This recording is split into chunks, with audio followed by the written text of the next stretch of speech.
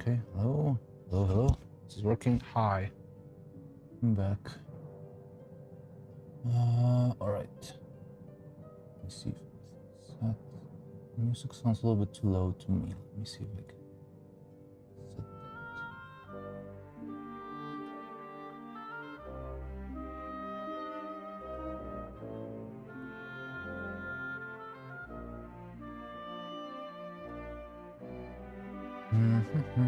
Yeah. Hello, one. Hi, Cloud. Hey, I saw you were playing Silksong on the Discord.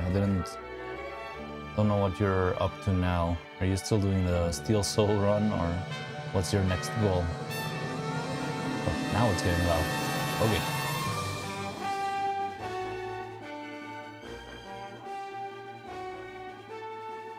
You're in my Steel Soul file for Act 3. Oh, cool.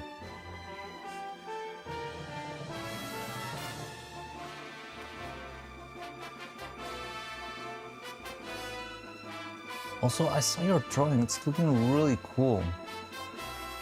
It's coming along really well.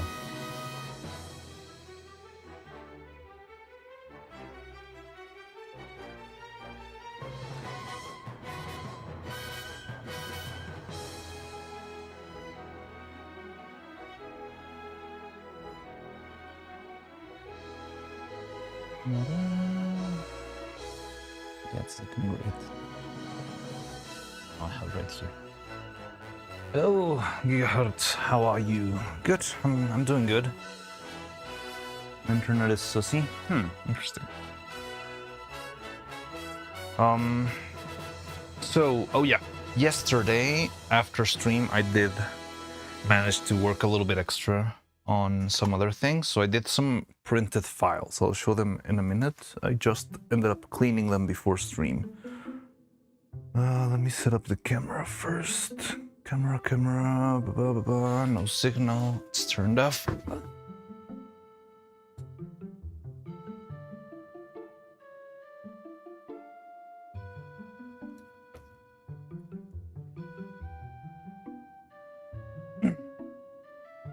Okay, there it goes. It's a little bit too close, but... Yeah, hi, hello.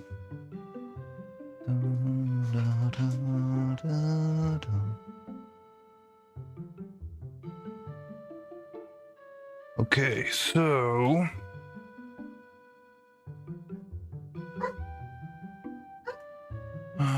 yeah, let me show you the files I printed yesterday. I'm gonna need some gloves, though. Also, we should check out the mold. Wait, who's there? Larkin21. Hey, how are you? Welcome, Larkin. How's it going?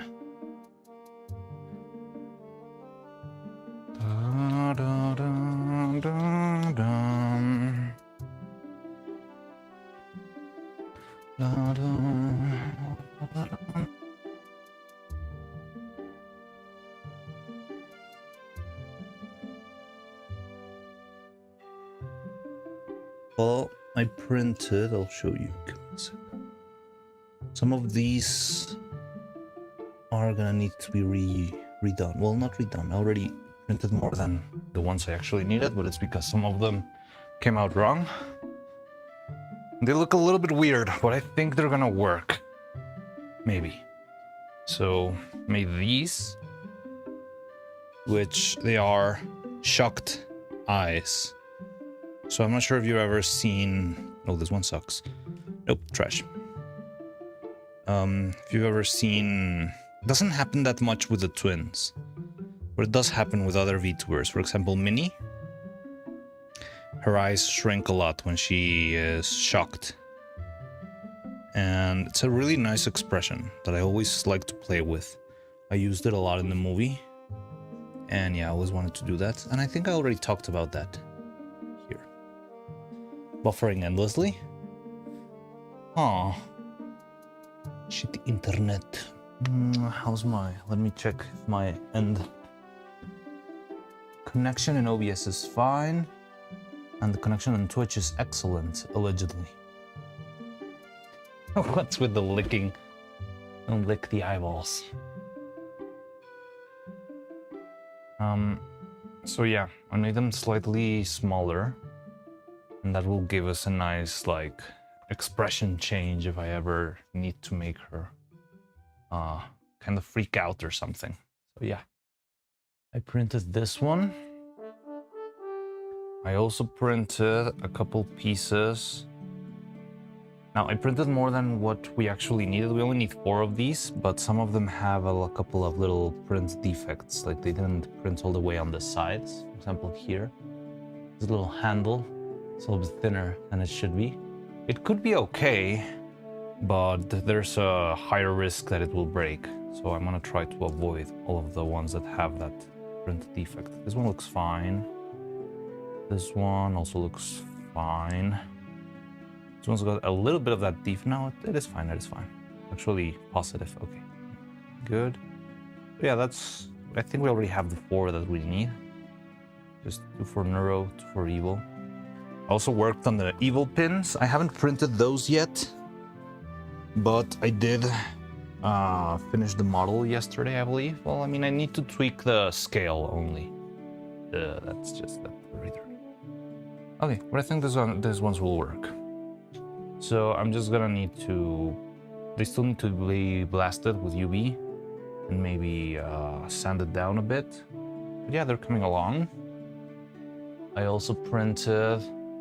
This I didn't change anything, but we do need plenty of these. I need a little container for this because it's a lot of tiny pieces. But it's gonna be very easy to lose them or which ones are the new ones and which ones are the old ones. Yeah. I printed a bunch of these pieces because we're going to be needing plenty of them, but this is very easy to print. They don't tend to have many print defects. The little piece that goes in the middle of the eye. Da, da, da, da. Here they go. These ones are fairly easy to make. They print themselves in like 10 minutes. And then I printed these 2, which are very similar to the pieces we had before, but I did a couple of very, very small tweaks. Barely noticeable tweaks, but they might really change stuff in the long run. So these ones are slightly shorter. So I'm hoping making them shorter will lead to better space inside of the eyeball. Because sometimes it feels like things don't fit that well. And I kind of blame that in the fact that the resin that we ended up using shrinks a lot. That shrinking can lead to issues and yada yada yada. So I printed these 2 as a little test to see if they could be a little bit tighter and shorter. No, it might be too big.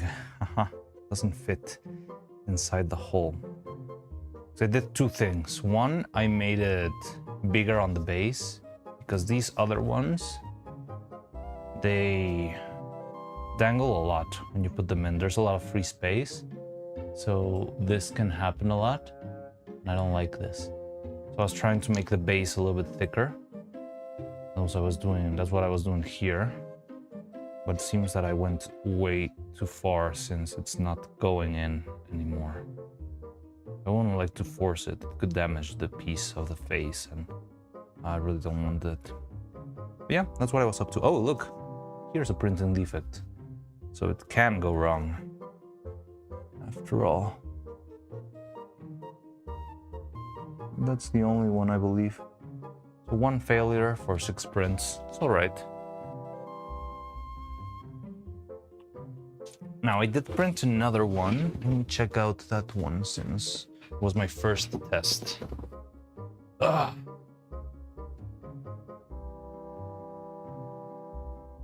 This is my first test, which is slightly smaller than the one that didn't fit. It's this one.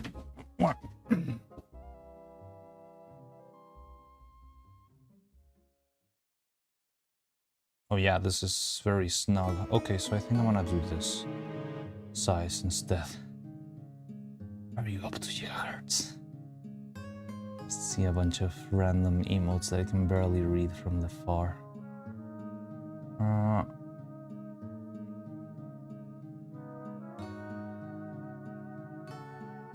Okay, I see. Yeah, so maybe I'll go with this one instead. It's okay, I can still tweak it. That's why I only printed 2 of these.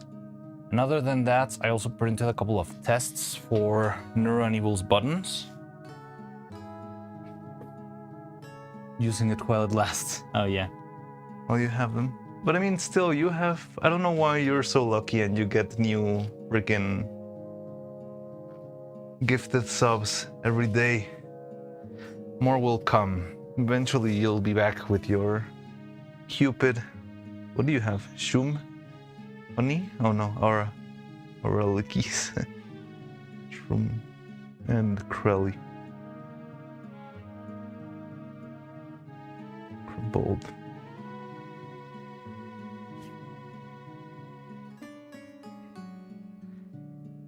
Alright, so yeah, that's what happened yesterday off stream. I was working on these. I think that turned out good. Still need to work on them a little bit more, but nothing crazy. Interested in seeing this. So need to work it out a little bit, but it seems like it's going fine. And yeah, that was my end of the day yesterday. Like, I was working on this, and before I even noticed, it was almost like midnight. I don't know how time flew so fast. That's what happens when you're working. But yeah, like, once I figure this out, we will have all the pieces ready. Now, yesterday we made the mouths. Oh yes, let's check out the silicone. Remember this guy? We made this silicone yesterday, and it's been so slowly curing, but it's very weird. But yeah, it seems like it's solid now. Ugly, but solid. Okay, let's see. Rubbery. Hey Long, how's it going? Only 3 wheat tours left, and I don't know how I got gifted by the default by a bully biatch from the Rivals drama. Never once visited her Twitch. That's very weird. Like, yeah, if you didn't even get raided or anything, how come you got a gifted sub? I didn't know, like, I don't know anything about that Rivals drama. I don't know what happened. Were they cheating at a tournament or something? A classic is it auto lock thing, or what was the deal there? Okay. So yeah, that means the mold should be ready and we can make the other side. Still, I'm probably gonna have to throw a bunch of catalyzer to the other side, but I'm gonna start with that. So maybe by the end of today we can be casting the faces. Which really think simp for them girls, cause I blindly go click follow to VTubers related to Neuro.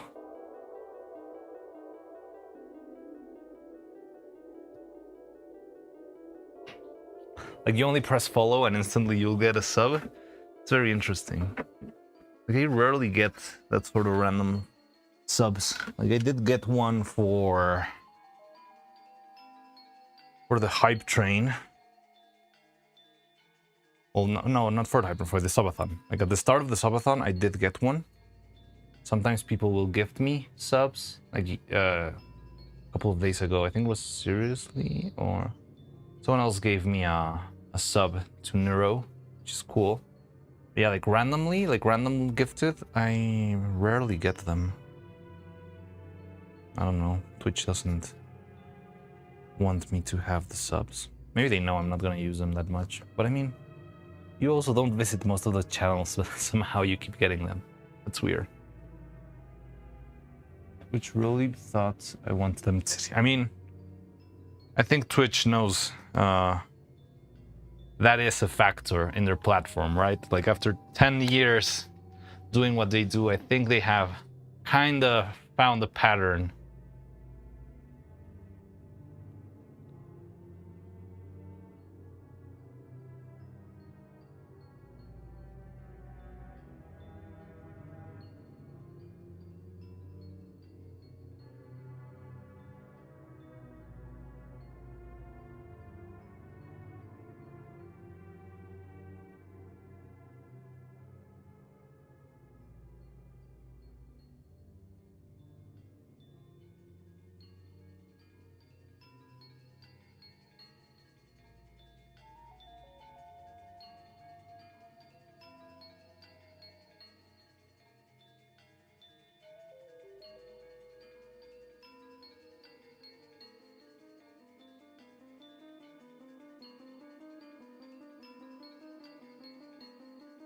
All right. So yeah, this one's done. We can make the other side. It's gonna be tricky. I really hope it works out and doesn't do some weird stuff. But maybe I can make a small batch as a test.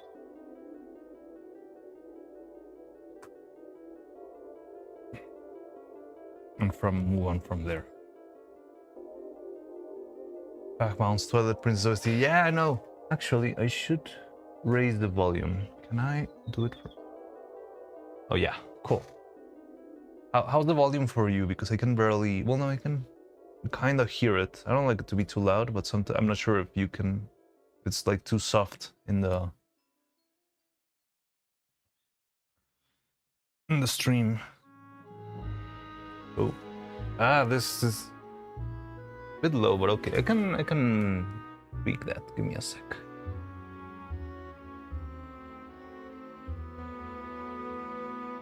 That should do it.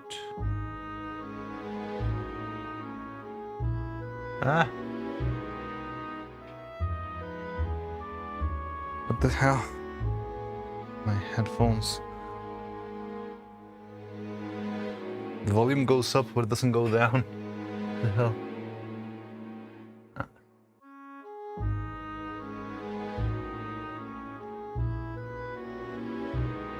Okay, maybe that's better.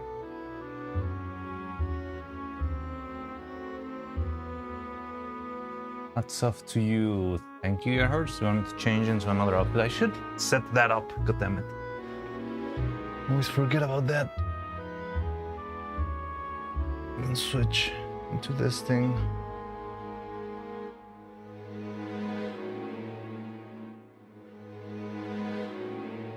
Lonks in a 3-stream streak. Oh, now I can see the streaks. That's weird.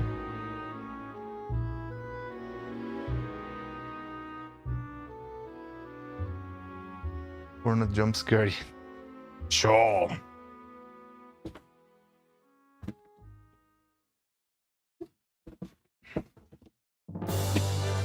$100K channel already. Mariana does breakdance? How am I supposed to do breakdance? I'm just gonna break myself. Da, da, da, da, da, da, da. A little bit more.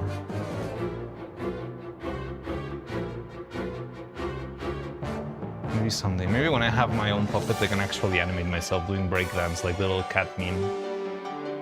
Back breaking dance. I could certainly do that, probably. But that would mean no funny streams for a bit.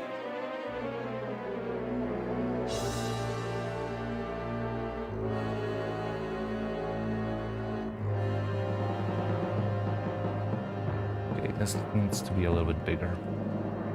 Bigger. I'm gonna make this slightly taller so we can cast the other side.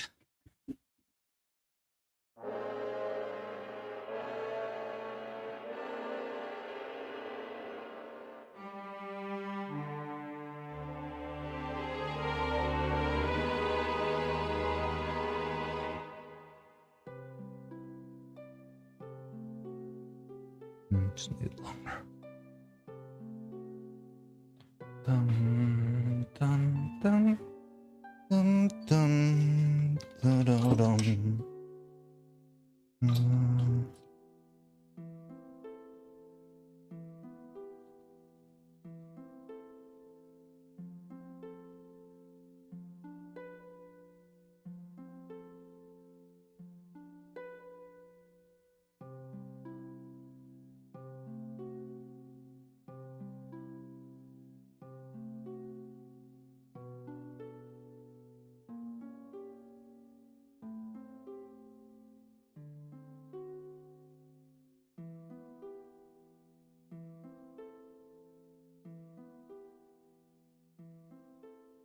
I think this should be enough. I think I've never actually showed you my pasta machine on stream, right? It's because I got it settled in another table. But yeah, I use it to make these flat sheets fairly quickly. That helps me make molds fast. Yeah, I got my little pasta machine here. Oh, I'm not even showing things on camera, what the hell?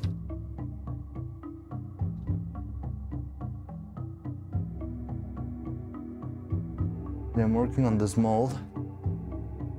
It's the mold we made yesterday.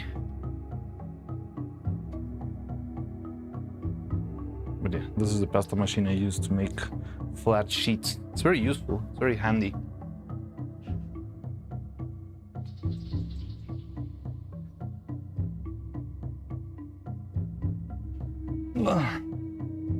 You should click more VTubers channels and follow to gain random subs. Yeah, probably that would help. But again, you're particularly lucky. I feel like it is that Twitch considers you like a high value viewer or something.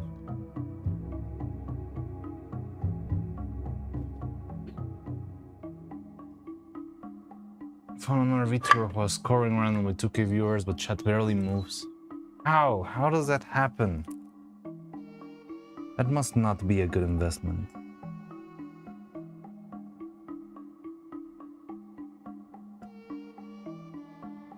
Get subs to random channels, battle raids. That makes sense. Like from a battle raid, it would make sense, but I rarely get random.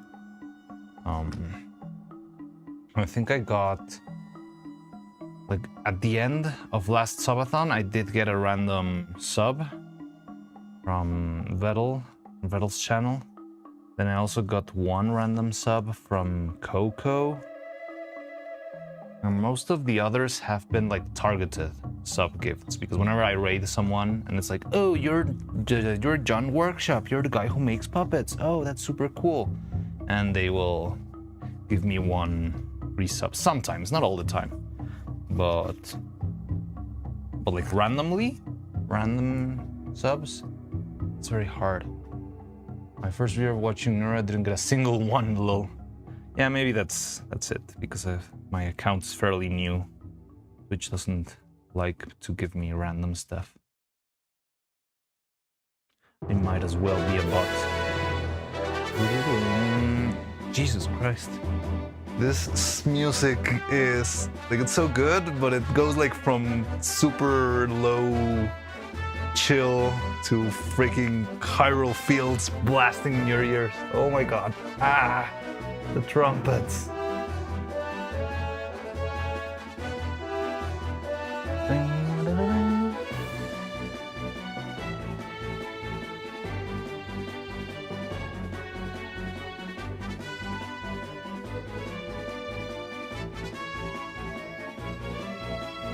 Okay, so what I want to do first as a test, I'm gonna make a small amount of silicone, probably like 5 grams, mostly to apply. Oh, I need a release agent. I almost forgot. I forgot that the mold would be ruined. So let's use good old Vaseline. Meanwhile, Asmo clicked once during a Neuro hype trend. And live in 1 minute he got gifted sub. Well, but don't you think it was like a targeted gifted? Because you can get like, I want this user to have a sub, right? It's not a random gifted, it's like a targeted gifted. So I'm guessing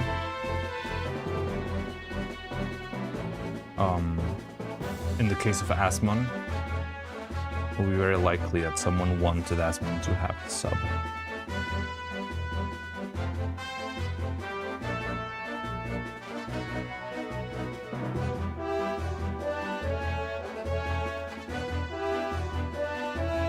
think yeah.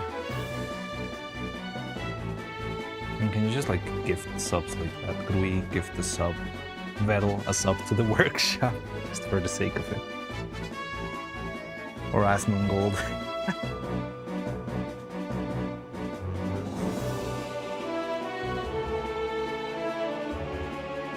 Because when he was watching, there was plenty of viewers spamming Neuro cheer. Yeah, it makes sense. And also it was when the hype train was going on, right? So it was like the community was going wild, probably.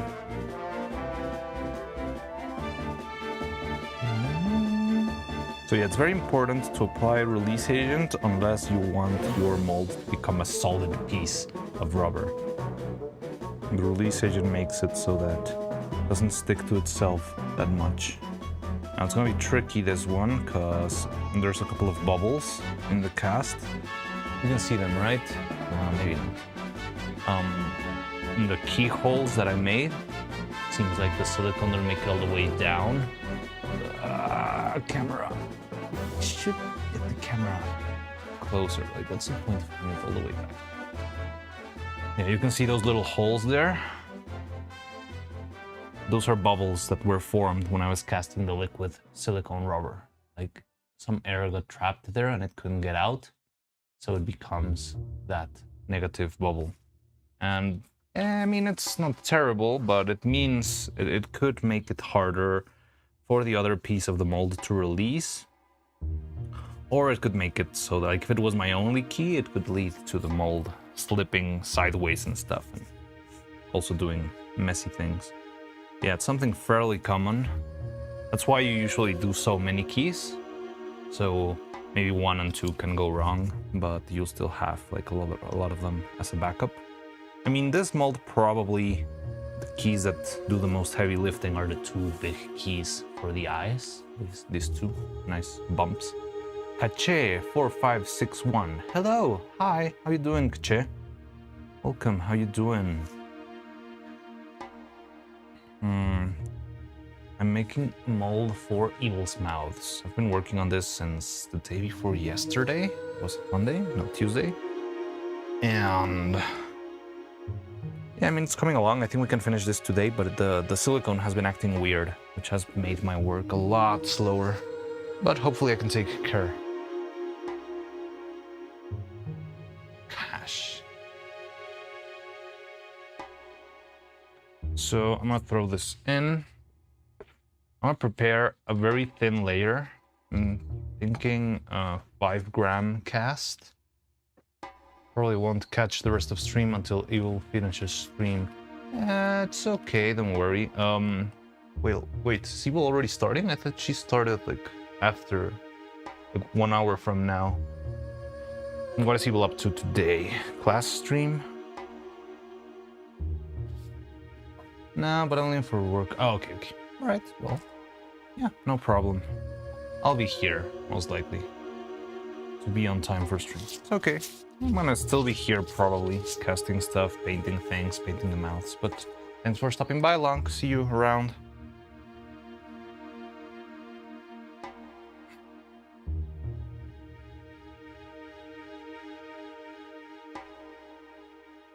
I was just checking out some news that AMC Theaters now wants to put AI short films at the beginning of their screenings.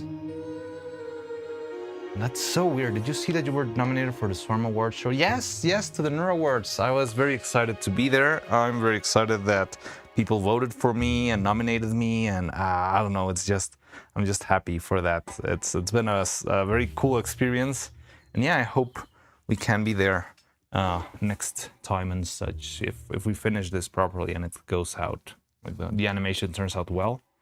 I would love to be in the Neuro Awards also next time. But yeah, it was super cool. I'm very happy for that.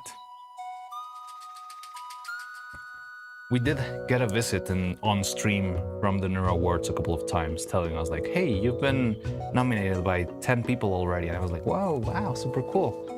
And yeah, it's been super cool. I like that a lot. That's what I love about this community. Very active, very positive, a lot of fun stuff going on. So yeah, I really hope to be able to deliver more. Takes a while, but we're making progress. A lot of progress.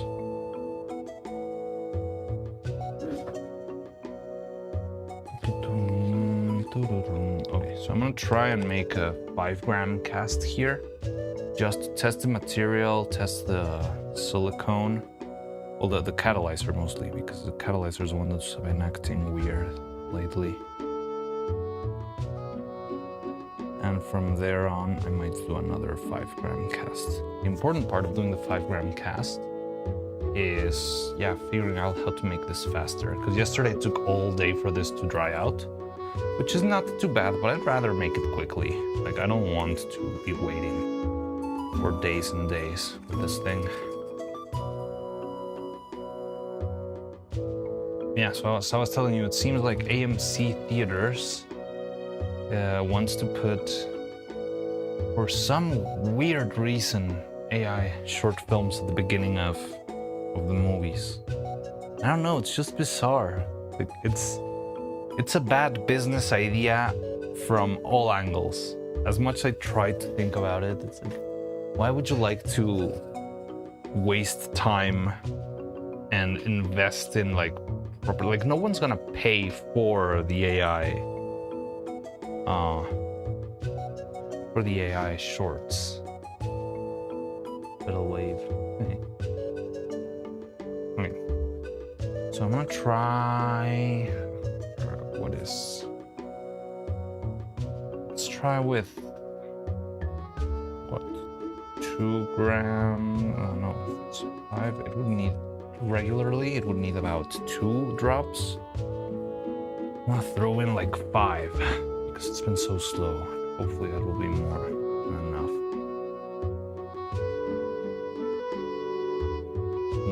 1, 2, 3, 4, 5. So I'm doing 1 drop per gram, which should be super overkill. But since this thing has been so slow yesterday, I think it's the best course of action. I'm not sure if it's my catalyzer or my silicone or where the problem lies right now. Well, whatever it is, let's see if this works out. Don't love that. Well, I mean, it's okay, but the problem with the colors is it's gonna be the same. Maybe I'll add a little bit of black or something.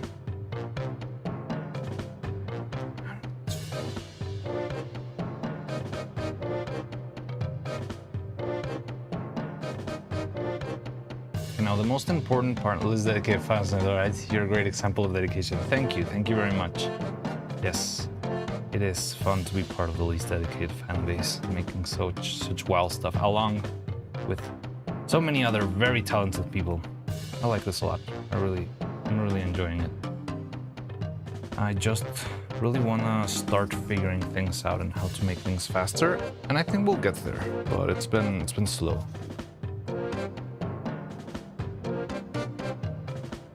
I can assure you, this currently is like my most ambitious animation project yet that I've done by myself.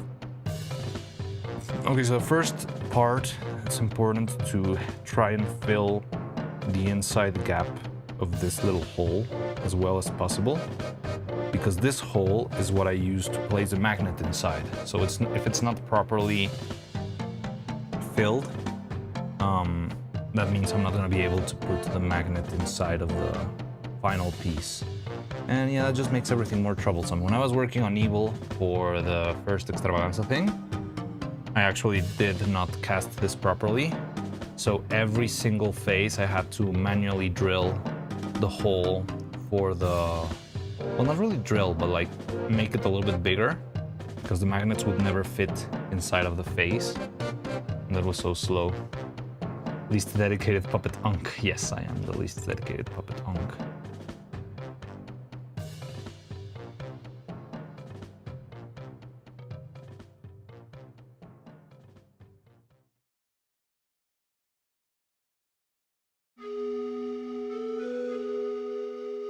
Yeah, like once I finish the magnet hole, everything else really is kind of whatever. So I just throw it in. Still trying to be careful, but it's not as important as the magnet piece. But yeah, like when I was making the evil pieces, the magnets would not fit, so I had to manually scratch the inside of every single mouth so that the magnet would fit. And that was a very annoying part. And also the mouths, I didn't realize that until it was already painted. So imagine the stress of doing that with the face already final, with the final layer of paint. So if I screwed up, I would have to repaint everything over. which you've seen is something that happens a fair amount of times.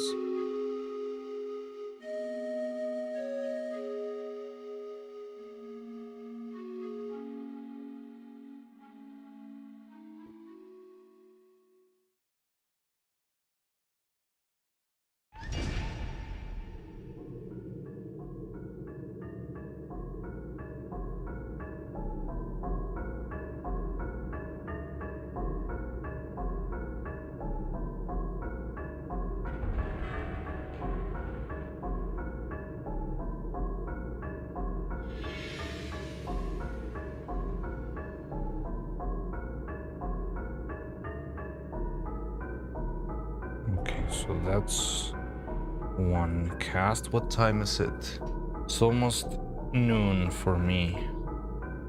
So I just want to keep track of that to see how quickly it's reacting. So I really need this to start to move a little bit faster. I mean, if I'm gonna do another cast, might as well do even more catalyzer. But I'm still gonna have to keep a close eye on this batch here.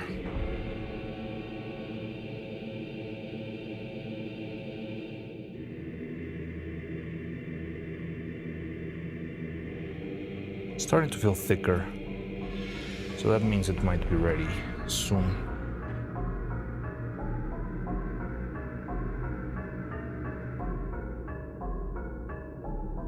All right, so let's leave this be, give it a couple of minutes. In the meantime, I think we can sand down and cure all the pieces that I printed yesterday.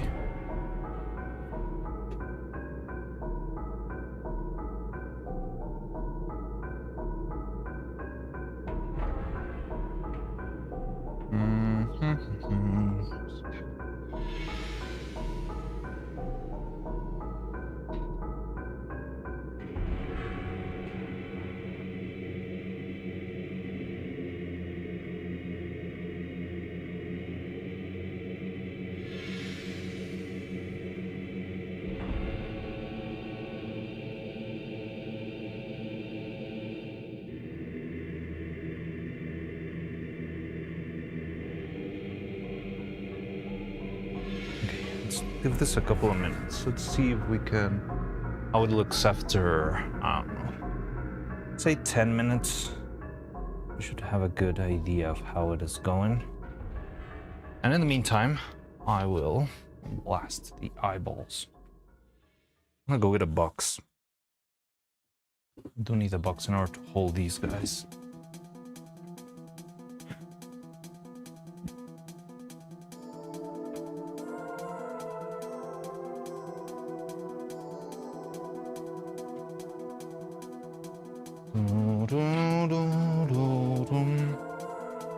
I think I'm gonna use two.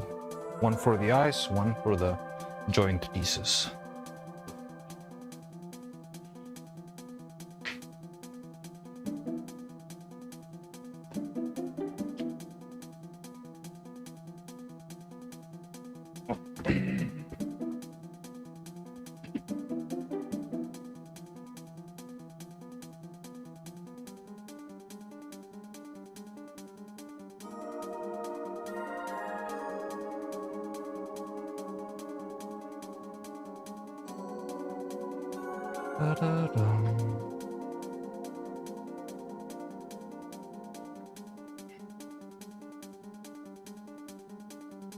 Okay, so one of these will be for random pieces, which is this one.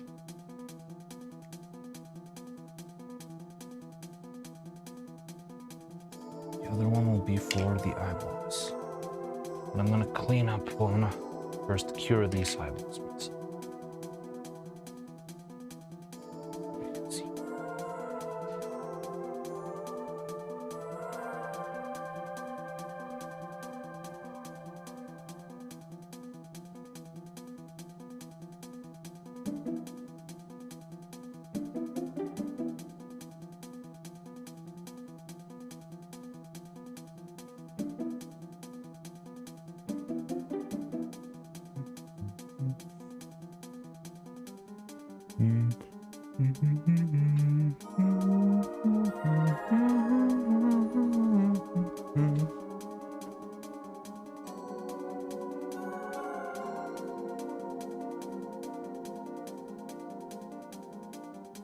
CSI. Enhance.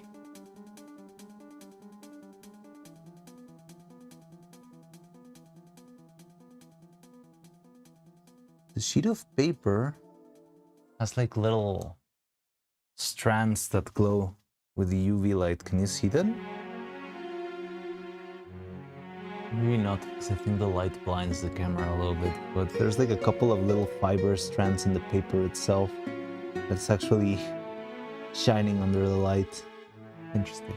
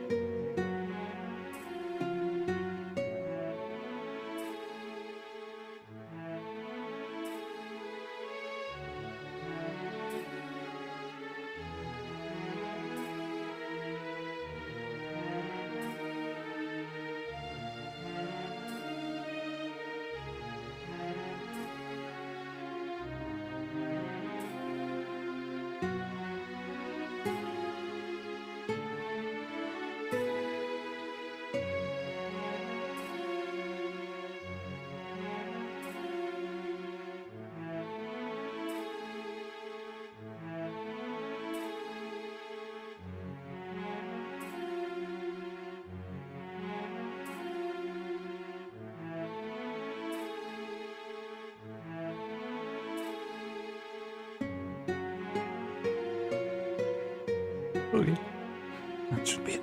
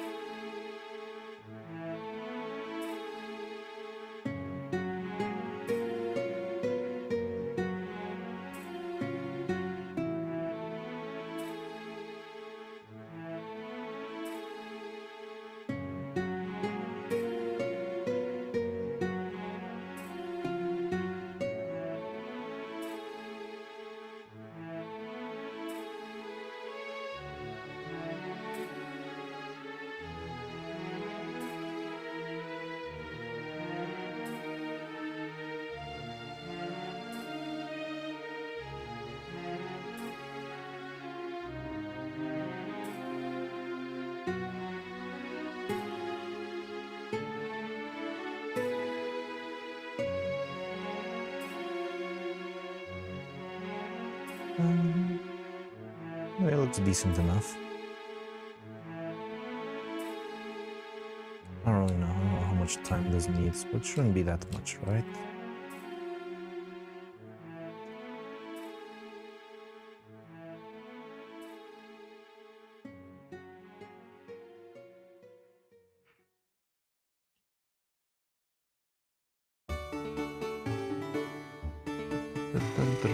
Oh, good.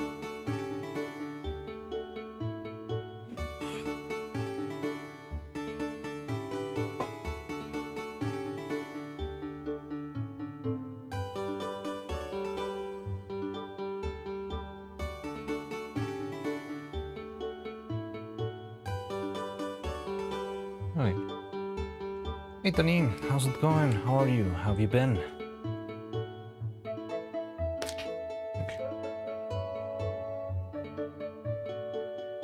Okay, which of these are the best ones? I need just the best 4.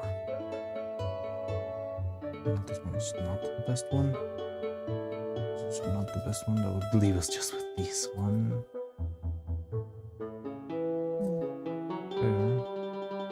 Yeah, this will feel like the best to me.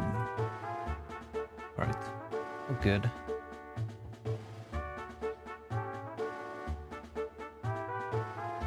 Alright, so I'm just gonna clean up.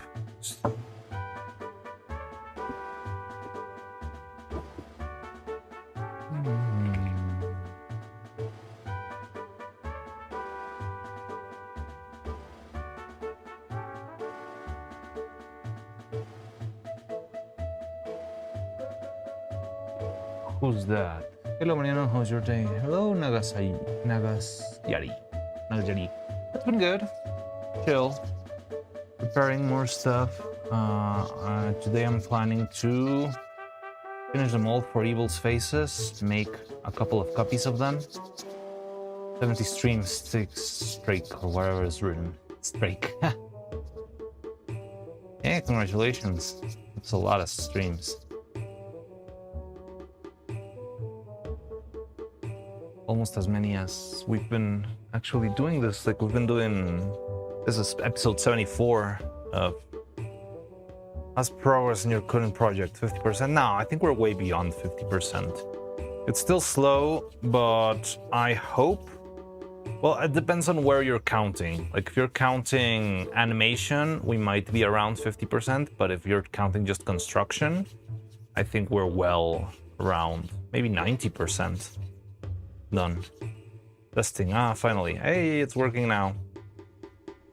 But yeah, I would say it depends on how you're accounting for it. But I'm looking forward to start animating maybe 2 weeks from now at the most, if everything goes right. But all the pieces are starting to get in place. I've got the faces, the mouths. Like, I think we're gonna spend some time doing preparation. Like, it's not just throw straight into animation, since we have to like sit down and think, okay, which bits are we gonna animate? What props do we need for that? That kind of stuff. We are at 51%. We're not at 51%. We're way past that, unless something breaks.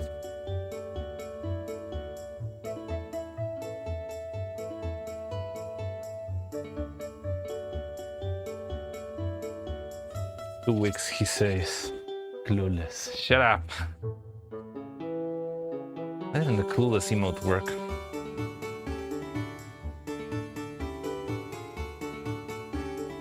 No, it's been coming along. We're starting the animation in next Neuro-Sama. No, we're not gonna start animation next Neuro-Sama. We're gonna be well beyond done next Neuro-Sama. I want to be well beyond done before Evil's birthday. Glueless. I've got plenty of glue. Look. This is brand new glue, and I can sniff it whenever I want.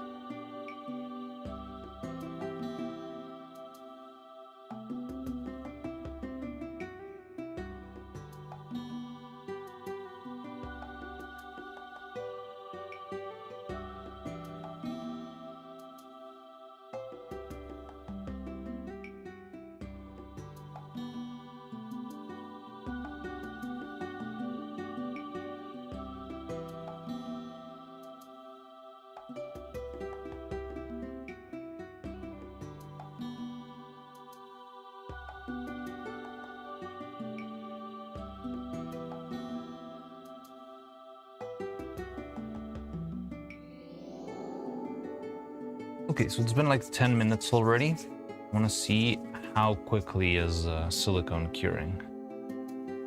I mean, I don't expect it to be solid yet, but yeah, it's definitely on its way already.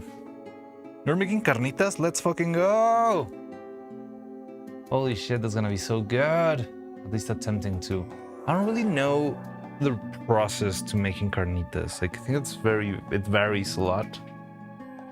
Like, some of them, I think they make the meat with, like, they marinate it in like orange juice or something. Actually, I never know like the whole process of carnitas, but it's apparently just like chopping pork. Apparently it takes 6 hours. Yeah, I know it's a slow process, but it's really good. Gimme. I'll be cheering for your carnitas. Yesterday, Tony, I spent like half an hour of the stream trying to explain nopales, the foreigners in chat, because I never tried to talk about nopal in English even. It was like, yes, we eat cacti, not any cacti, this type of cacti. Never made one before, and also I don't have the right ingredients. I winged it. It's okay, you probably... So I feel like carnitas usually work probably really scuffed. Again, I don't really know how tight. That's the charm of Mexican cuisine. It's not as airtight as, I don't know, like French cuisine, where you have to do the ingredients down to the milliliter or the milligram in order for it to work, or else the souffle won't rise or whatever. It's not a little bit more like Chinese food, where it's like just dump everything into a hot container until it tastes good. Don't even have pork. Wait, then what is it? It's like chicken carnitas? Actually, they sell here like carnitas, like tuna carnitas. Kind of tricky to explain. Someone only knows normal cacti. Yeah. So I had to like pull out the images and start like explaining. Like, this is what you think when you think of a cactus, but no, we don't eat this type of cactus. And then we remove the spikes, and then you just drop it in a pan. Maybe chicken and beef instead. Meh. Sounds good. It's gonna be interesting. I'm not sure what recipe. We were like leftover meat and was starting to look a bit dark, so I had to use it. I wonder how would be a good way to make salsa over there. You can probably do it with tomato. I'm not sure how easy it is to find chili peppers, or if you are, I think you were not like that much of a fan of spicy food, right? Green tomato would help out. Salt, water, lemon, avocado maybe. On like heat. There's a couple of peppers that are not spicy, like at all, like chile poblano and stuff. Like I'm not saying like they are a little bit spicy. I'm saying like they are not spicy. Chilies have a nice flavor though. Yeah, they do. Yeah. Like Tony, help me out. What other type of chili or chili? Let's say this in English. Is like not spicy like at all. Yeah, I can think of chile poblano. It never, well, I think it can be spicy, but it usually isn't. Like we eat it as big chili pepper that's like stuffed with minced meat, and it's like a turkey filling kind of stuff, like minced meat and maybe a little bit of like peas and not quite raisins, maybe raisins. Yeah, that's chile en nogada. I think that's technically can help you. Usually stay away from chilies. Oh, interesting. I didn't expect that. I don't mind them. Like I cannot handle like extreme amounts of heat, but I do like them. I will engage with some habanero peppers every now and then. It's good. I have an uncle of mine used to make ghost pepper sauce or ghost pepper salsa, and it was so good. Like it would burn your tongue off. But it was very, very good. I love that. But pepper is pepper is a seed, right? Like pepper is the round seed. I made some guac. The avocado was underripe. Oh. Was it still green? Oh, green on the outside? Like, if it's green on the outside, it depends on the type of avocado, but if it's green on the outside, it's still, yeah, underripe. Who doesn't handle spice? How ironic. I mean, I know plenty of those.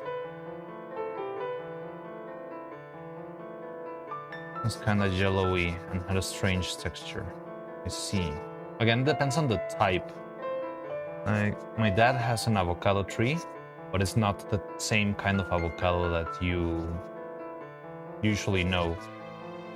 They're very big and long. They look like a pear. They are always green. Well, I think they can get darker, but they're usually ripe when they're green. But the regular black outside avocado that you see in, like, as a stereotype of an avocado, yeah, it's usually ripe when it's either black on the outside or you can feel it being kind of soft.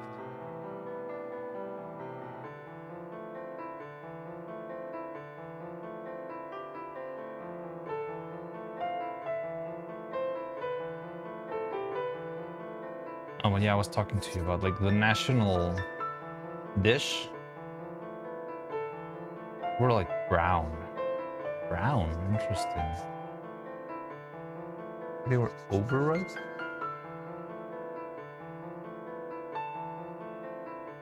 Man, I'm looking at Nopales pics and now I want some tuna. Some tunas? Oh, tunas, yeah. I think I'd rather have nopales than tunas. That's another part that I didn't say in the class, because we also eat the fruit of the cacti, which is called the tuna, which is very sweet, but it's packed with a lot of seeds, a lot of very hard seeds. Tiny, like pepper seeds. Nopales are great. I think you would love them. Yeah, tunas is the name. I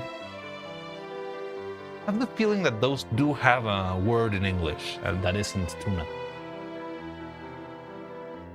I also thought he was talking about the fish for a second, like I had to process it for a second there. But no, it is a fruit. I love tunas. They're good. And you need to learn to get your, see, like, I'll say, like, to handle the seeds, because yeah, it's a lot of seeds and very hard seeds. But it's got a very sweet flavor. They're good. Although if you eat too many, I think you get like thick in the stomach. Yeah, I'm talking about the fruit. Yeah, of course.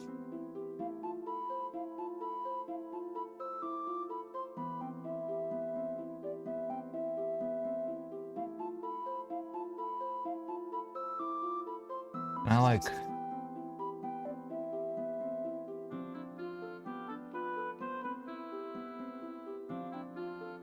chop the avocado fresh to make it more mashable.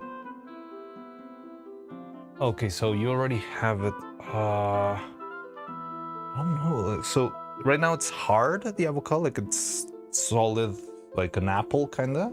Because it should be like, yeah, creamy. Like a soft texture.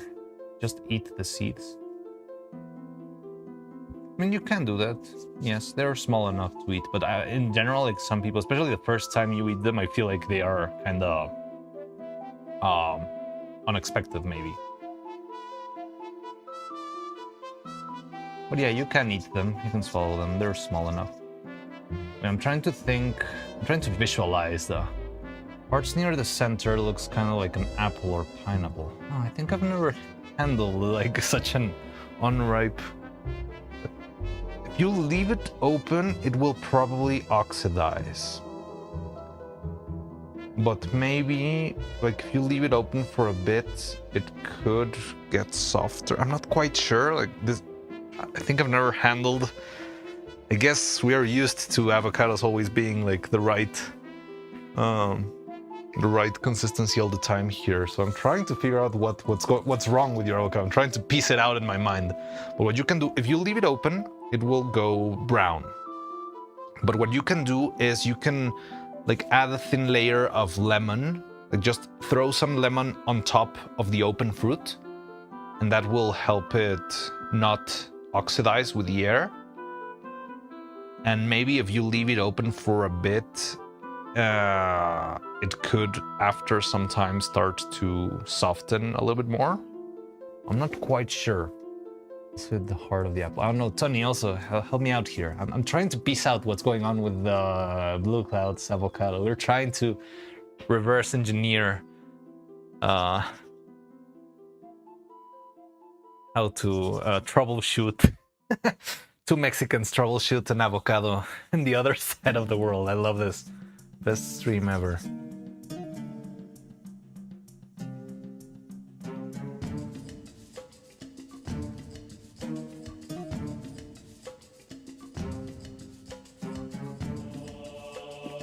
It has become brown. Oh, so it already did. That was quick. Yeah, like if you add, you can, so since I left it in the fridge, that's okay. The brown part, for starters, it's not poisonous or anything or like rotten. It's kind of unappealing when you see it, but it's like marmalade. Have you ever seen that you can just like scrape the surface and the underside will still be, well, like if you have mold in marmalade, you can just scrape the surface and the underside is gonna still be green. So the fruit itself is gonna be fine. I'm trying to figure out the texture issue, but again, I've never stumbled into an apple-like avocado, so I'm not quite sure if it's, I mean, I'm guessing it's unripe, yeah, definitely, because now it would be more soft and probably starts to smell, so... Oh, who's there?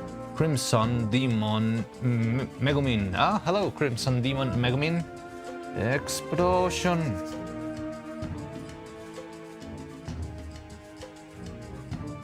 As long as it doesn't taste weird. I mean, nah, I don't think it will. Again, it's hard to piece out since I don't know how it's normal for avocados. Try to process slower, you can just cover it with the other half of the avocado. Like Mariana said, you can put lemon. Is it green when you bought the avocado? It said it was brown, which is sure. I'm pretty sure you're supposed to throw out the whole jar if you get more, because of the spores penetrate. The spores don't penetrate through? I thought, like, I've always been taught that spores don't make it through because the amount of sugar is so high that nothing can live inside of it, similar to honey. So you just, like, you can just take the outside because there can be no life inside of such a sugary environment.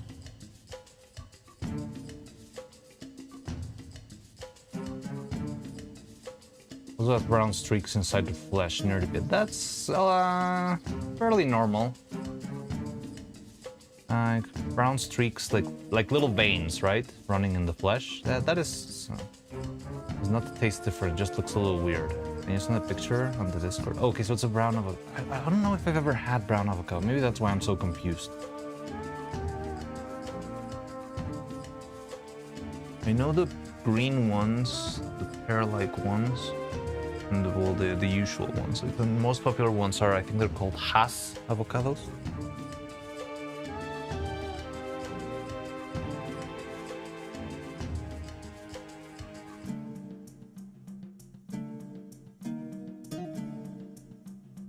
A bit destroyed, so I used a fork to get some of the meat out.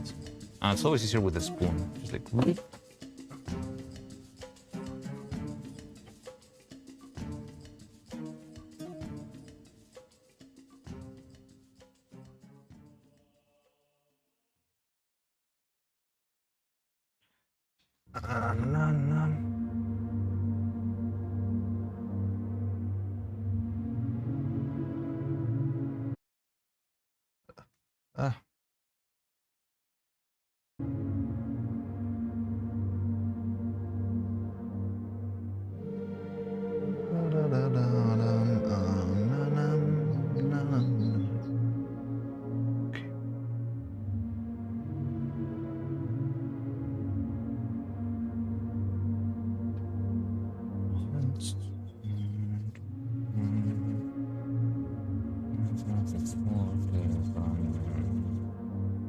Can't be anything we haven't seen before. Yeah, definitely.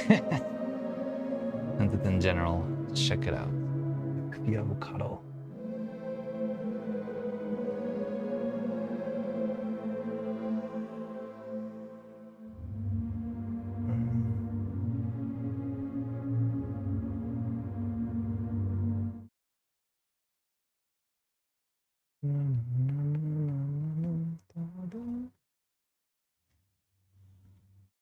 It looks fairly okay to me. Does it feel too hard?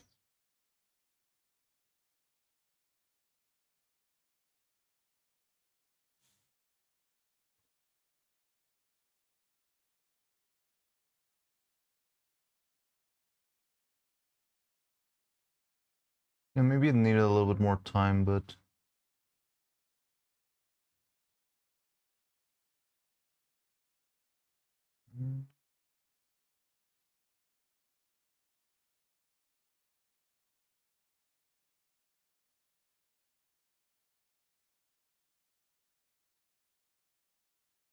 Can you see it? Is this on stream?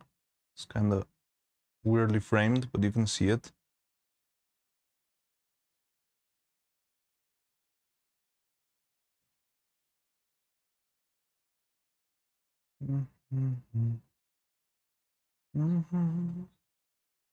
Yeah, I mean, I guess it has to be hard since it's not coming out that easily with a fork.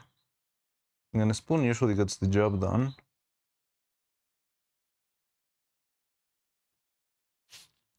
You are gonna die. He's just fooling around with you.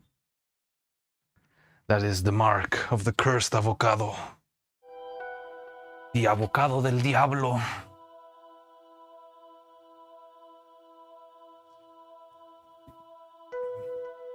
Yeah, the white bits are the hardest part. Yeah, makes sense. Maybe another day would have been enough. Yeah. Also, did you keep them in your fridge or like out in the open? Because maybe if you like bought it and kept them in your fridge, I mean, you can do that if you're planning to keep them for a while, but honestly, if you plan to eat them fairly soon, it's better if you just leave them like hanging in your kitchen like an orange.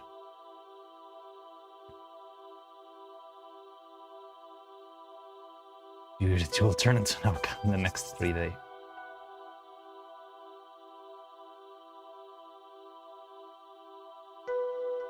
Every single summer.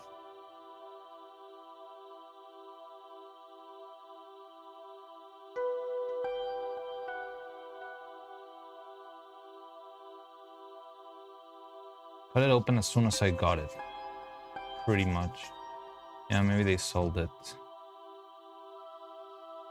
unripe. Maybe a couple of days would have helped.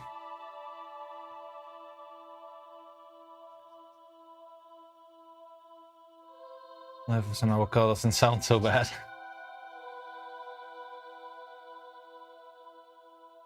You can feel them, like, through the skin. You can just sense if they're, like, soft. If they're soft, that's when you know you're ready. They're ready to be opened.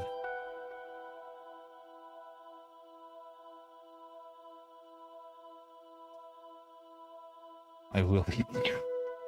Then you're particularly risky today. Really better to leave it uncut until it's ripe. Yes, yes, definitely. Better to leave it uncut. I'm not sure you can just leave it open now that it's already... Like, if it will somehow ripen now that it's already opened.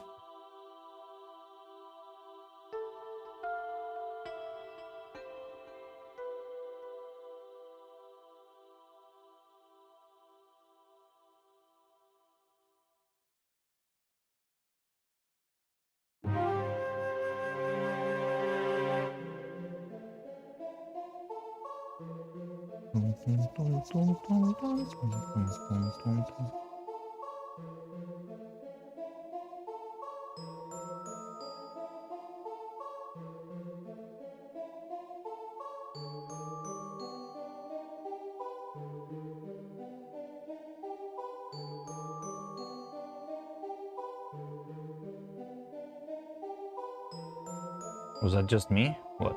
Did the stream die? Oh, come on, not again. Ah.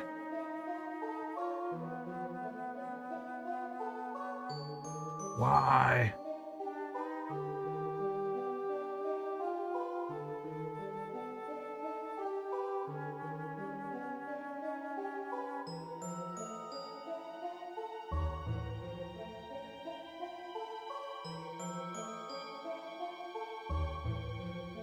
God damn it. I don't know what causes this, because it says here that my connection is pretty good.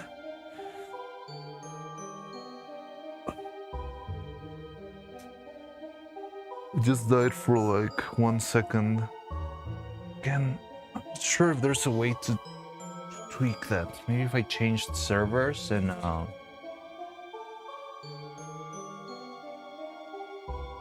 if I change servers and my stream key or something.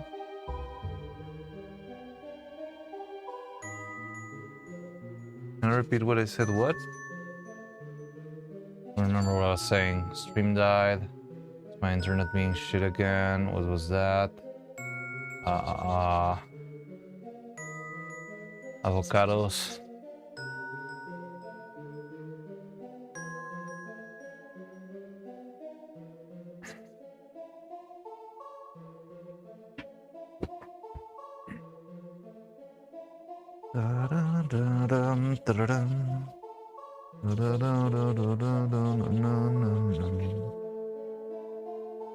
And it's back. Okay, it is back.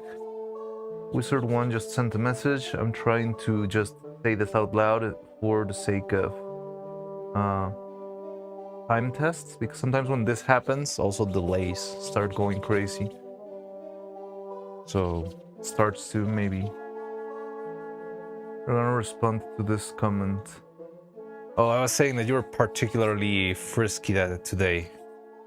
You're more crazy than usual, if that's even a thing.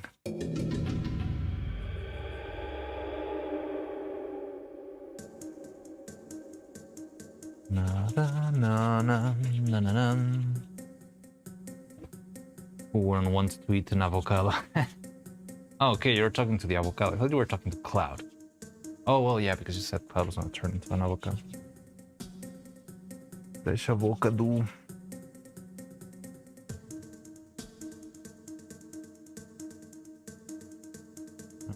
It's too late to pretend. Da da da da da da da da da da.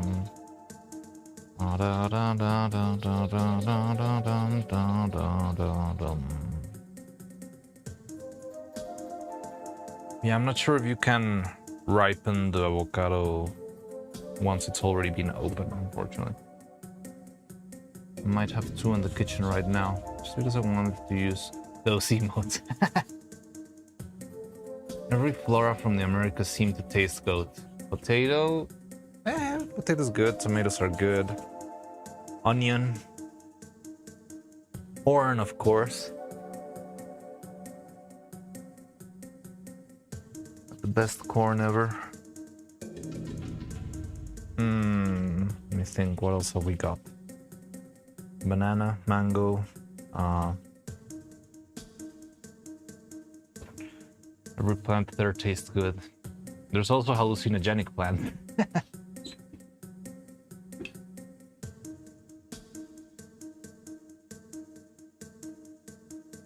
You lost your Neuro-Sama. And what streamer is that? Risumin. And Ama.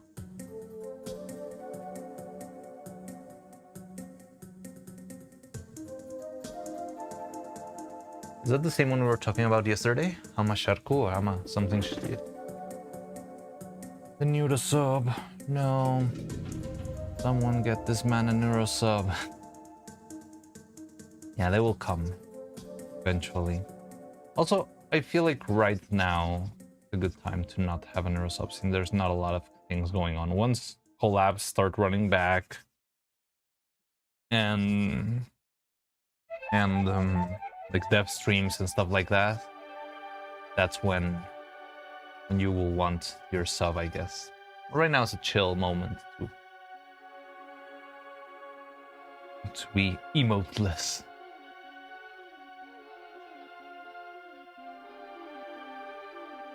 Might just before Evil's birthday, Rage.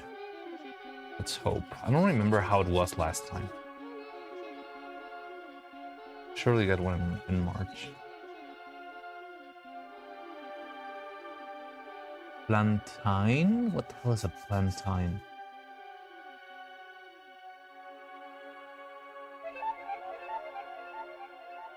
Google, explain.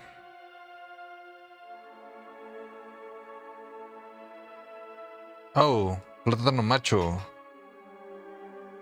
We call that plátano macho, which is a much more funny name than plantain. Never heard plantain.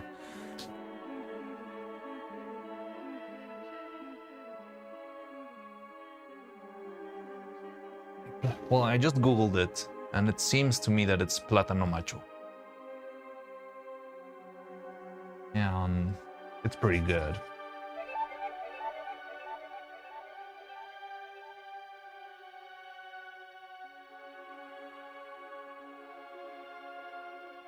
It's a medicinal plant? Interesting.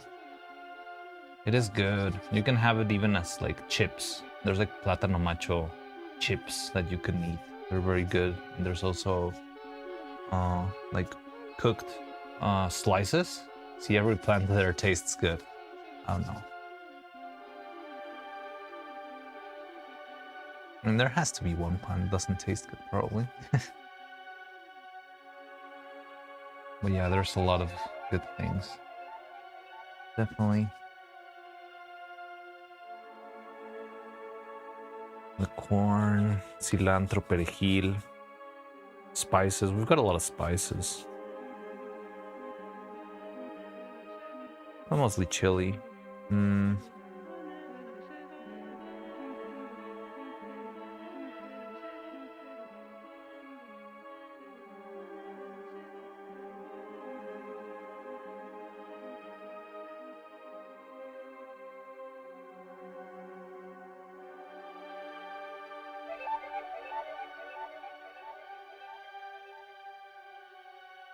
What, do people put human carnitas? I don't think so. It doesn't sound like that to me. I mean, they could put that in the salsa that you add on it, but no, it doesn't sound like... I feel like carnitas is pretty straightforward. It's like oil or oregano and like cilantro. Hello, Dr. Robot. How you doing? We're doing good. I'm sending some eyeballs, and in the meantime, we're talking about Mexican food and how Cloud managed to get an avocado in the other side of the world. And we're trying to troubleshoot his guacamole and his carnitas.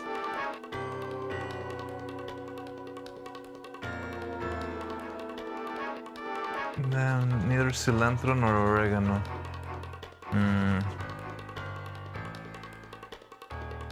But I mean, that sort of thing you don't really put on the thing itself. You usually like just add it at the very end on the taco. Like you have like your meat and then you throw a bunch of onion, a bunch of cilantro, salsa, lemon, salt, and then you chomp.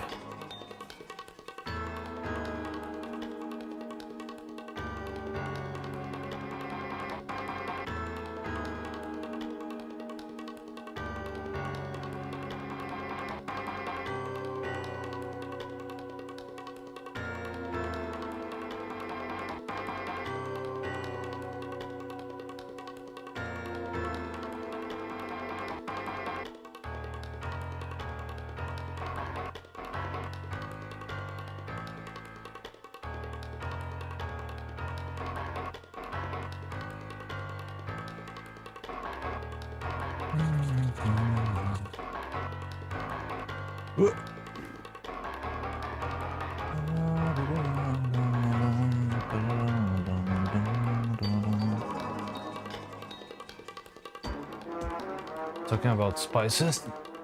Oh, spices and food and carnitas and avocado. Just general pineapple juice instead of orange juice. I think that could fairly work, honestly.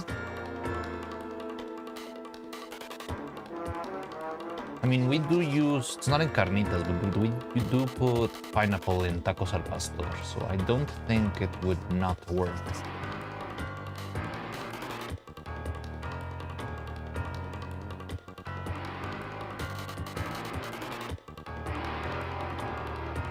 Spice powder. Yeah. So I was feeling a little bit bold.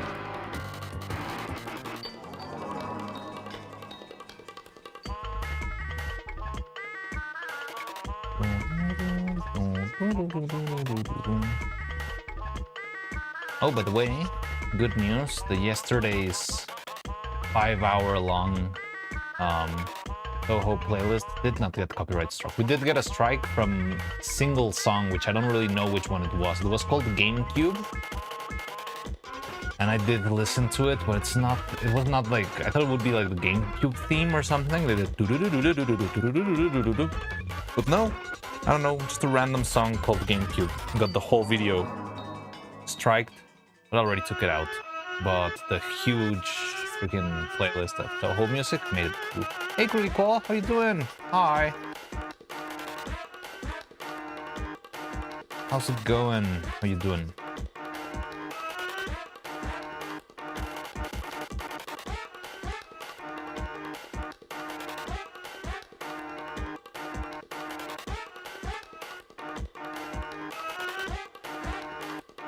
Good.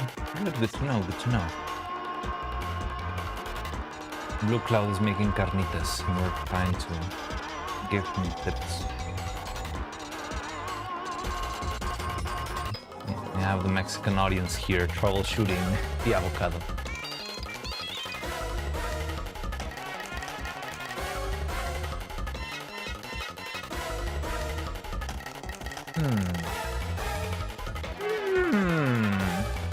How long do I have to wait for the meat? You said it was a while, right? I've never made carnitas myself, so I don't really know. Not Mexican, but Spanish. Surely that counts. Yeah, of course. You know how to troubleshoot an avocado. You can gladly join into the conversation. I'm impatient. I don't know. Again, I've never made carnitas myself, so I don't really know the process. Because usually here, the best way to get carnitas is just go to the stand and get it, you know? It will be always like 100 times better. And, well, no, probably would be good if you make it yourself, but it's a lot more efficient. The problem is you're not gonna find carnitas. Well, you're doing chicken and beef, so it's probably okay. Like, you're not doing, well, I'm not sure what the state of your beef is, but chicken cooks quicker. Only there was a strand around here. A stand, yeah. Well, you have a restaurant, right?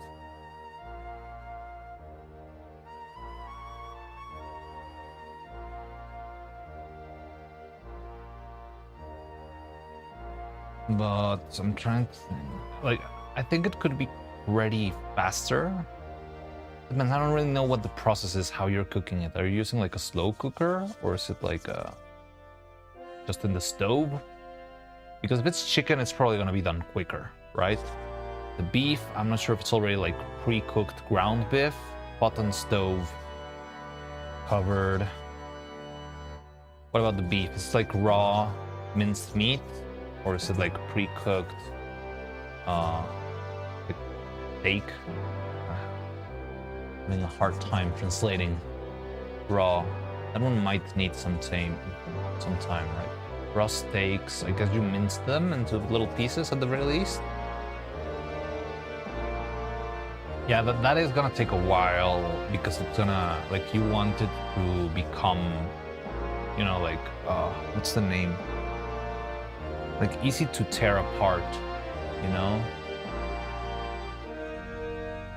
Like, if it's the raw steak, if it's like solid pieces of beef, it's not like, usually like, I don't know if it's boiled or fried or what do they do, but they heat it up for a long time until it's like, you can, not dissolve is not the word, but you can like, yeah, disassemble, what's the word? I know the word in Spanish, but, yeah, you know, like this, disperse the fibers, something? I don't know. Deshebrar is the word. And that usually takes time. That's why slow cookers usually, and that's what slow cookers usually are helpful for, right? Like crock pots and stuff.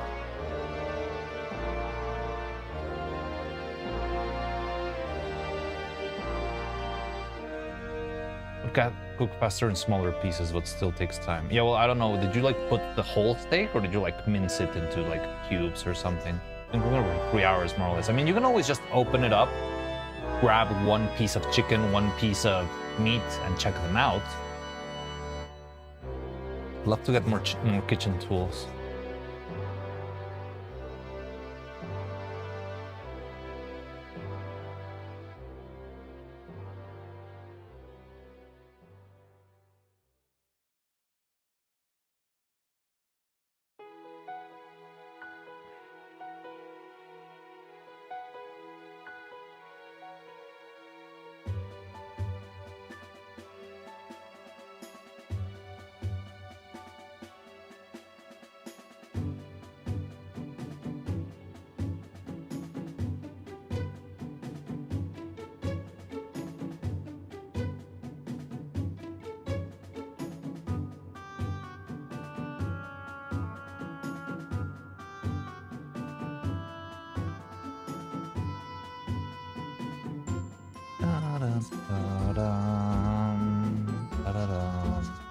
Sticks are tender enough that I can cut through them with my spatula. Okay, that is good.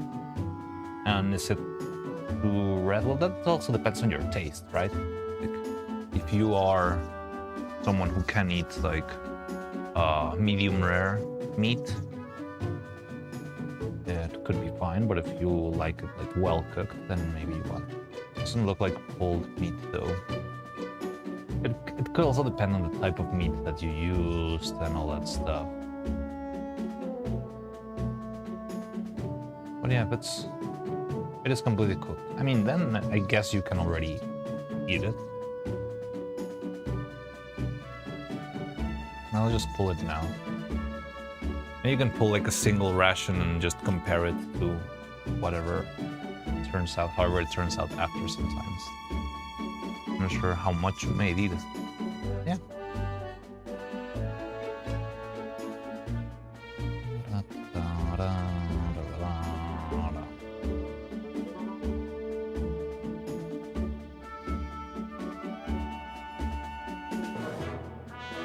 The inside looked cooked. He said that it seemed cooked, like you could slice it with a spatula and the inside looked fully cooked.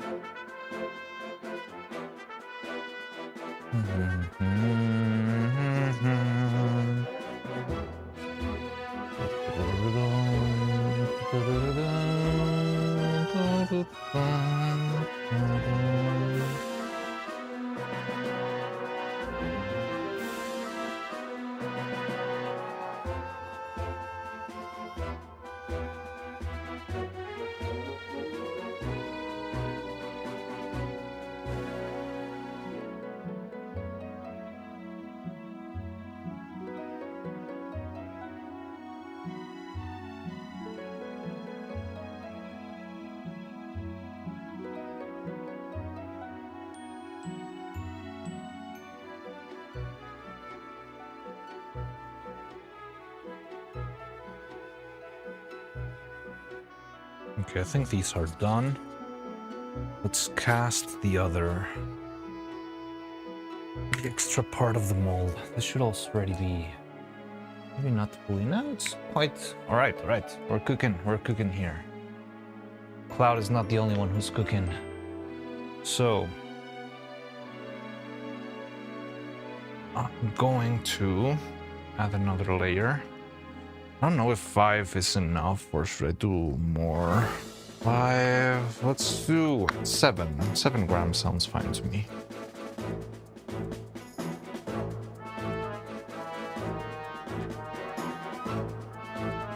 Maybe 8.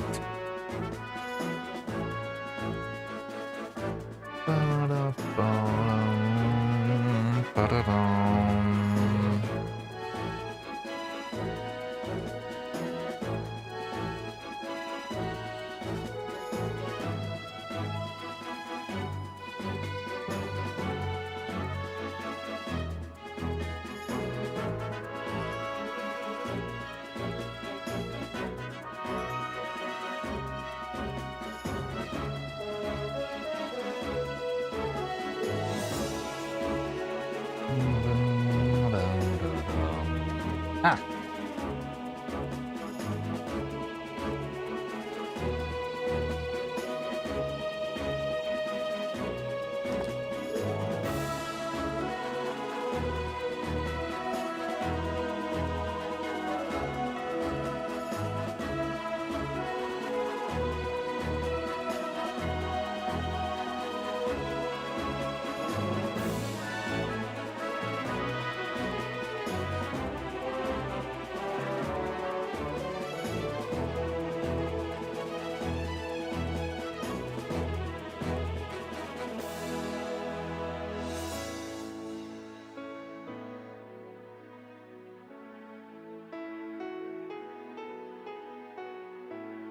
How are you gonna eat it? Do you have tortillas? Or are you just gonna eat it like on a plate with a fork? And carnitas are usually eaten through the might of the taco. So did anyone check out the pilot that I told you for the Jorge Gutierrez show? El Guapo versus los Narco Vampires? I have tortillas. All right, then you're good to go.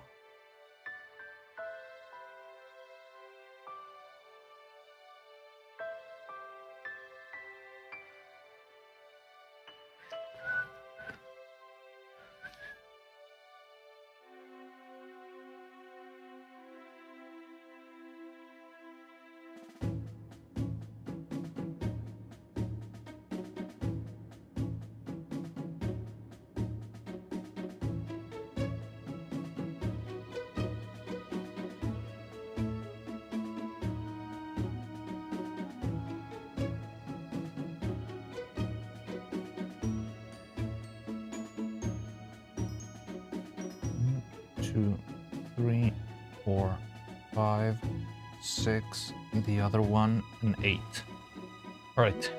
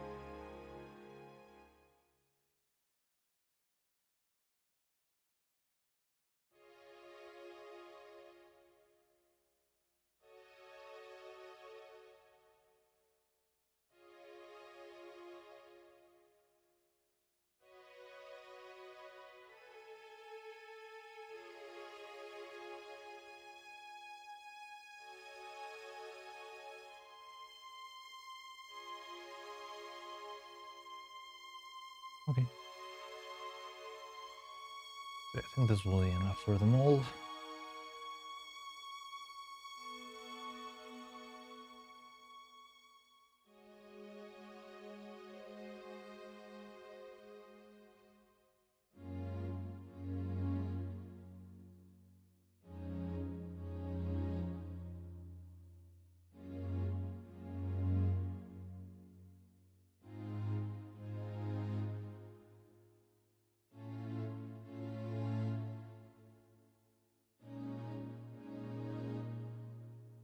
You.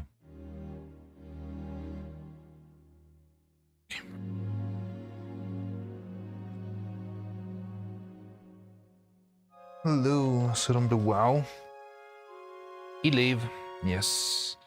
It is Sealif's turn finally to get some mouths, but I'm waiting for this mold to be ready. In the meantime, to figure out how can I arrange this stuff.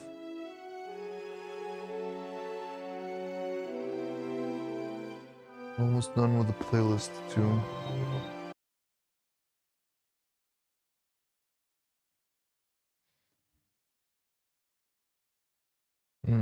So I did painting on the eyeballs. We need to move the header. We're gonna do after that. I could do some eyelid sculpting.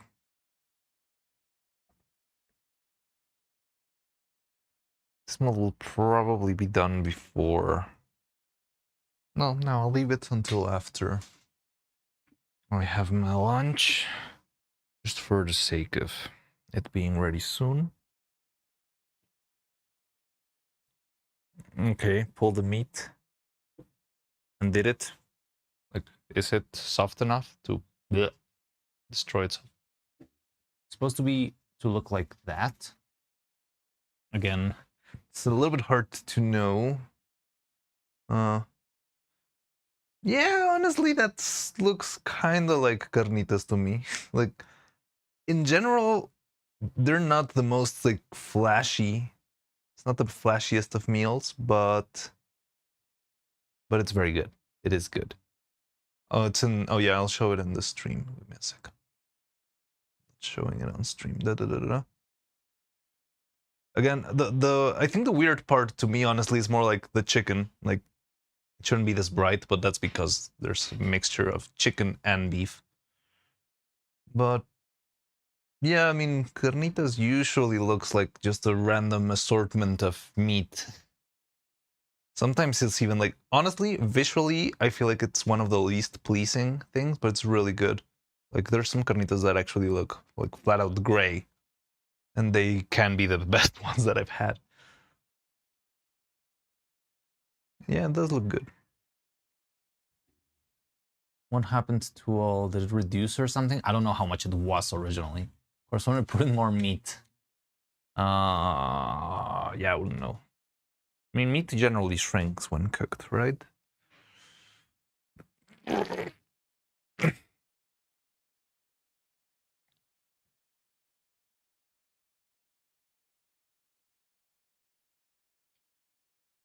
Okay, so this guy should be ready.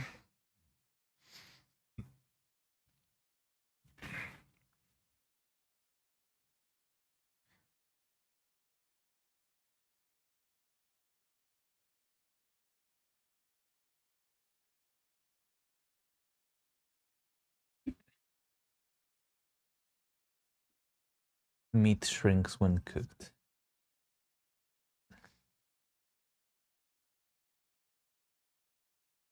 The chicken's kind of dry. I thought that could be a possibility because, again, chicken cooks faster than meat, right? So if your meat was well cooked, I would guess the chicken probably get a little overcooked. Maybe you should start cooking, like if you're doing it again, you should start cooking only with the meat and then add the chicken like halfway through, so that you kind of like, yeah, don't overcook the chicken. But like offsetting. Well, I'm doing it again. I'm getting bored. What, you're doing it again? Like, you're not gonna eat it at all? I have to Google out how to make it.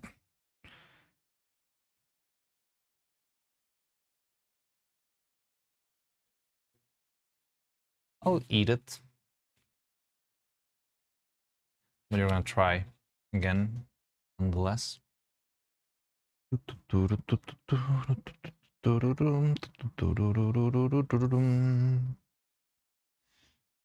For next time, I'm using pork. Yeah, I think that will work.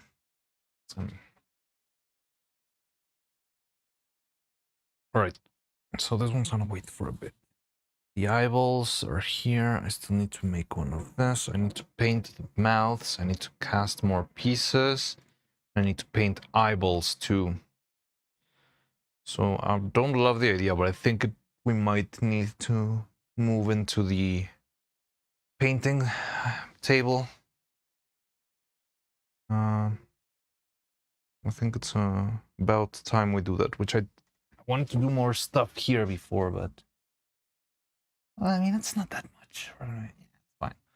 The thing is, moving into the painting table in the middle of stream is very awkward and results in the computer being in a very weird position, so it's kind of hard to move around and to like switch windows, do that all that stuff. Acknowledge. Well, chat is kind of easy to check, but I don't know. It's just a clumsy workspace, work layout. That's why I'm careful when I do the switch between one and the other. So let me close the lens. We can do this. Hello. Hi. Just gonna move this around. Senta Nopal in the art channel. Nopal is truly a work of art.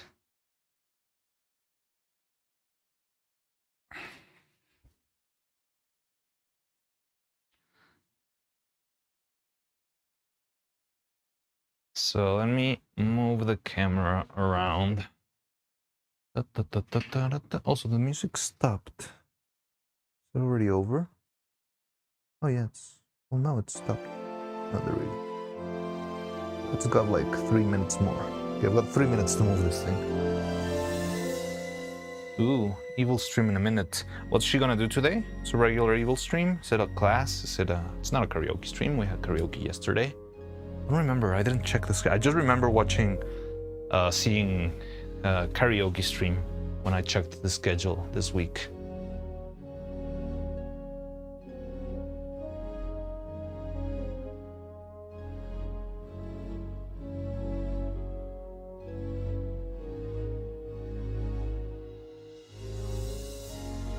Hopefully my art gets... Oh, it's art review? Oh, super cool. Oh. You already uploaded your art?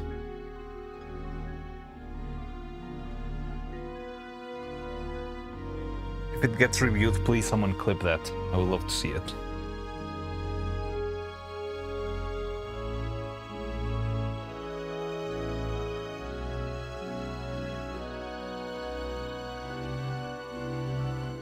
I finished watching the VOD from 2 weeks ago today and saw your piece. It was really good. Wait, what? Oh, really? Cloud got featured also 2 weeks ago? I was not even remotely online then.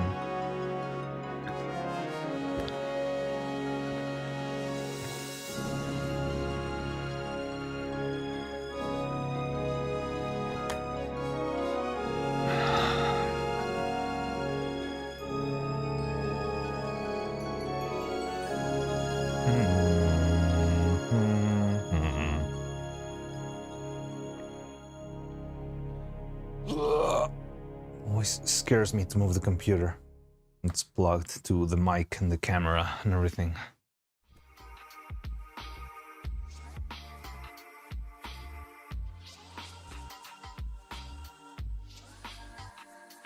Okay, got it. Homer Napal from the art review. Of course. Hey Homer, hello there. And for the schedule, you can't rely on Twitch schedule. Most reliable Discord swarm copies. Oh yeah. I'm talking about the Discord schedule, like the big image they publish every week. That's my trustworthy source of neuro information. But I don't see it that often. Honestly, I don't know where it crosses my path. I'm not sure if it's on Twitter. Sometimes you guys post it in our Discord and I see it there. But yeah, like I usually like take it with like the image they usually put out. My outfit design? Oh really? Was your outfit design there? Oh, I didn't know she did like a lot of she did check out the outfits live. It wasn't there. Let's see the nopal. Oh, you made an. You drew a nopal. I thought it was just like a picture of a nopal. You've been doing great work with the colors, man. Is it like new set of markers or something? I feel like the colors really pop a lot more now. Is it markers or is it? I don't think it's watercolor, right?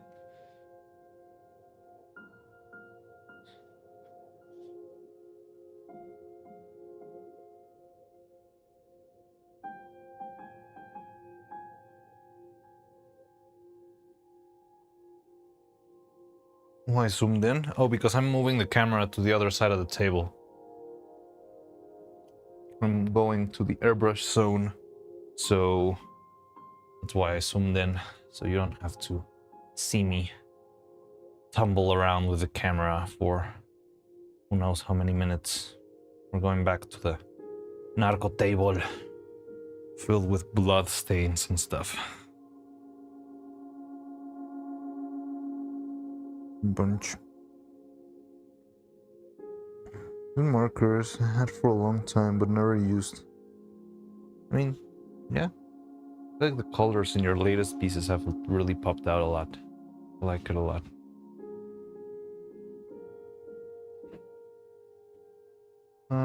Okay, I think we're done. I can do this now. Whoop. There we go. So yesterday we did the mouth. Now I need to do the inside of the mouth, which is very scary.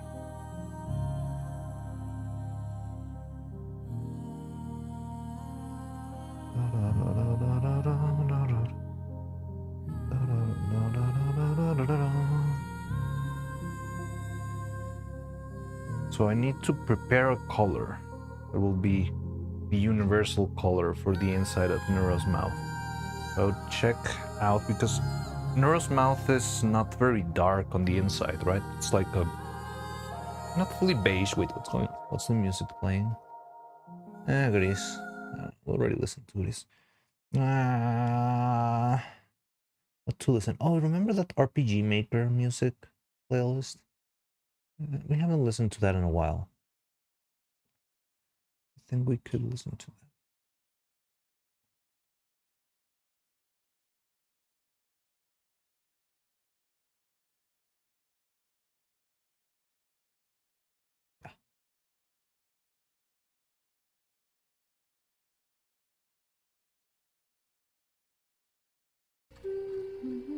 The only problem with this play is that it's kind of short.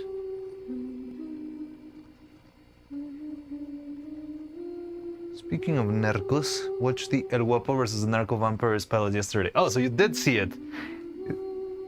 RPG horror music, let's go. Yeah.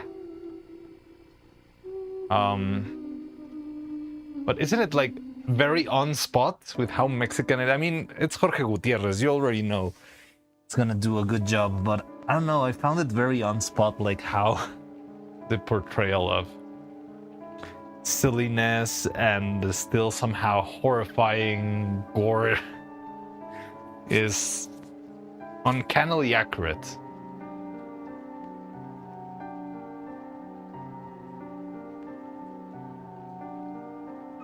Now this is turning into a Yandere stream.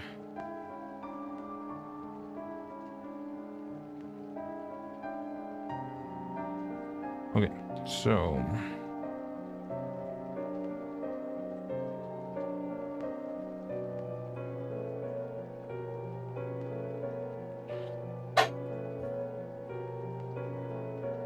it's sadly accurate. Yes, I know. It's sadly and scarily accurate. The precision of how it is portrayed is it's uncanny.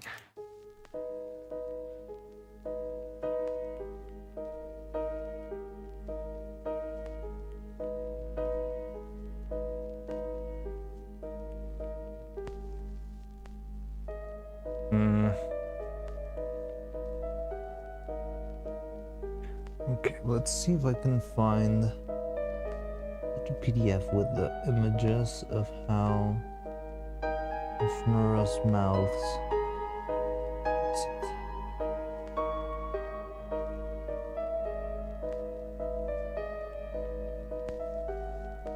Is the song like popping? Can you hear it? Like the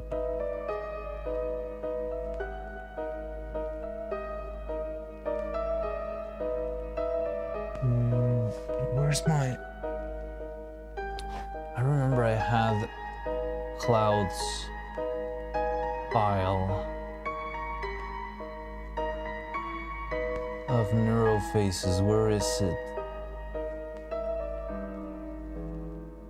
Boom.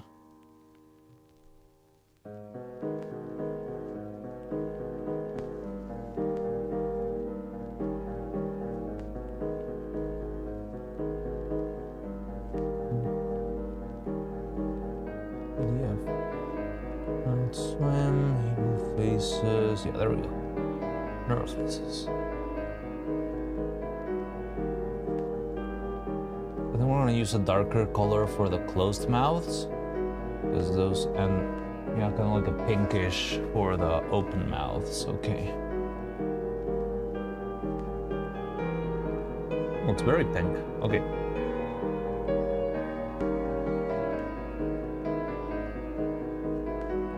Wait, what's that? Oh, I didn't see karaoke on the schedule. I had to find about it through other sources. Oh, really? It was on the schedule, wasn't it? I remember seeing it. Good luck. Oh yeah, you guys are going to the... You're going with evil, leaving me here. That's okay. So... yeah, enjoy the stream, the Neuro stream. And I'll see you around after that. Probably gonna have lunch too, in a couple of... well, no, in a while, but...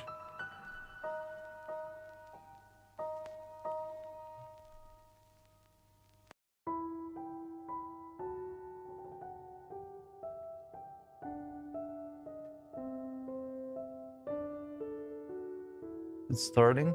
Promise I'll be back afterwards. Don't worry, don't worry. I'm just joking around.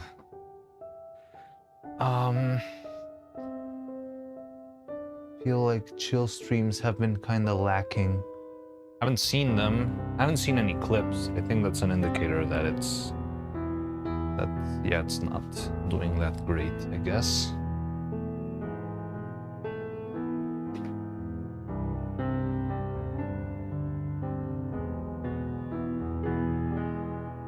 I mean, chill streams have always been the slower streams, honestly.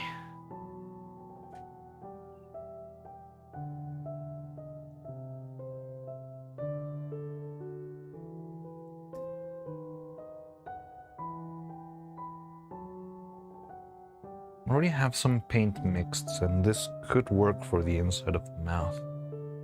Just test it out, and you tell me. I feel like it's accurate. Like I have an image here. I'm out of onions. No! What is carnitas without onions?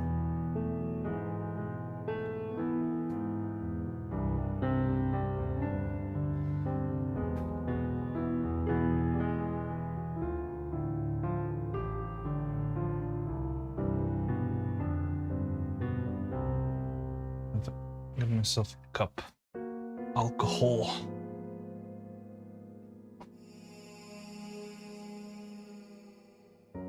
You're being here, but you need to know your place, Mariana. You'll be back. I'll be back. That's okay. That's very harsh way to phrase it, but all right. Whatever, I guess.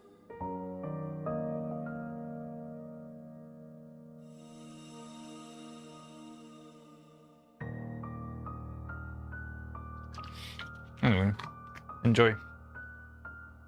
Let me know if something fun happens.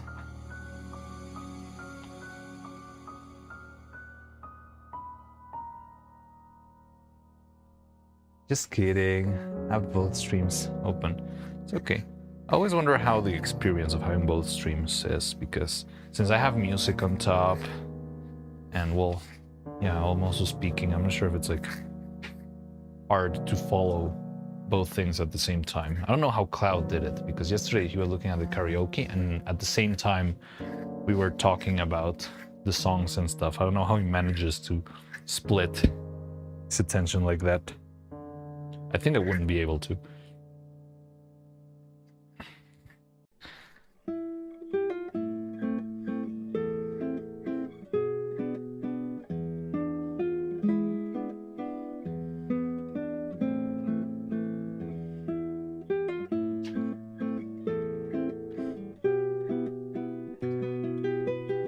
Oh, easy. I wasn't listening to most of the karaoke. Janice, nice to see you. How are you, Janice? Welcome, welcome. Always nice to see you here.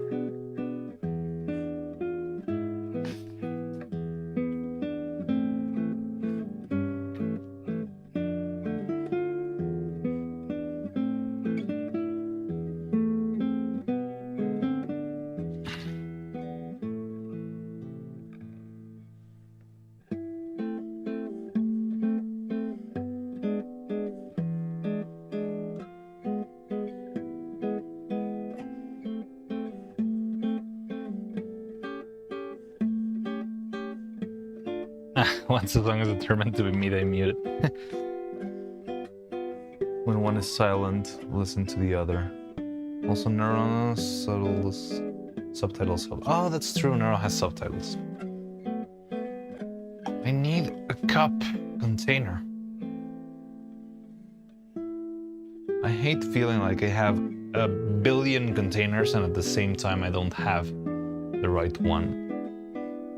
Like I've got a full bookcase filled with plastic cups from the takeout of all around, and still it's like, oh, I don't have anywhere to put my alcohol.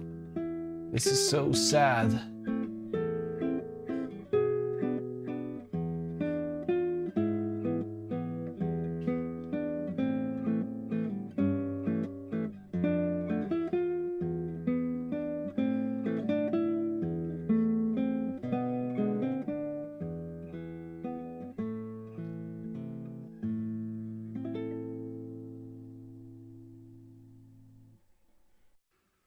Also, there's yes.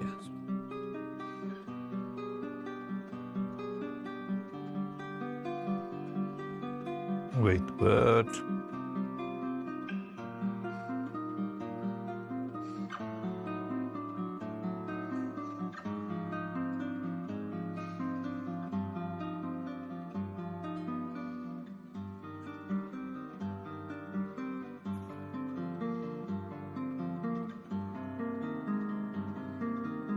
Okay. I'm gonna try to paint one mouth. And let's see how that works out. Let's start with an AC one. Studio. It was pretty simple.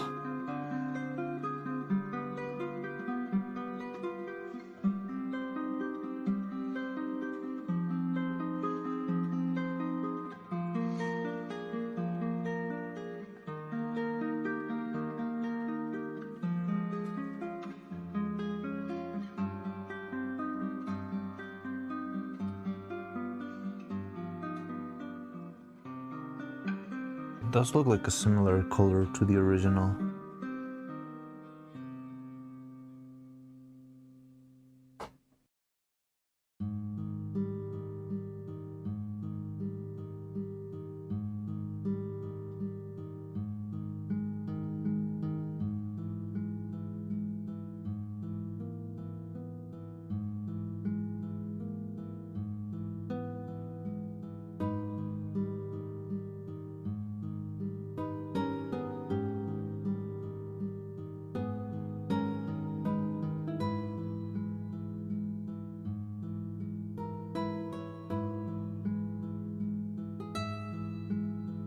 I'm liking the look of this.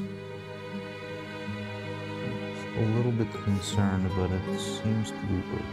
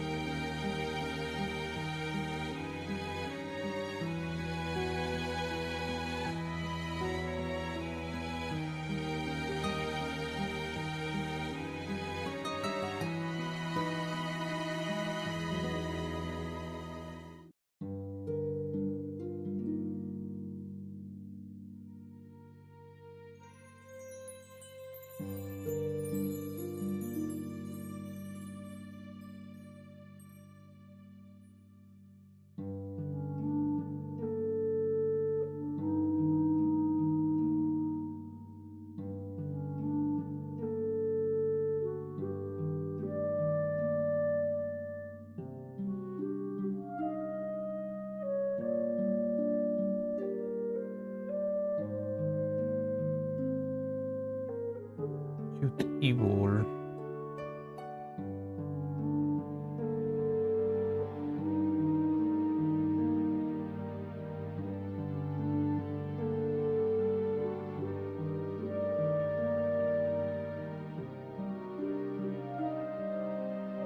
Yeah, I like the looks of it, of this. Let me see it. What do you think? I think I like how it looks. Pink inside of the mouth.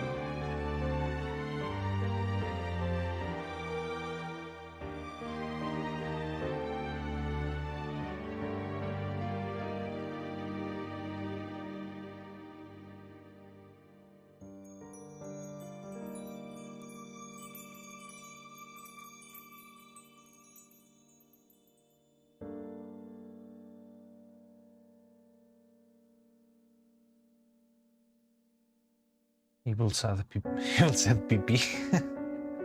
Very important to take note of that.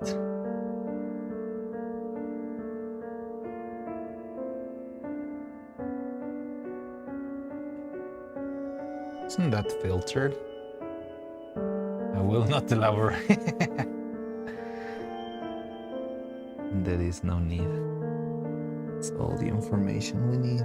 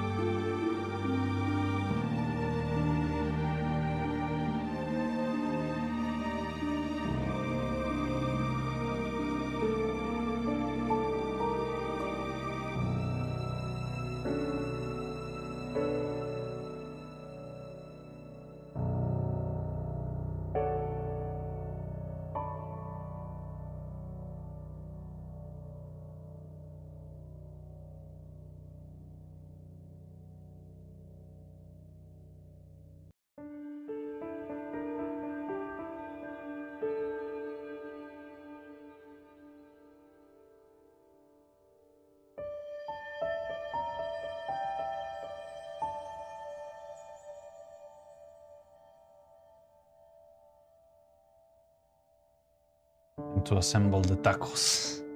All right, good luck.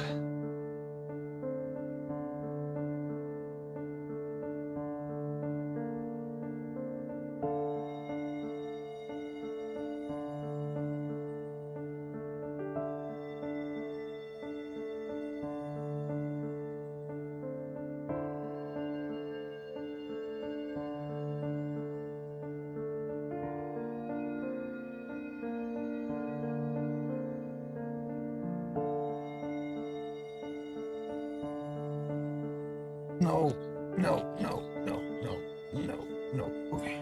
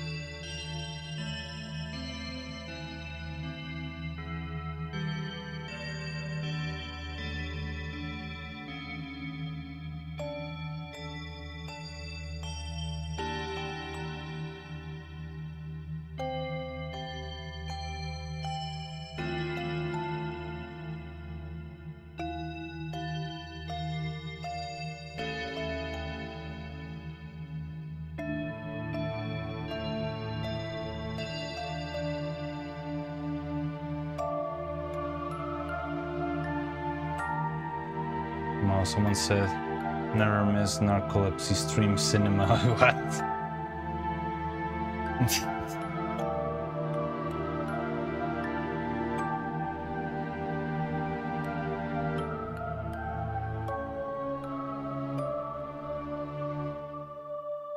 You fell asleep. She's been falling asleep a lot, right?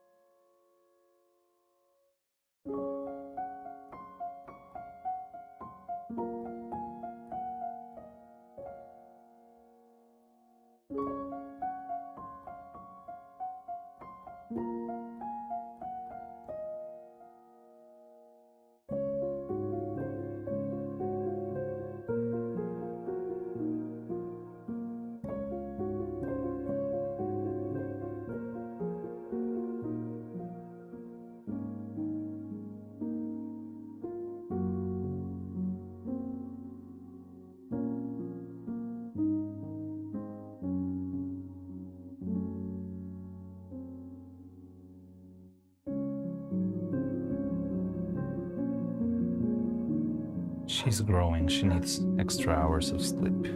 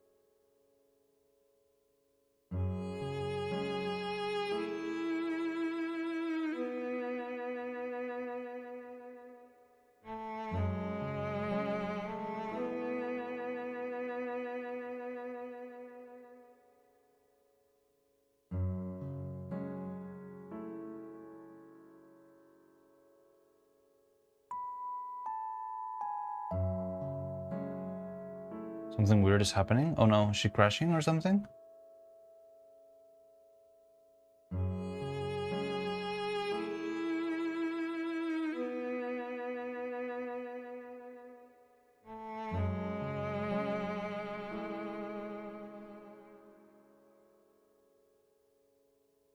He will try to play Minecraft, where it's logging as Neuro, so she can't move. Okay.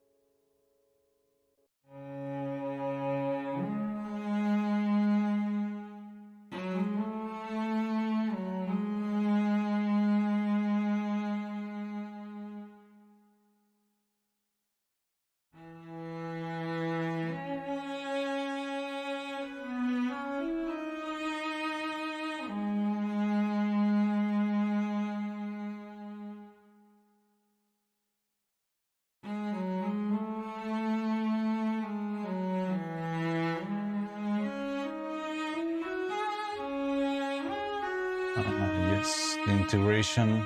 That's what I'm voting for, guys. Yay. What?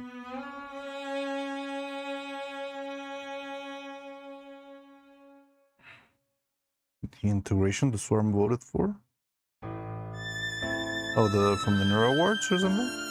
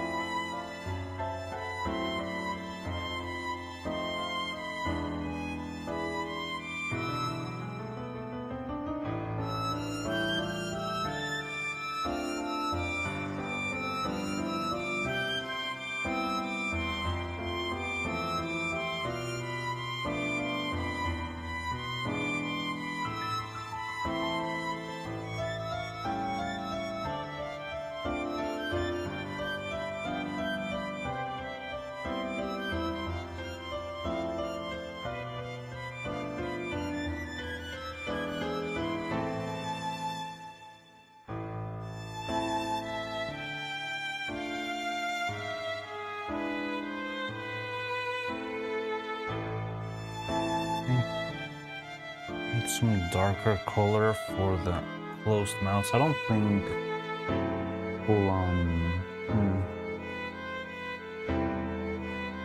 let's use this one.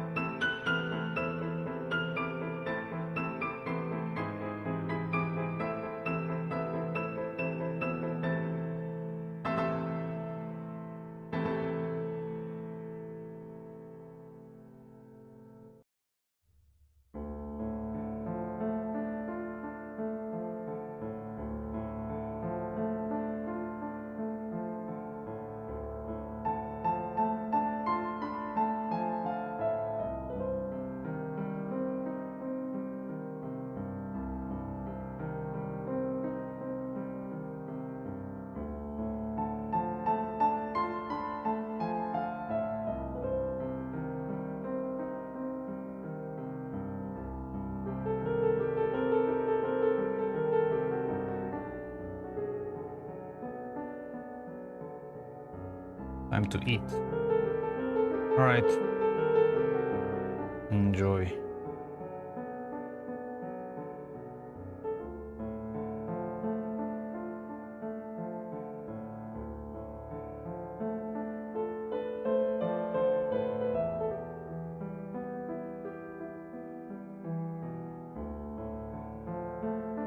Bon appetit.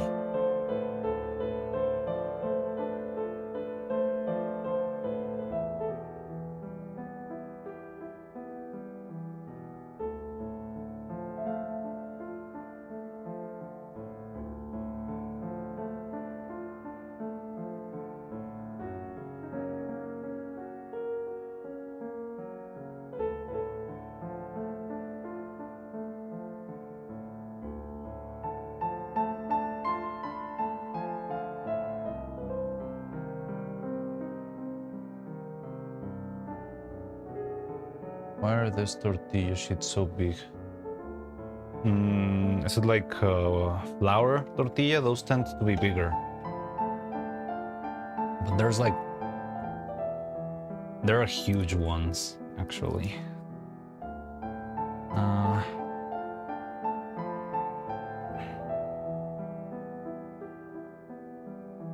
Where was it that I had? I think in the northern part of the country you can get some huge tortillas. Flour. Yeah, so it's a flour tortilla, like tía rosa.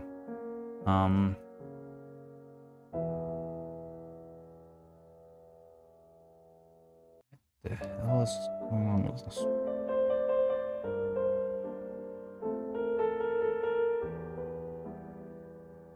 Hello?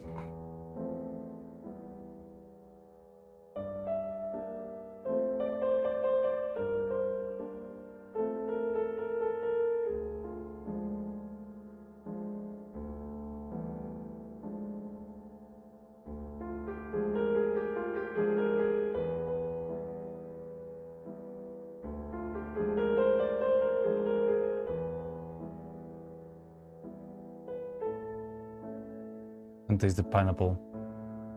Yeah, I would expect that the pineapple would be a little bit more lingering than the orange juice. Like, I feel like the orange juice feels... would probably be more subtle.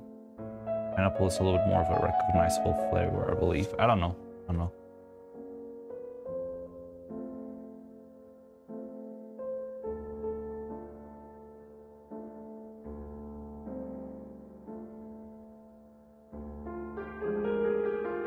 Do you know we put... well, a lot of people put orange juice and lemon juice to soy sauce in like sushi restaurants and stuff like that. I'm not sure if that's something... I think that's something that's just like from the Americanized version of things, but I'm not sure if you do that all the way over there. But yeah, there's a lot of people who like soy sauce with orange juice for their sushi and stuff. But yeah, we also have like chipotle and beef sushi weird stuff, because that's how we bastardize sushi recipes here. Interesting. Yeah, I don't like it that much, honestly. I think I'd rather have the raw soy sauce. Like, oh, fuck, I forgot to paint one mouth. Thought I was done.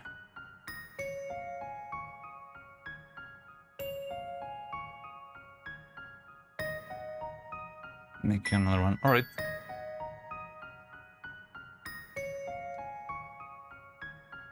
Sup, Drizzy?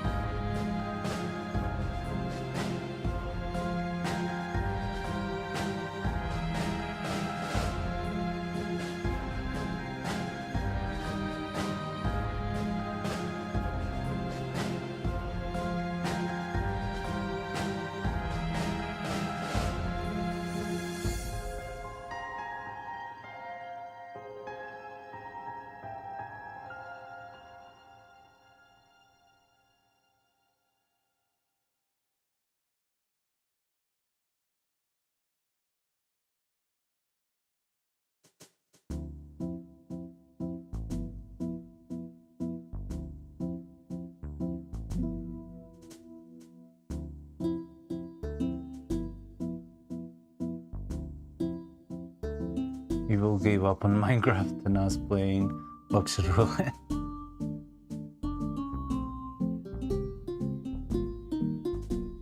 She can like select what to play. She's always been able to do that.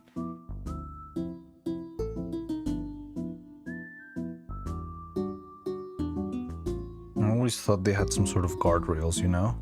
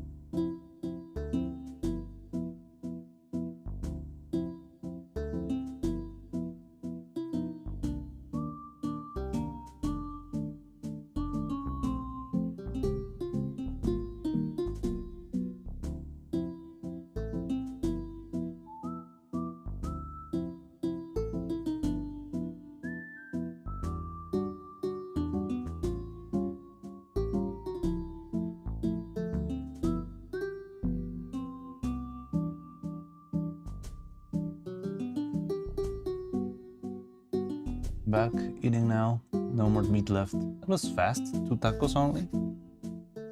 Add some tomato salsa. This would be so good. Yeah. Now you're getting it. And the onions would have also been good. Just a little bit of chopped onions. Salt, lemon. Yeah.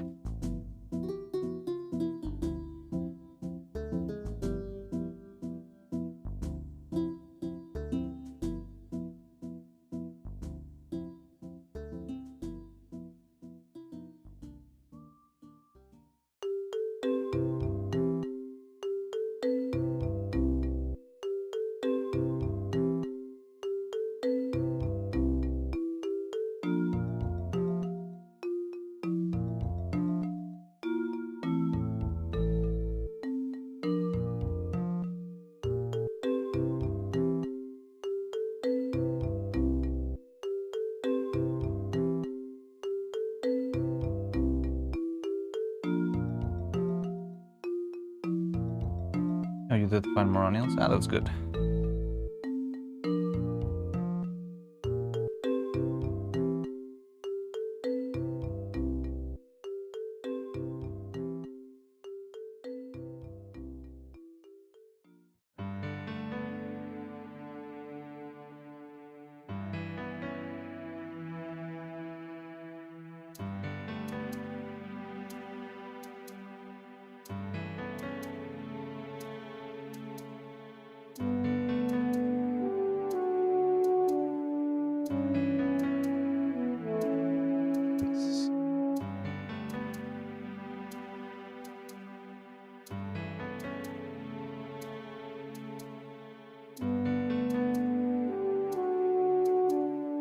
Interesting. This is a fishing playlist. Video game fishing playlist.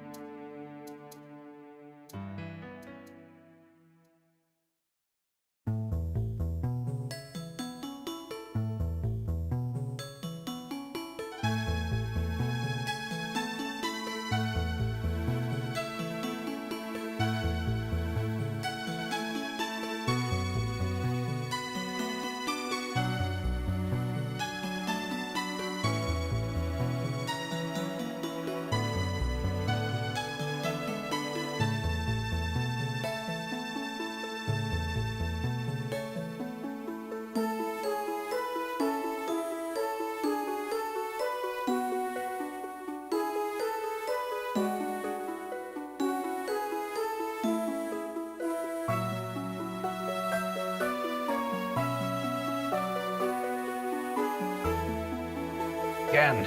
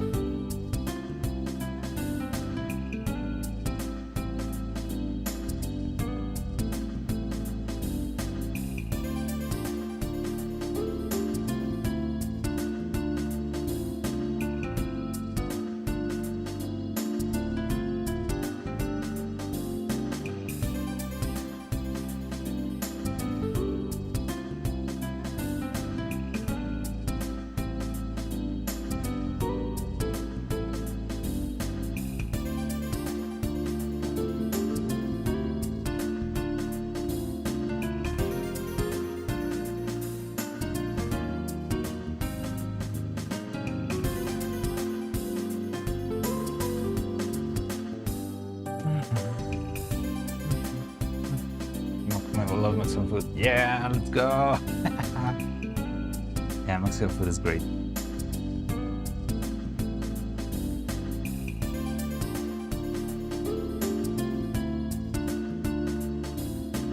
Also, there's like so many different things.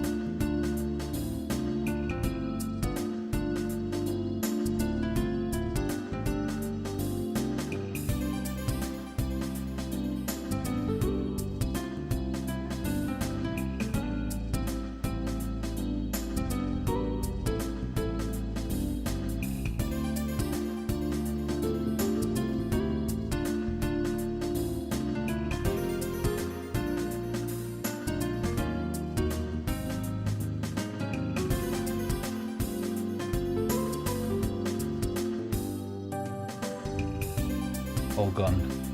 With like carnitas still gone. Yeah, that tends to happen. Flies off the shelf or off the counter.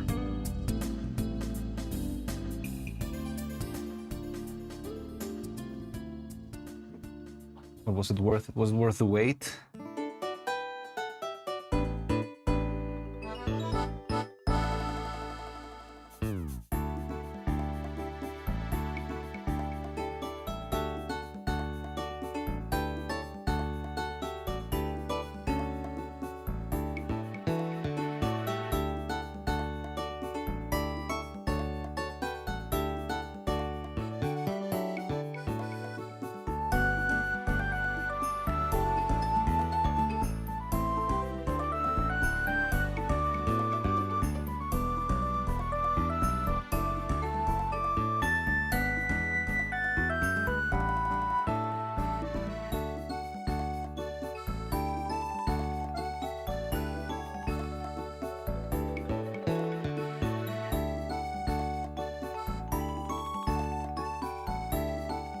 I think I'm done with the mouths, maybe.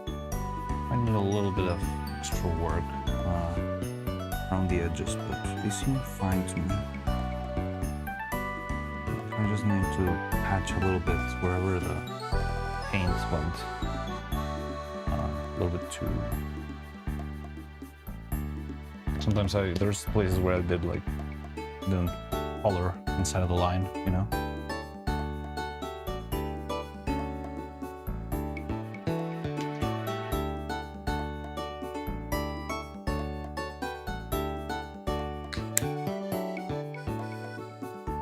Have a good one. I'll go to eat. See you later. All right, enjoy your food. Come on, see you later. Well, no, I still got some time, but I'm probably also gonna take my lunch break in a couple of minutes.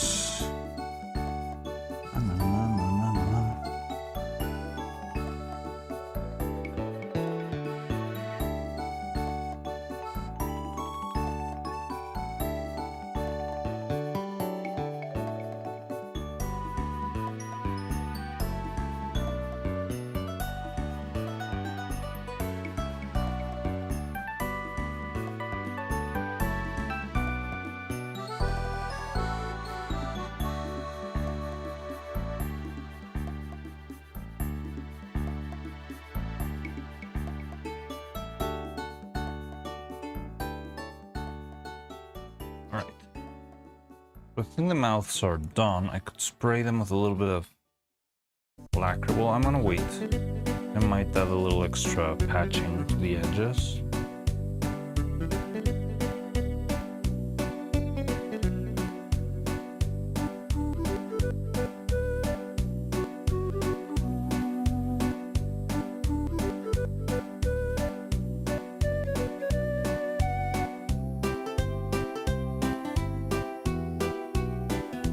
Ooh, this one needs a little bit more.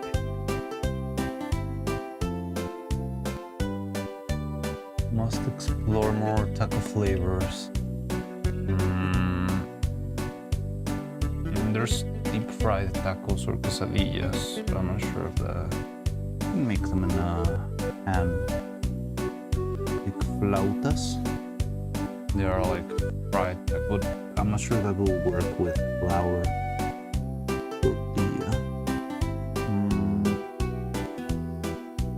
Chicharrón is another thing that could, well, it might be spicy.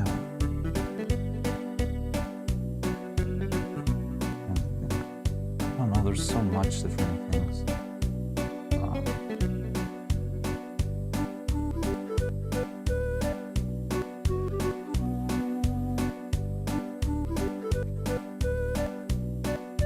What's an easy and tasty topping to make?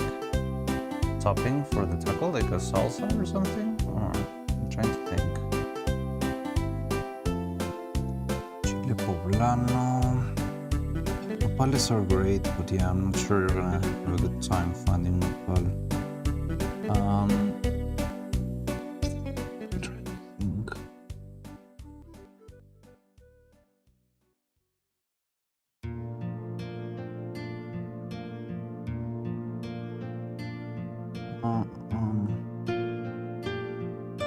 Cochinita pibil is also good, but you would need a chiote.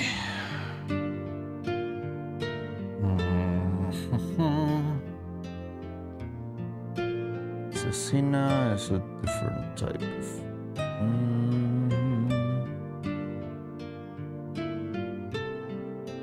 Chicharrón, cecina, villamelón, pastor. Pastor can be made. I would have to Google exactly what the spices are required for that.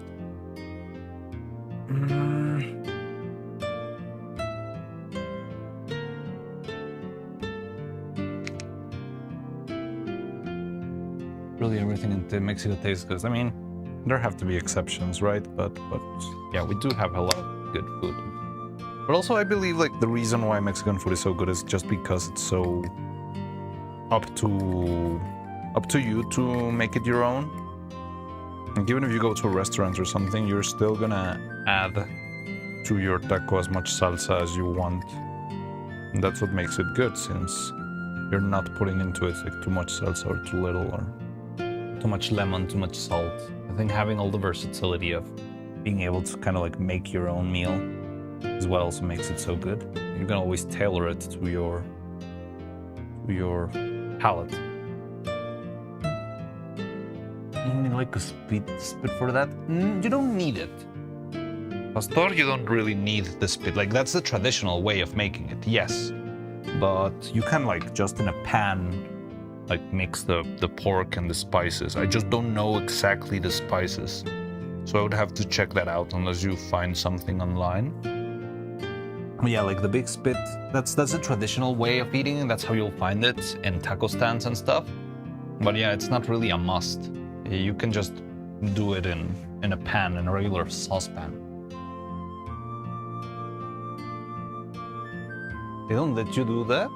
Is it illegal to have a spit in Japan? That's crazy. Why? Because there's fire and you can kill someone with the open fire? Ah, interesting. I don't know. Or why? Or for safety issues? Customize your own food? Really? Don't you at some, like, customize your own food, for example, with wasabi, right? I'm not sure if that's like an Americanized thing, but you get your food and then you have like little wasabi on the side. So you decide how much wasabi you put to your thing. I know there's like some very fancy places where the like super master chef will decide the exact amount of wasabi that you on your portion, but like doesn't like soy sauce, wasabi, that sort of like little extra things have that like customization property? You can do food aside from simple toppings is really well. Yeah, I mean, I get it. I get that. Yeah, the thing is here, like in a taco stand or something like that, you will have about 5 or 6 different toppings to add, like just like cooked caramelized onions and nopal, and there's always like wherever you go, you will have at the very least 3 different salsas for you to put to your taco. So you can choose if you want red, green, the biggest, well, there's like avocado sauce, like kind of like guacamole, but not quite.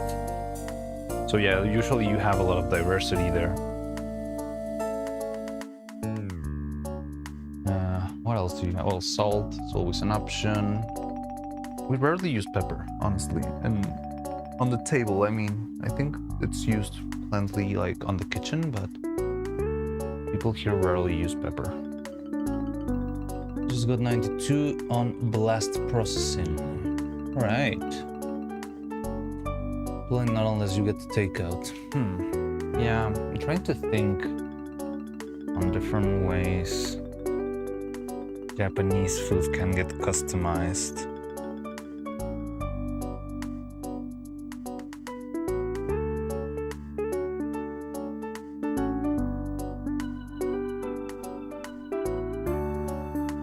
Yeah, I guess it's just limited to soy, wasabi, maybe some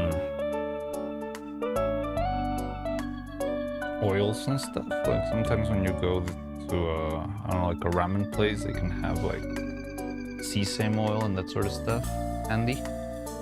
Yeah, it's not that much now you say that. I guess because it disrupts the muscle memory or something.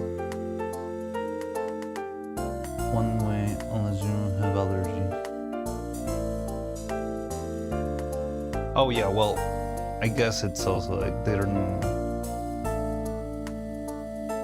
That's odd, actually, because yeah, here there's a lot of customization. Like it's fairly normal. I really don't like that. I usually do like to enjoy the food, however people want to prepare it. But I understand there's people who, I don't know, can't withstand or they have allergies. But there's just people who randomly just don't like onions, or they don't like avocado, or they don't like, I don't know, whatever. And yeah, there's a lot of customization like that here. Now, I remember I had a friend who used to make burgers. He had like his own, it was like a vegan hamburger business. And he made hamburgers out of, how do you translate garbanzo? Like, what's the name of the thing of the story of the guy with the magic? Oh, it's magic beans, but they're not quite beans. I don't know, with different types of nuts and stuff. But he would sometimes take clients who would tell him, can you take off all the seeds of the tomato? And he would personally like remove the seeds of all the tomatoes. Those pickled veggies are a separate side dish. You know, you let them. Oh, I'm not gonna eat that pickled. They'll still give it to you? Ah, that's very odd, yeah.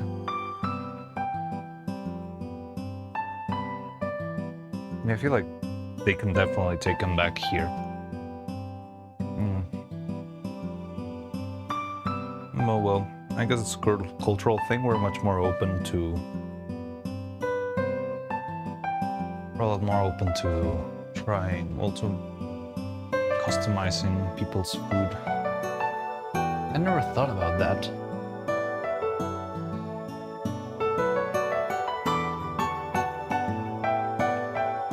There's also the eternal debate of quesadillas having cheese or not having cheese. But that's as far as it will go. You can have weird rules too. You know where I've seen that sort of stuff? When I went, remember when I told you that I went to a festival when we were showing off the movie? It was in France, in Annecy, which is like a big festival. And the French have absolutely no chill with that sort of stuff. Like, for example, here, it's very common that, I don't know, you ask for something to eat, but you can order a plate to the center of the table, right? So, I don't know, everyone has his own something, but also in the center you can ask for, I don't know, like a plate of potato chips, so to speak. And in France, they were like, no, you cannot order things in the center. Like, who is going to eat this? It's like, why do you care? Everyone's gonna eat it. We're just gonna be passing it around. But no, they couldn't like process it. It's like, no, who is asking for the potato chips? Like, and they would even go like to the extent of being like, if you don't tell me who is going to eat the potato chips, I'm gonna have to ask you to leave. And it's like, what the hell?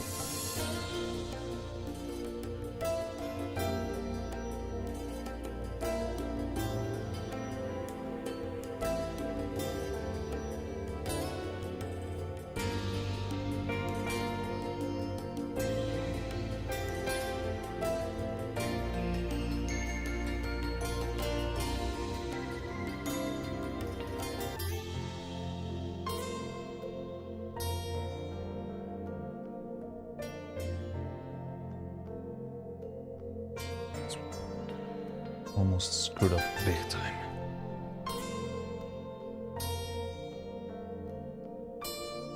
Yeah, there's also none of the unusual places, I guess.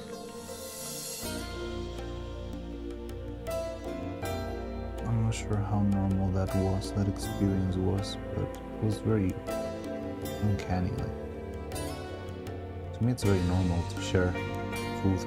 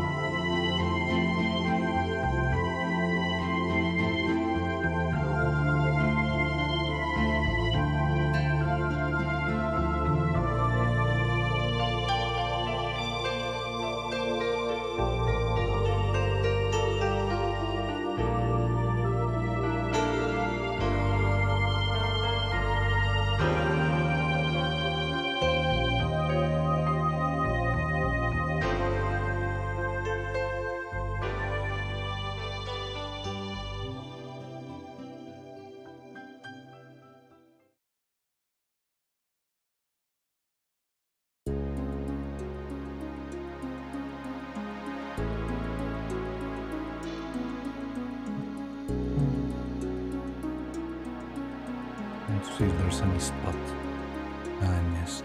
Patch up. Usually around the sides. When I'm painting, it's very common that I screw up and there's like a little smudge paint, I don't know, on the side of the lips or something like that. So just patch them up with a little dab of skin colored paint. And usually that takes care of it.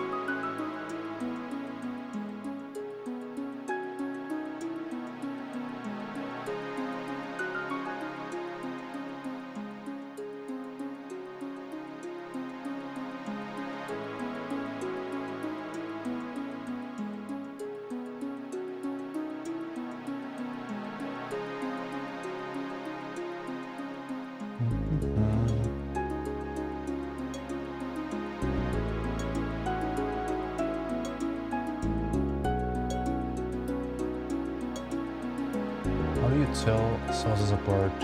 Do you say eat in a Mexican restaurant? I think it's kind of an instinct, honestly. Like, I mean, the color is always like big indicative. It's usually red. It's usually like just red, green, and either like an avocado-looking one or a darker one. It's still like reddish, but it's darker. I don't know. It's like a weird instinct, honestly. Like, I wouldn't say. I usually lean towards the red salsas in general.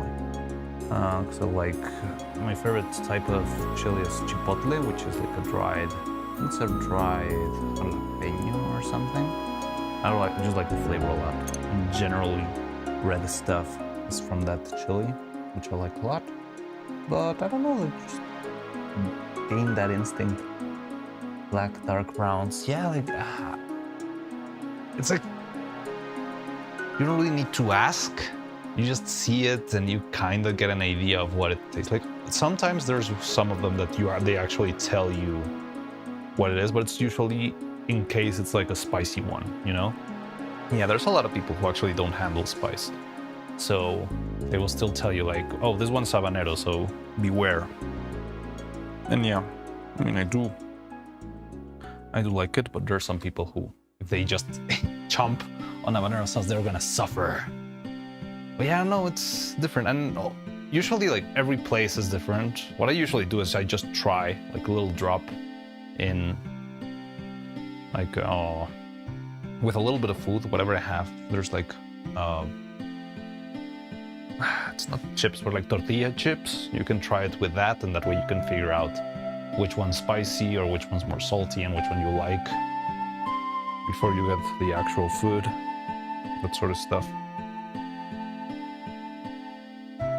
Yeah, I wouldn't be able to tell you like straight ahead, like, oh yes, green ones are like this, because they're still very different. You can have green salsa that's extremely hot, and you can have green salsa that just tastes like nothing. It all depends on how it was made, and it's hard to figure that out, honestly, like with the naked eye only. Okay, so I've got this. I need to add an extra layer of... No, I think it's fine. But I do need to spray paint this with a little coat of white, well, not white, transparent coating, just so the paint stays in place. There's no problems. Other than that, maybe the mold's already ready, but I'm about to go have lunch in a couple of minutes, so I think I'd rather open it after that. We can start casting faces. I need to paint some of the eyeballs. I could start with eyeball. Like, I've been avoiding that for more than enough, but maybe it's time for me to start painting eyeballs. I've been thinking, yesterday that I was modeling stuff, I was thinking, I'm not sure. Well, I'm leaning towards the idea of actually 3D printing the pieces for the eyes. Like the sparkle eyes and the heart eyes. I think it will look better if I actually print a heart and place it inside of the eye. Like the little heart pin or something, rather than painting it in the surface, because the shape of the eye is distorted. It's got like curvature to it. So I think it will break the illusion of the heart-shaped eye if it's not properly painted. But yeah, I've been thinking about maybe 3D printing like a little eyepiece, placing it inside of the eye and casting it with the resin. And also that for the sparkle eyes, like a little star. Those are the only ones, right? It's the star, the sparkle, got the spooked eyes, but those are just regular eyes. There's always a power on the binary eyes, but I think I'm not gonna do those. Like, they're barely used and they're very hard. We had a lot of time, or for some reason, I don't know, like the clothes got delayed even more. I could consider that, but I think I'd rather just try and do only the sparkle and heart-shaped eyes.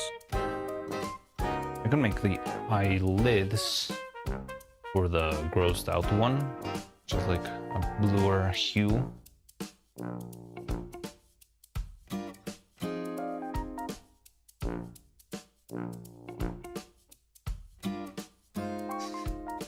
Why are you suffering?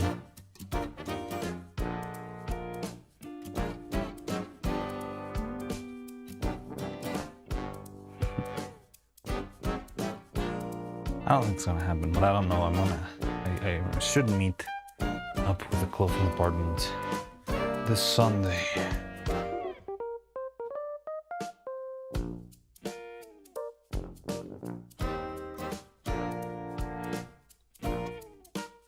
Power eyes. You want the power eyes that much? I'll see if I can make them. I mean, I think I have enough eyes to actually make them, but I'm not sure if they are.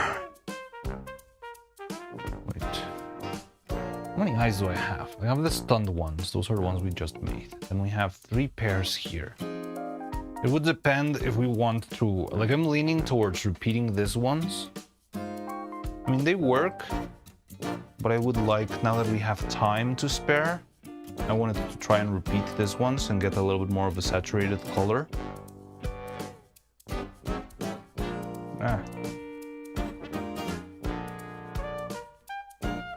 So that they look a little bit bluer and less green. Second only to binary. My second favorite. Really? Why do you like the binary eyes so much? They're barely used, they never show up. You just like them for their rarity. Okay, so this could be Neuro-Regular. Evil Regular. Oh no, I think we need more eyeballs then. The box.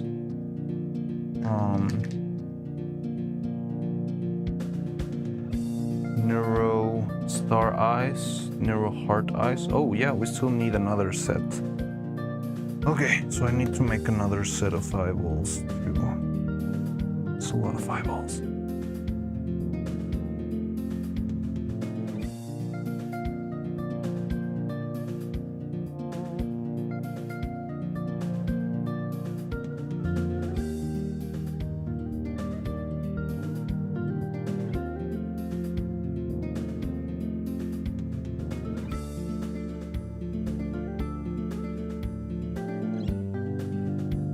Looks cool.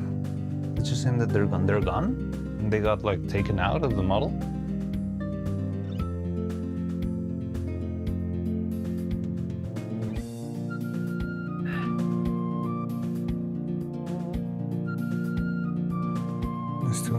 difficult eyelashes, that's fine.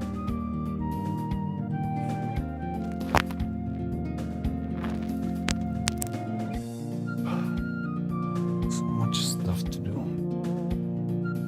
Okay, I'm gonna try and patch or paint the ones that still need a little bit of.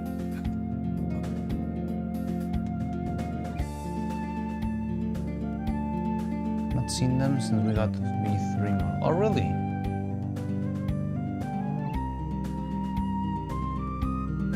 I thought that they were from the V3 models, since they're like so complex, you know, they have animation and all that stuff. Didn't feel to me like an earlier thing.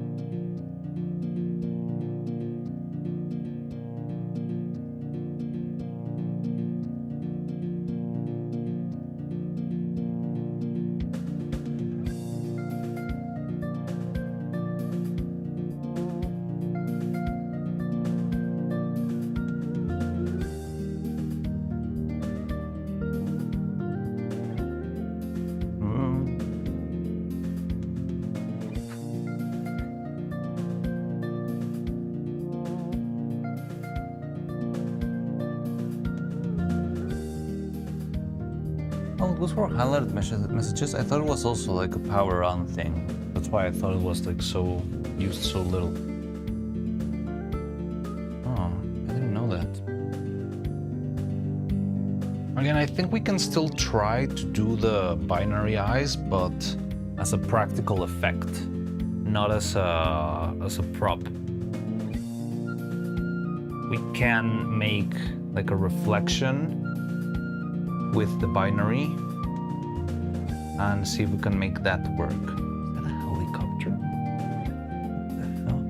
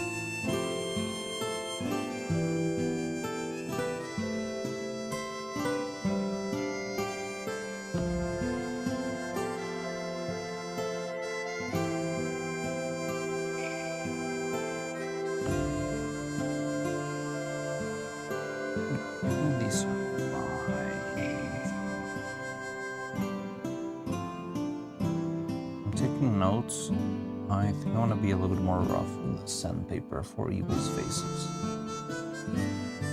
Because yeah, there's a couple of these ones that I don't like the detailing close to the mouth. I had the same issue with... What's up with tlacoyos? What are tlacoyos? Oh, I have tlacoyos. I can even... Well, I'll see if I can bring some up after lunch. They're frozen though. But it's like same mass as the tortilla, where they're just thicker and the shape of kind of like a diamond or like an eye shape, almond eye kind of shape. Music's loud, by the way. Oh, well, should have let me know. Is that better? Sometimes I don't know what setting actually affects.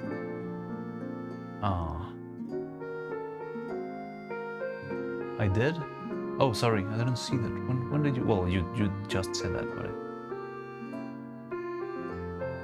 Oh, so your music. Oh, sorry, I just yeah. Sorry, Cloud, didn't see that. Got distracted, I guess. So is it better now or is it the same? Because sometimes there's settings that I'm not sure if they affect the stream or not. Right now I lowered the volume in YouTube itself. Sorry. And I'm not sure. It's still a bit loud. Okay. Let me try. How's that? It's still the same? Yeah, because sometimes the volume of the stream... Nice, okay. But yeah, this is good now. Thanks, no problem. So yeah, I do have tlacoyos. I can bring some up here after I have lunch, I believe. But they're like, it's the same mass as a tortilla, but it's shaped into like an almond eye kind of shape. And I mean, they can be just like that, but sometimes, most of the times they have some sort of filling. It's not a very special filling, honestly. It's like either cheese, like strong cheese called requesón. The space inside a tlacoyo usually is so small that you don't really have a lot of it inside.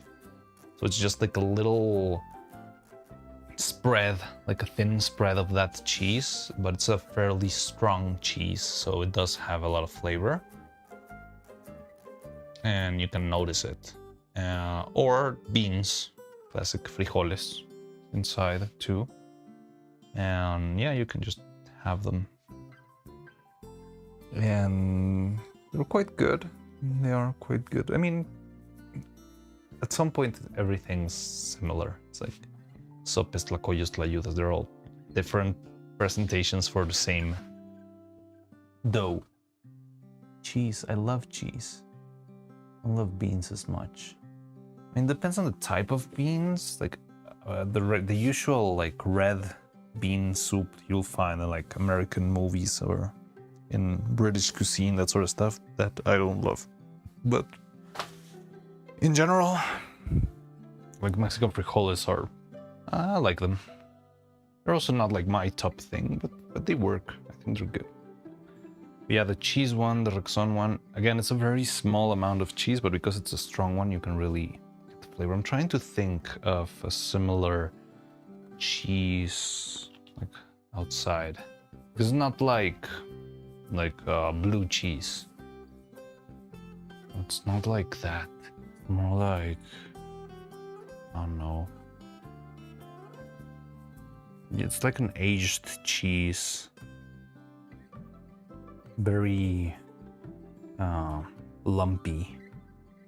Kind of like paste. Sometimes it has a couple of herbs and spices, like a basote and stuff.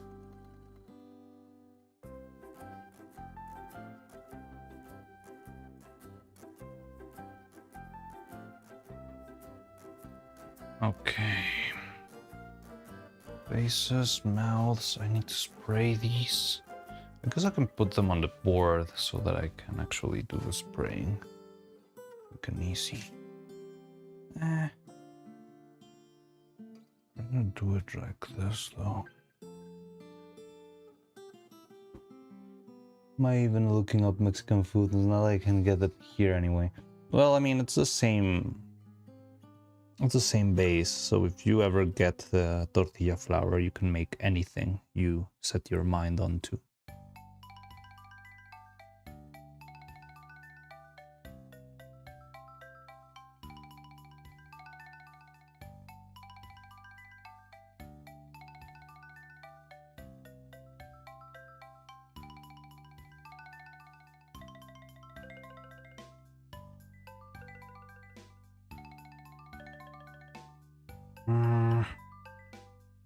Okay, so we can spray this with the thing, the eyeballs.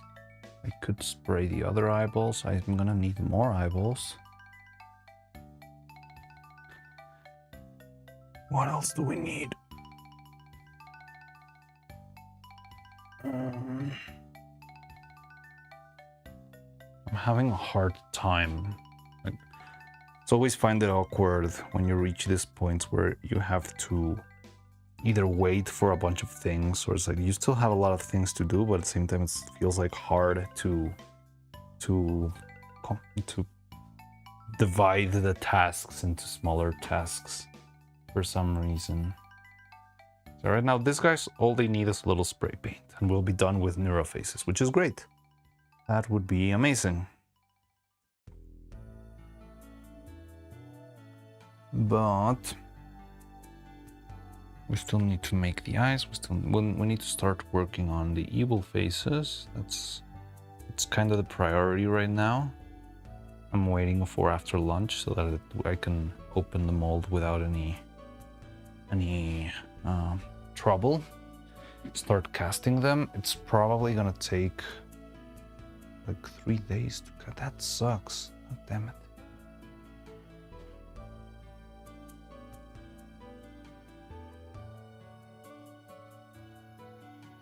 Three days?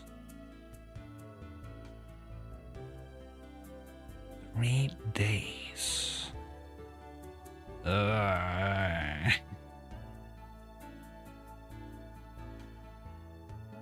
That's why I hate this resin. I have to wait for it. Well, not that I have to wait for it. I have to wait for it to stop doing weird things to the mold. Maybe I can reduce it to 2 days. It's only 14 faces. How many do I have? 1, 2, 3, 4, 5, 6, 7, 8, 9, 10, 11, 15. So maybe I can do 7 faces in a day. But it will depend if the mold works.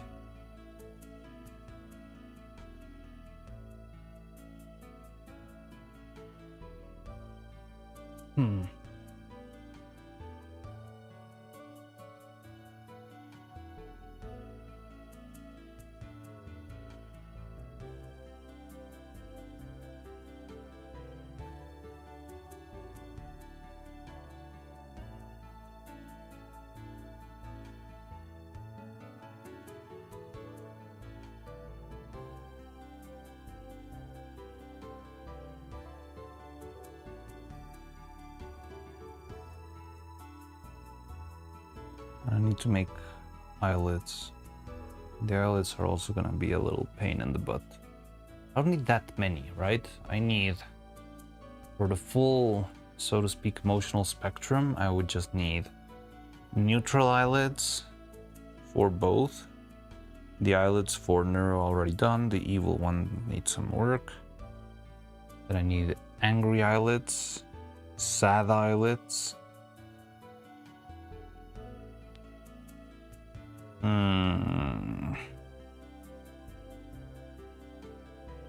I could try making a wink, but I don't think if that's worth the effort.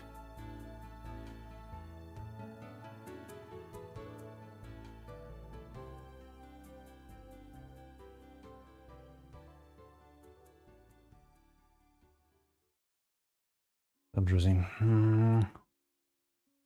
eyelids, eyeballs. Assembly of the hair I want to do after. I need to recast. That's that I can do off stream. Oh, I hate it. There's like so many little tasks, and I feel like I cannot progress. Well, I mean, right now I think I'm just spending this last couple of minutes figuring stuff out, but I'm probably gonna go have lunch soon. I'm just trying to, yeah, like sort things out in my brain, right? So we're done with neurophases. That is good.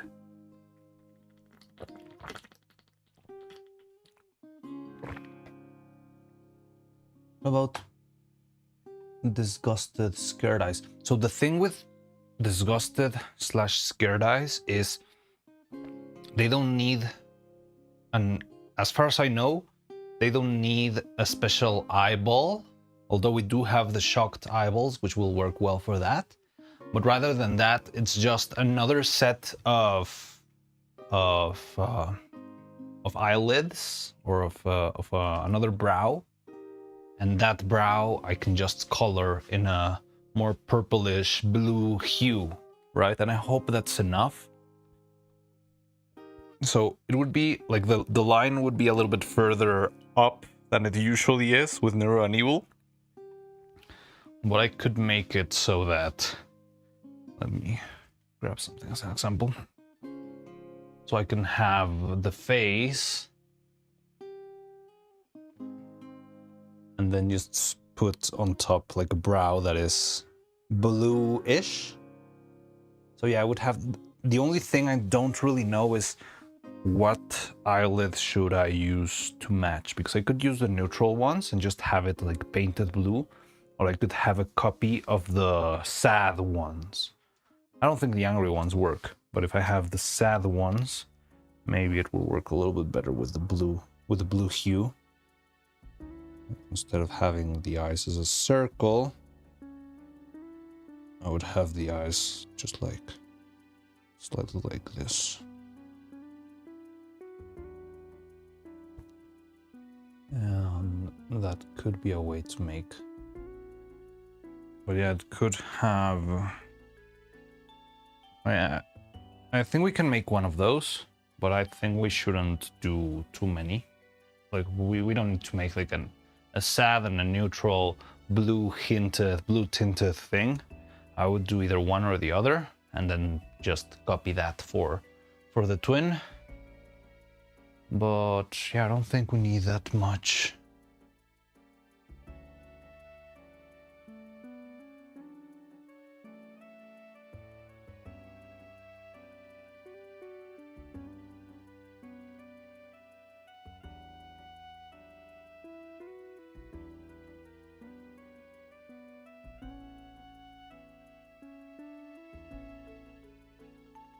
But yeah, that one's another one. It's fairly easy, I believe. Just the sculpting can probably get a little bit tricky. Trying to think. I have this weird feeling in the back of my mind that I might be forgetting something important. Like, I'm gonna go like, oh yeah, we're ready to get started. And I was like, oh my god, I forgot to make, I don't know, the legs. So I'm currently working on the pins in 3D. I still need, I'm not sure if I should add some transparent resin to these ones.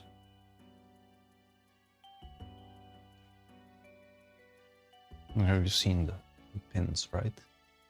They look okay, and I think this could work.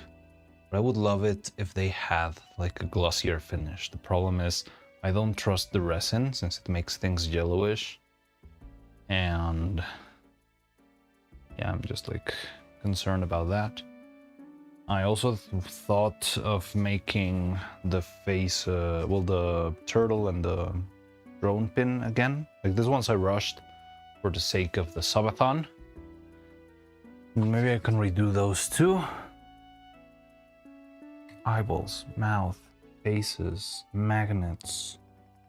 I'm not sure if I have enough magnets. That could be an issue. I have plenty of them, but we're gonna need a lot of them. So I have another type of magnet. Yeah, we don't have that many, honestly.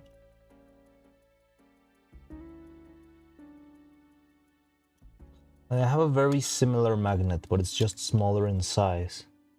I'm concerned if I use that magnet, results may vary. And that could lead to issues with, I don't know, the faces not sticking and stuff. So from the original ones that we were using, I do have plenty of them, but I'm not sure if they're quite enough.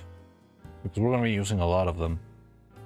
1, 2, 3, 4, 6, 7, 8, 9, 10, 11, 12, 13, 14, 15, 16, 17, 18, 19, 20, 21, 22, 23, 24, 25. We got around 35 maybe,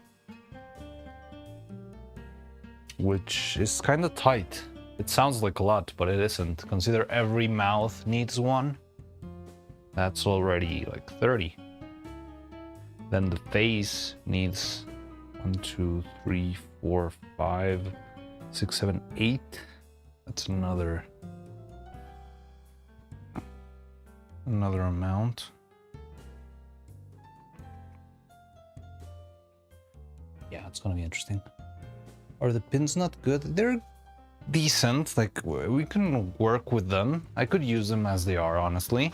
But I would love to have them look a little bit more like the ones they wear, because they have like a glossy finish to them, and these ones, I mean, they do have a little bit of a glossy spray, but I want them to look flat and more like glass, because they are like acrylic pins, right? So I thought that would be nice. Not quite sure if we can really do that, but I would love to try. But at the same time, I'm not sure if I want to risk these guys.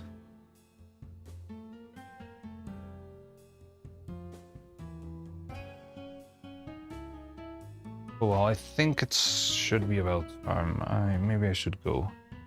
I'll have my lunch break now. I guess I'll be back after that. They look laminated or something. Yeah, they look like acrylic. I cannot make an acrylic pin that size. Here, there's a way to do that, but it would imply making me draw the things, and I'm not sure if I'm gonna be able to do it. Like, I could give it a shot, maybe. But it sounds risky.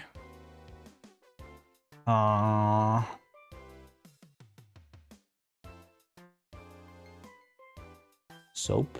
Sope. Sopes. They're also similar to tlacoyos. They're more like a... I think I also got sopes here. I'll see. I'll see if after eating I can bring you some of them for you to see. Like, not fully cooked, just like as taking out of the fridge. But yeah, you can take the... You might be able to see them. So many things I want to try. But yeah, so I'll check that. I'm not sure if I still have any left. I think I do. But yeah, all right, I'll see you. See you later then. I'm just gonna put on the banner. One day I'll bring back Goro. But right now it's been chill. Like, especially at this time of day, I feel like the only one watching is Cloud and maybe Drizzy, so I don't know. Like, if you want Bukoro, I can put it on, but I feel like it's been kind of pointless. It's useful when there's a lot of people here, like Delphine and Jan Lennon and stuff. Well, I don't know. But yeah, I'm gonna go have lunch. Be right back and see you later, and I'll see if I have tlacoyos to bring here. Where did I put the... Alright, see you. This is gonna get muted. Bye-bye.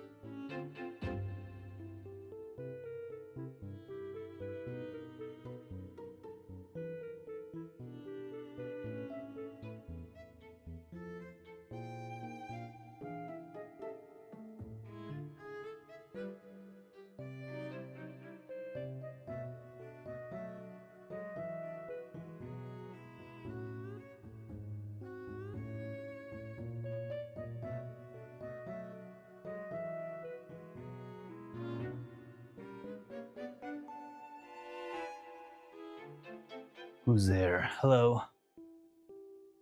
¿Qué onda, Bonnie? Estaba comiendo. I was having my lunch, so I was off. Hello, hi, gigahertz, long, dressy, cloud, sup, me. Take this off. Cloud, are you here?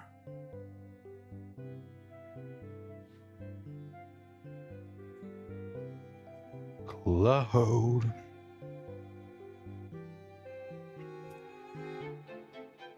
Did you fall asleep?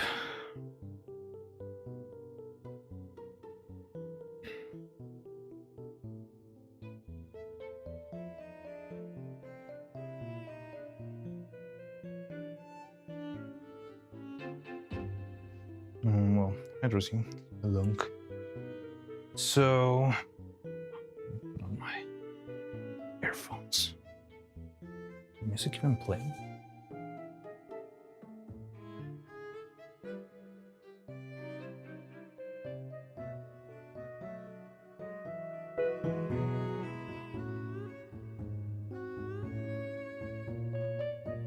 No, cloud is gone.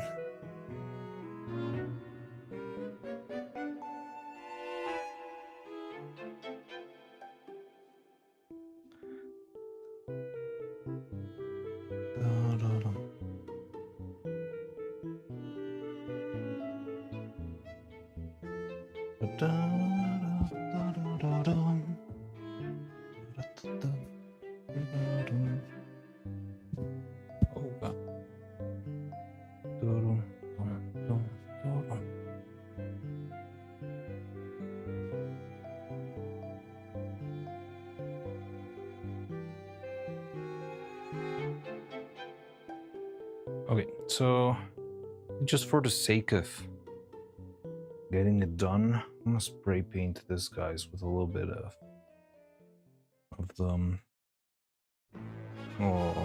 what is it, lacquer. And once I'm done with that, I can move on. We'll have all of these faces done and ready. ¿Cómo estás, Sonia? Bien, bien, aquí ando. Probando las caritas, mira. Estas. Ya llevo 15 de estas y ya quedaron. Pero me faltan otras 15. Ah, yeah, we had to open the mold. Okay, so I'm gonna blast these guys with a little spray. Then I'll be back for opening the mold that we made earlier. Da, da, da, da, da, da, da, da, da. I'll be careful. I have to do a bunch of trips. Da, da, da, da, da, da, da.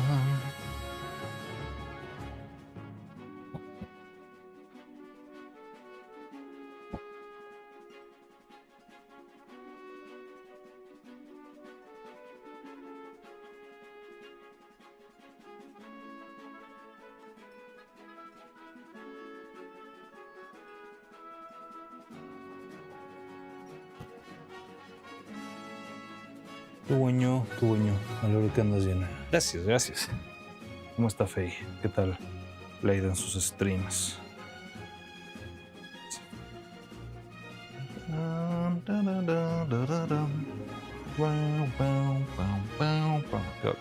Ahorita vengo.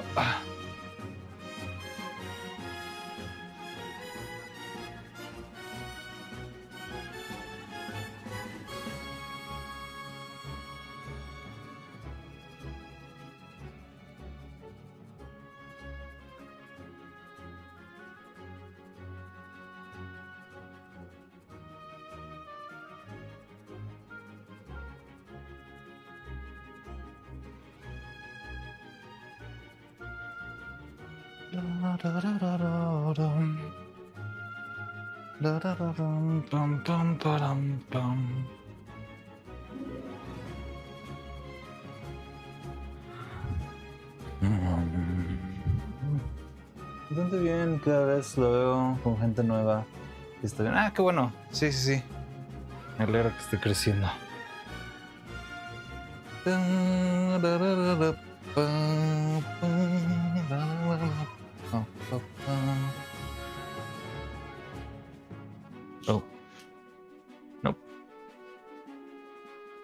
I need another glove.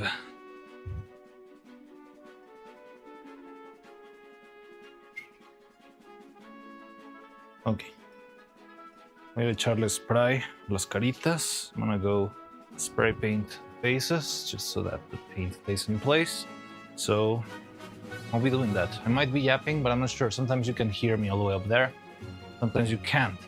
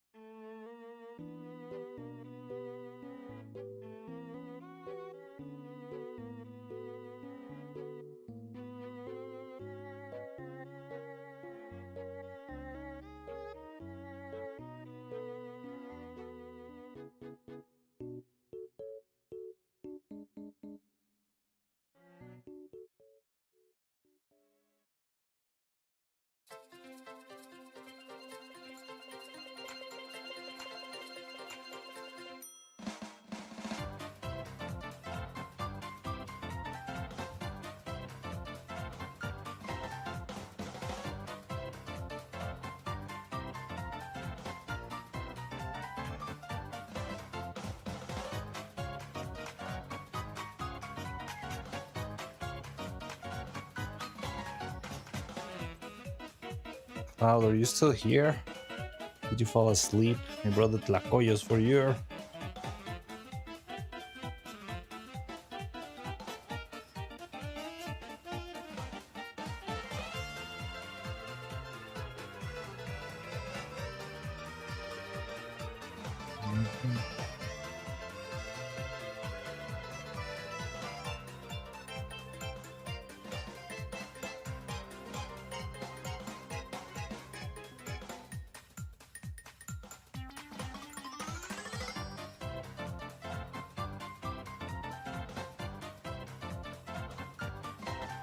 Why is this not sticking? Okay.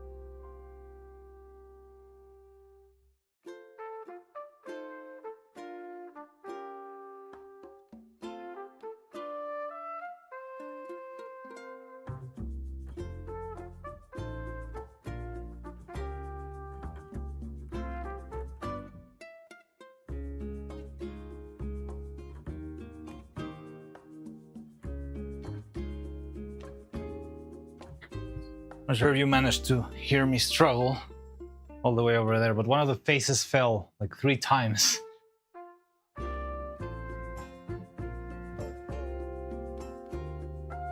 Una pregunta. El can... ¿Cuál de...? Ni sé, la verdad. Uno es como de default de Twitch. No lo he movido. Hats off to you creo que es como... O sea, normalmente creo que está usado para... No sé, si alguien hace algo así como... Pasar algo complicado en el... Silk Song o en cualquier juego. Hats off to you es como... bien hecho, creo. O sea, no vale nada y no hace gran cosa. Todos esos redeems y cosas no lo tengo nada configurado, la verdad. Tengo que ajustarlo.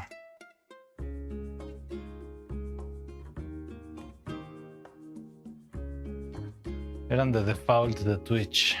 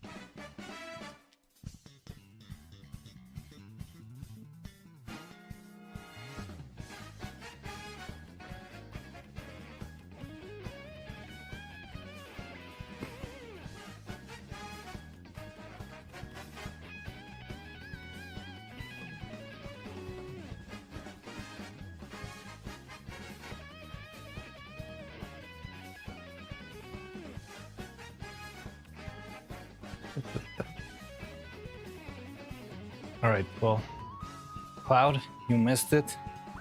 I'm gonna take out the food because I'm not gonna keep it here. It's not a good idea to have food hanging in the middle of the workshop.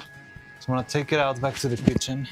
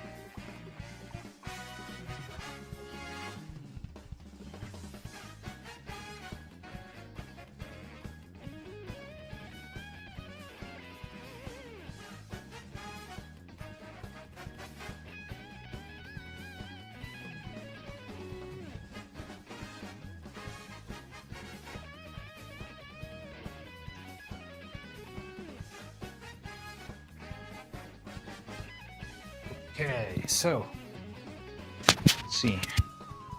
Now that that is done officially, all of the neural faces are done. All they need is their own magnet. That's quick and fairly easy. Now I'm gonna open up the evil faces.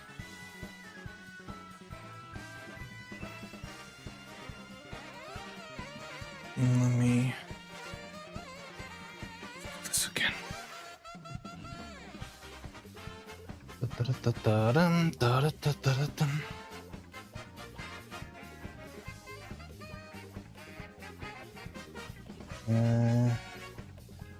Let's do this just so I can move the camera around safely.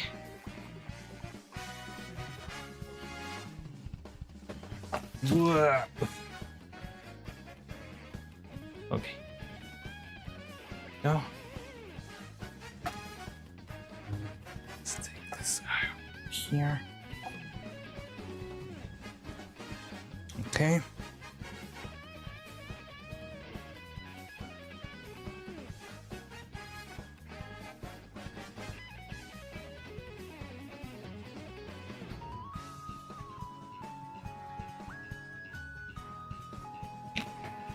All right.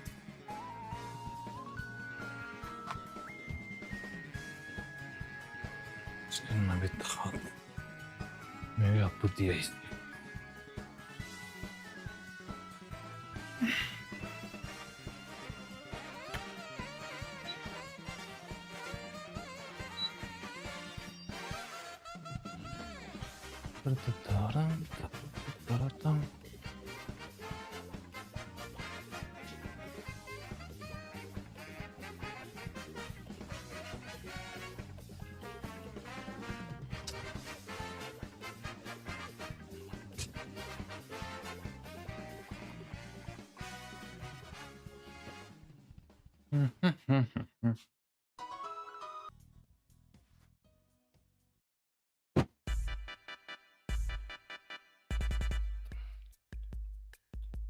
Okay, so this is the mold we were working on before.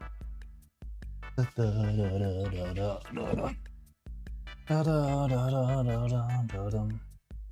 it is. Just made this one this morning. Should be ready.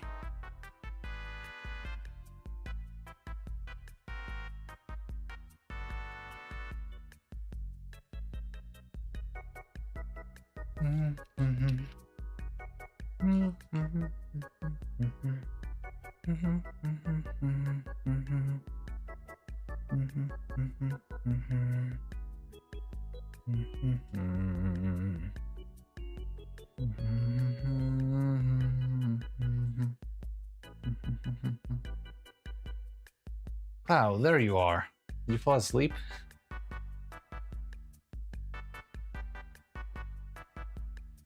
Or were you watching? I don't know, the evil stream ended a while ago, didn't it? I don't know.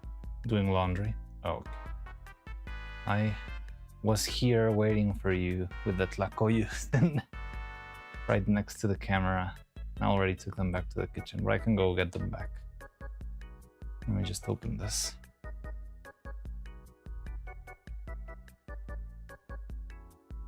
So this is the mold we were working on.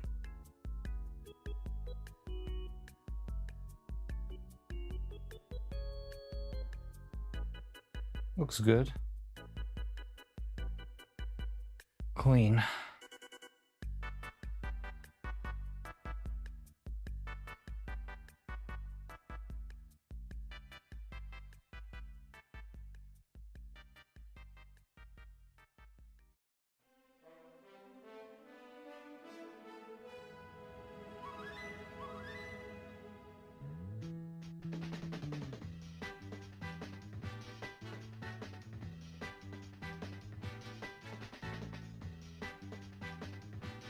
Okay, so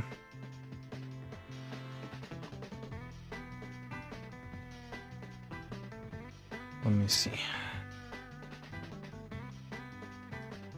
Oh, okay. I'll go get them real quick.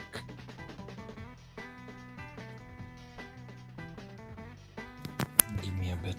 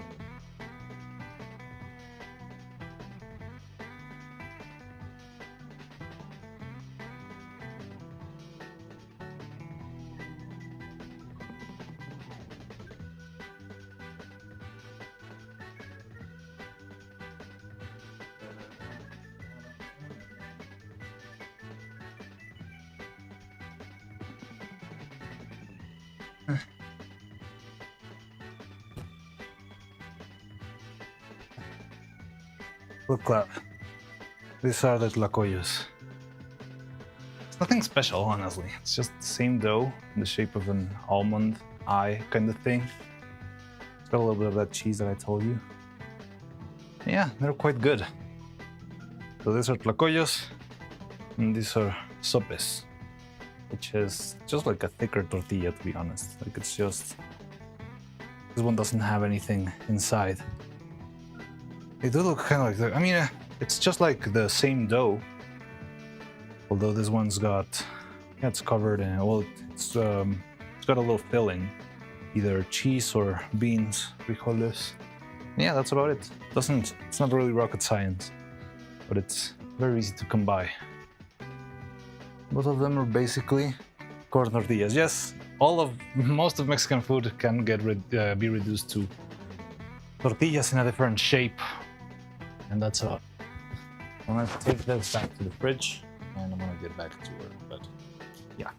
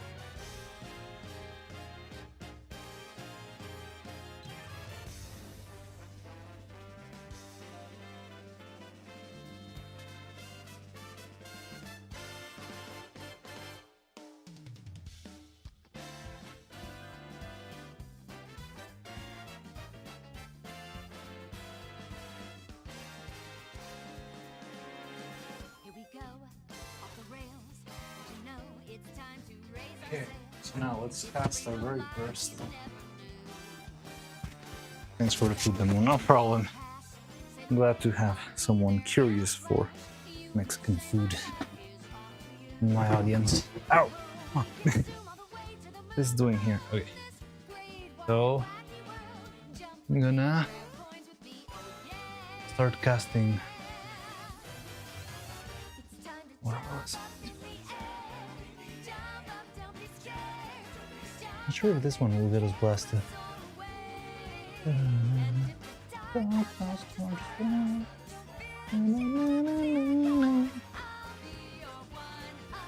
Okay, so let's try and cast our very first evil face.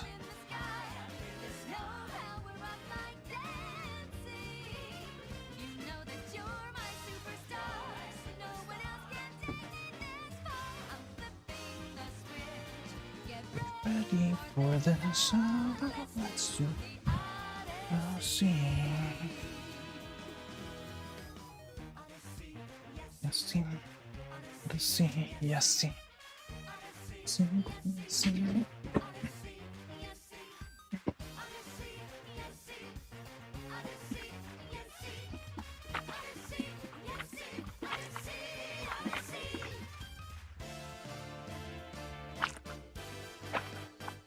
Spin the wheel, take a chance. Every journey starts a new romance. A new world's calling out to you. You turn off the path, find a new addition to the cast. You know that any captain needs a crew. Take it in stride as you move side to side. They're just different points of view. Jump with me, grab coins with me. Oh yeah. Come on, jump up in the air. Jump without a care. Jump up high, you know that I'll be there. And look to find your shore of joy. Don't break it, don't forget. You're still our one. Sure. How much should I shake this? It's been sitting for a bit. Let's take into time. Rhythm is a power shroom. This for Come through that stretch. Now you got the Nashville. Let's do the Odyssey.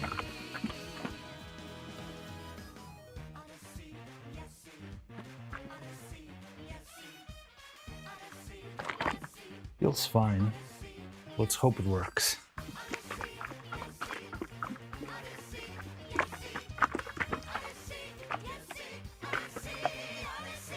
I don't remember how much weight it was, but I've got the answer right here.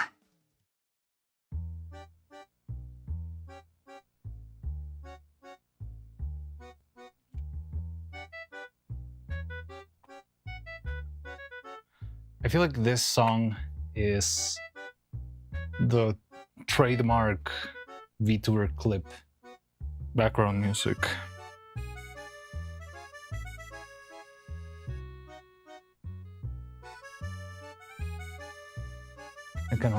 I don't know, I feel like I've heard it a million times. I can almost hear Filian's voice on top of this song. Guys!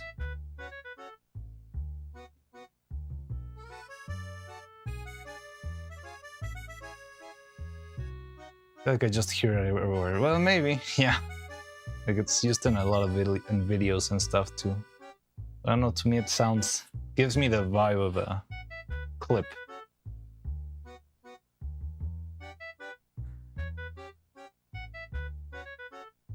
Didn't even the trailer, what was it, the Grey Shadow Legends have that Neuro did, like, caw, caw, I'm a bird, have this song?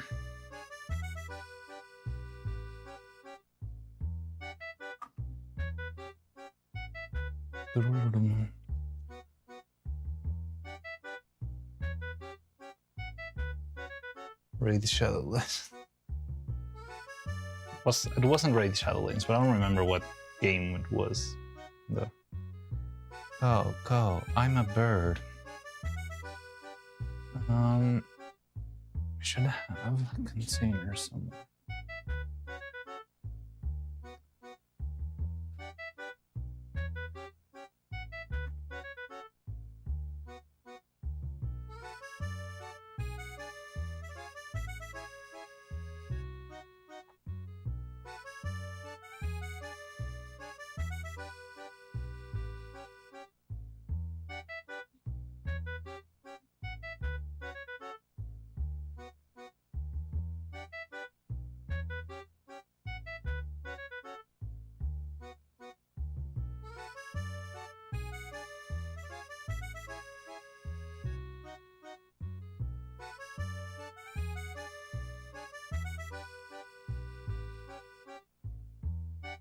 Okay, so 9 would mean 4 props.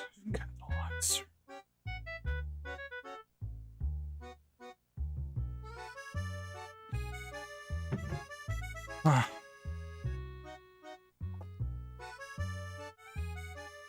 Also, I just found a moonshine post earlier in Twitter while I was eating.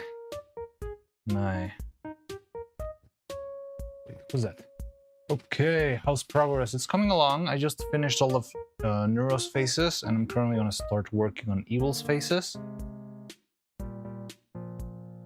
Don't you know Moonshine? You don't know Moonshine? Moonshine's another stop motion animator. He makes like animation with like anime figures. Super cool. I love his work. He's made a lot of Pimkin Pippa animations. And he's been here in the stream a couple of times. Well, not like fully featured as in a collab. He just like randomly appears in chat and we spend a lot of time nerding out about stop motion. But I would love to have a collab with Moonshine at some point. He did suggest that. No, don't worry. I'm not shaming you for not knowing him, but you should check him out. He's got really good stuff. The people who I know that do cool stop motion online are Moonshine, then there's Panzerhat, who also makes like anime figure animations, and then there's Moonshine, Panzerhat, and what's the other name? Hannibal Saikaku is a name in Instagram, but I think in YouTube it's called The Animist, something like that. Wonderful animation. That guy really knows how to animate stuff. Like the quality of the movements and stuff, it's insane. Yeah, that's another really cool animator. Yeah. Yeah, Moonshine is pretty cool.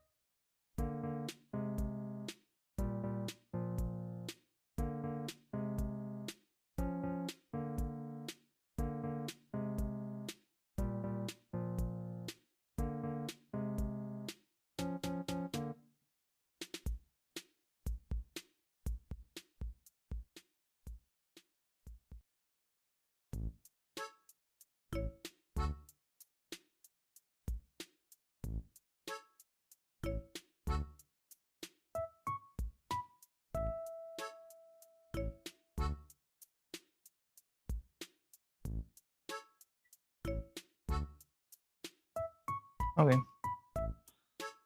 That's gonna take a bit.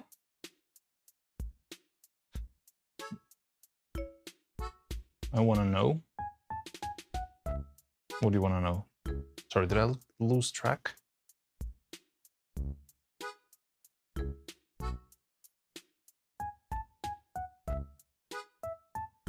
If...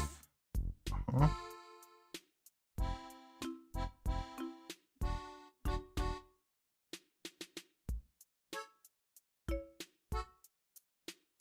You looked at your older animation projects.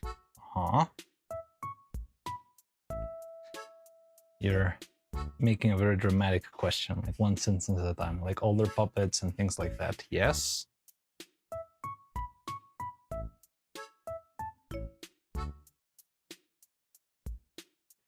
Can you see your own improvements? Definitely. Progress? Yes, of course. I mean, again, like one good example is the Hornet animation.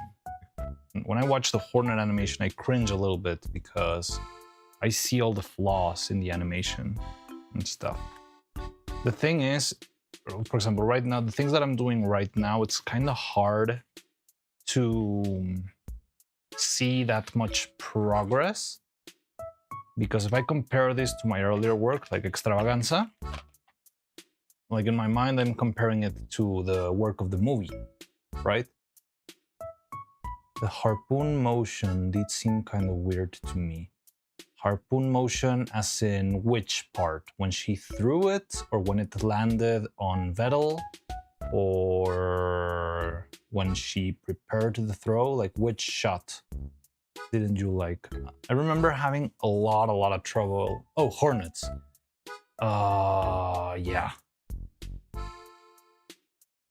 Well, again, like I did that before there was even a trailer of Silk Song, so I kind of winged the process. Well, I sort of got it from how she did it in Evil's Harpoon. Looks fine, I think.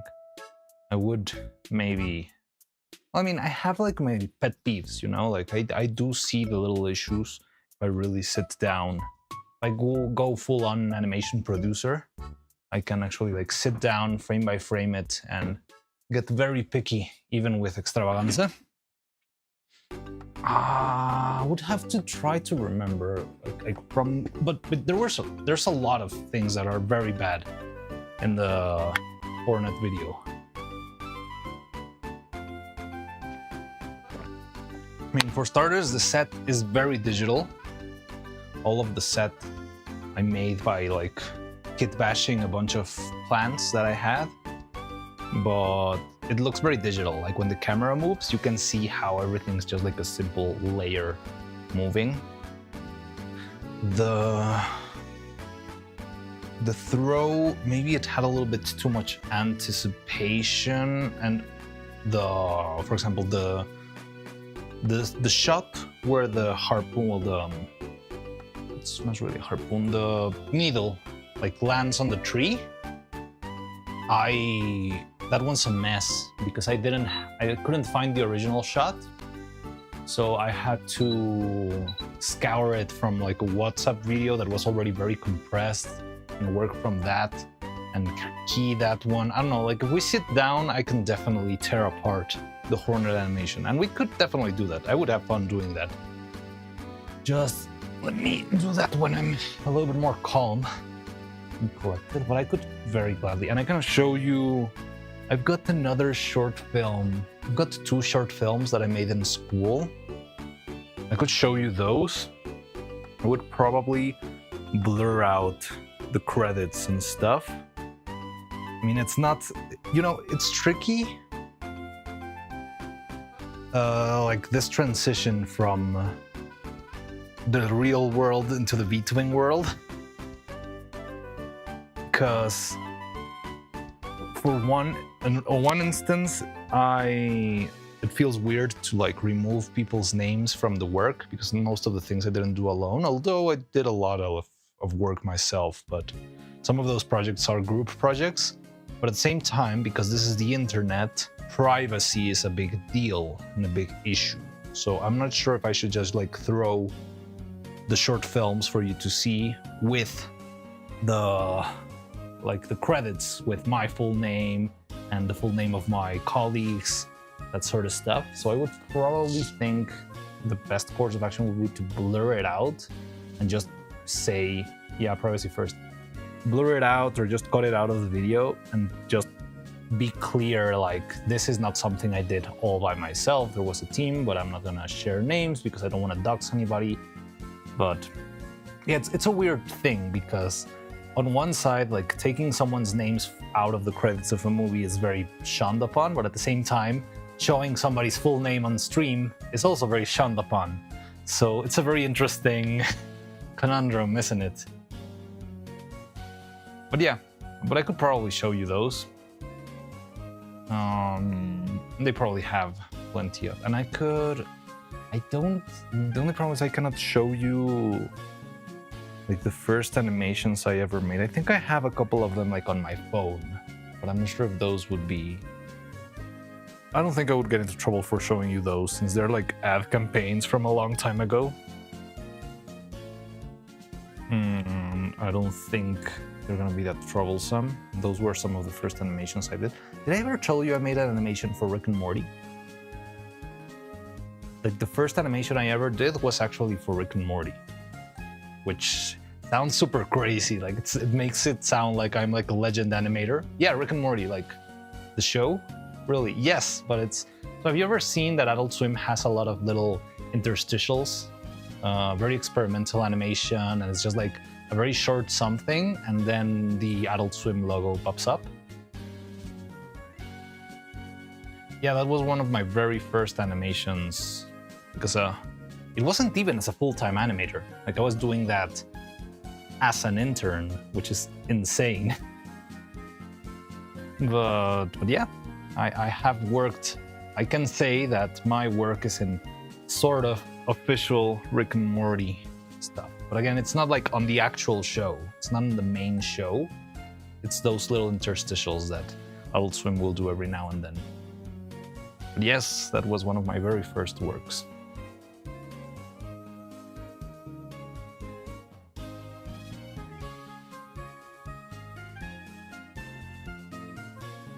I remember being like completely speechless from that. Like, wait, what? I'm gonna be working on Rick and Morty for real? Again, on the interstitial, on the little trailer. And it was a very short thing. Like I animated like a little particle effect kind of thing, but I can show you that. And I think I've told you a story about that. Maybe I didn't say it was Rick and Morty back then, but I told a story about me working on something, and I was animating with salt. So it was animation on top of like a down shooter with powder and salt. And as soon as I finished arranging the frame that I was gonna do, which took a long time, I threw out, there's a chance I just forgot. I don't think I ever said it was Rick and Morty. But yeah, that one we can find online, I believe. So we just have to search it out. I think it's an Instagram. Oh, hydrate. When was that? 16 minutes ago.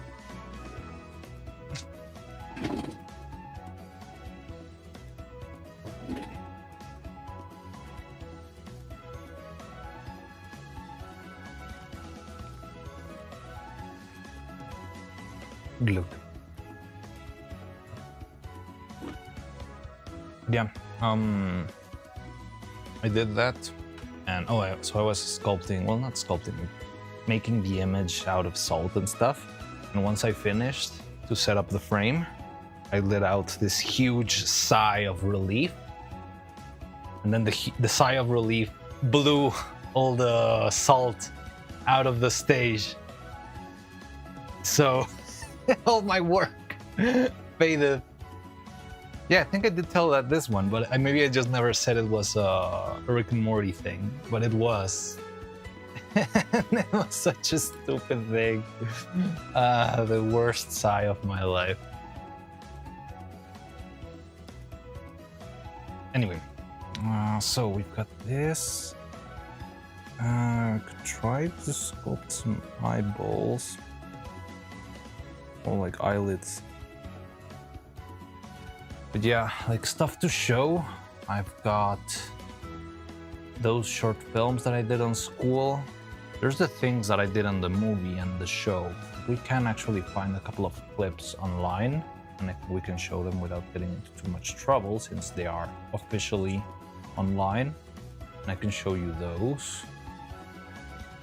The movie is probably going to be trickier because the movie has recently come out. We used to have a lot of those because back when I was on the previous workshop, when I was starting to pick stuff up and stuff, everything started to come out all of a sudden because the trailer to the movie was just releasing, and Women Wearing Shoulder Pads, which is another project that I worked on a very long time ago, started releasing too. And yeah, it was a very interesting experience having like my work of 5 years or more starting to be released all at the same time. On the Rick and Morty thing, maybe. There's a lot of Rick and Morty stop motion clips. And most of them are made by, what's the name of the guy? I always forget the name of the guy. Lee Hardcastle, I believe. Yeah, I think it's Lee Hardcastle. Most of them are made by Lee Hardcastle. Yeah, that one, the ones that I made were not made by Lee Hardcastle.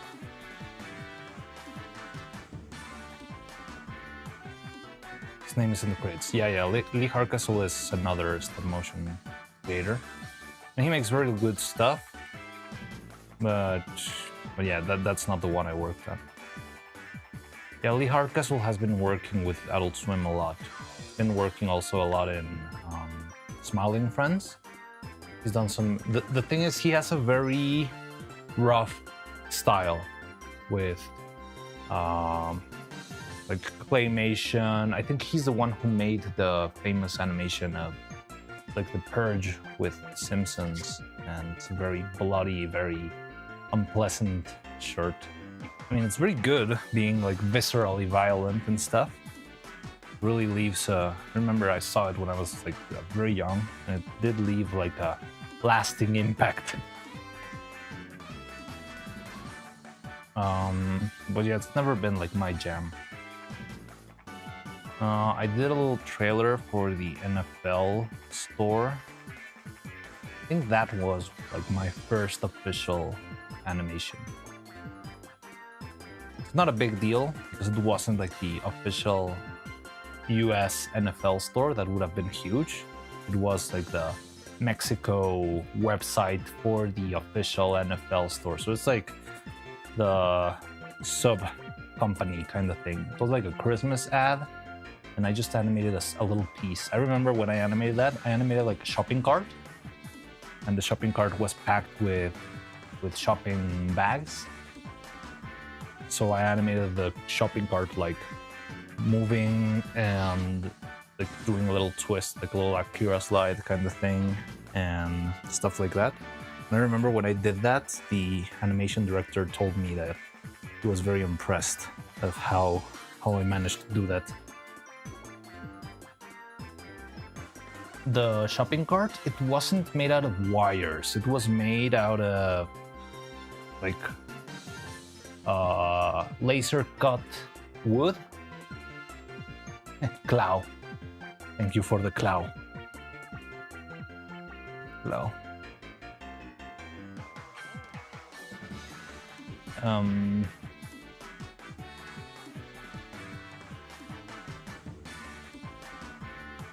But yeah, so the cart was not made of wire itself. It was made with laser cut wood, just like this one.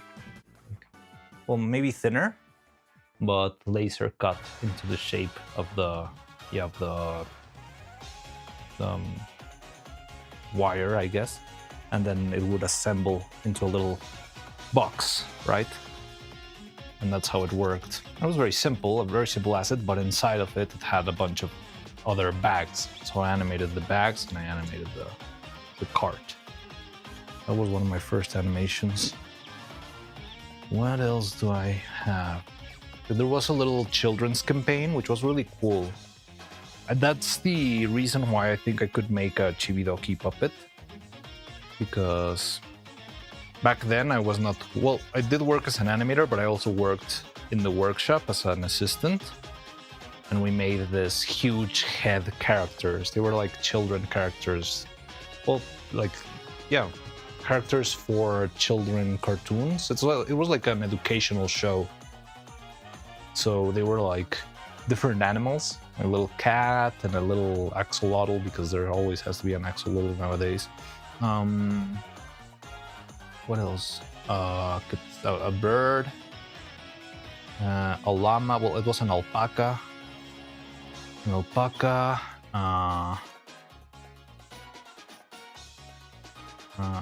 The cat. Jaguar. Yeah, they were like, the body was this big, or the head was this big, and then the body was this big. It was ridiculous.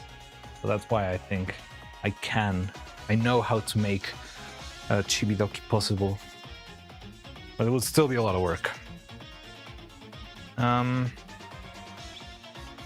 made that one. I made the Rick and Morty ad. Made some, like, you wanna know something? I made some ads for a charity. Well, didn't make it myself. In the place where I used to work, we did some ads for like a charity. And I cannot stress enough. Yeah, Lee Harkesel has made a lot of Rick and Morty videos. And they're pretty cool, honestly. Yeah, it's a different style.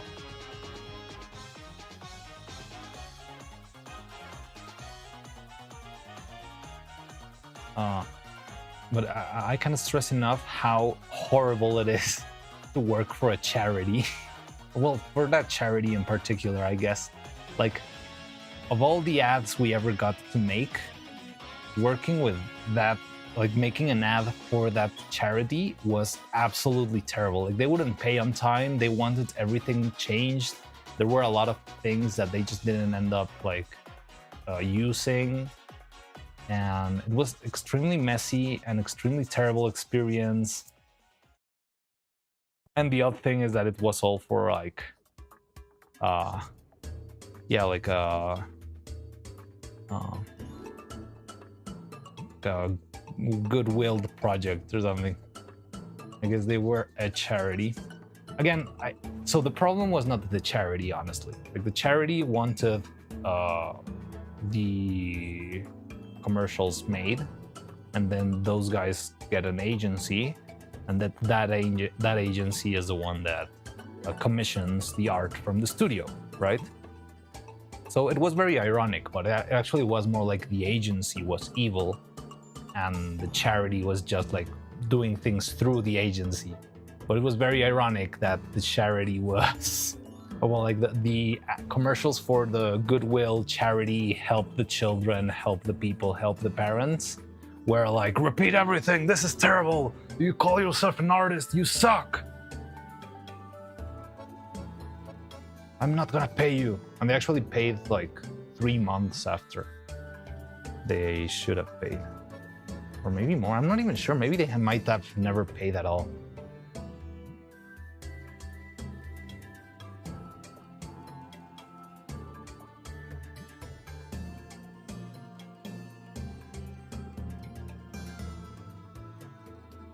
Is that legal? Should I remind you where I live? There is no law in this place. Also, I'm lagging. Refreshing real quick. All right. Got a similas online. All that posted a picture. Okay. Creaks open the door. Tiptoes in, hoping not to get caught being late. Ah, yes, you're late. You promised you'll be back after the stream. What happened? Do you hate me? Am I not enough for you? Just joking. Hello, it's going wizard. We're just talking about my previous work experiences. And I was talking about one time that I was working for. Nathan has an impersonator now. Yeah, looks like the Nathan modus operandi is expanding. Yeah, I was talking about when I used to work in animation. Well, like my first animation jobs. I was telling Cloud that I worked on one of the very first animation jobs I got was for Rick and Morty, which is still insane to believe. Not the actual show, like not the mainline show. Never worked on, yeah, like something you'll watch in one of the episodes, but it was one of those interstitials. Have you ever seen?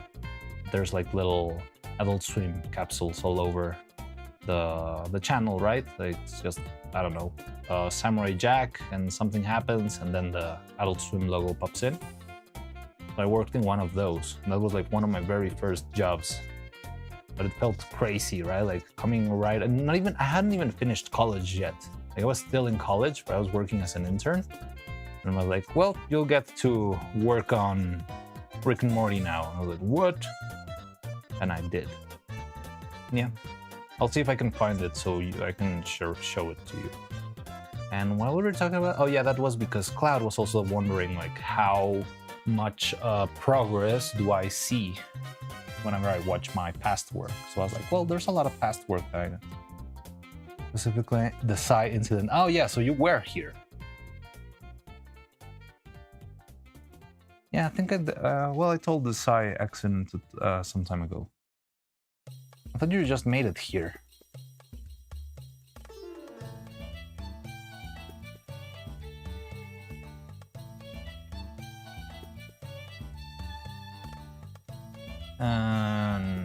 Yeah, there's a couple of short films I worked on. To think, what else have I done?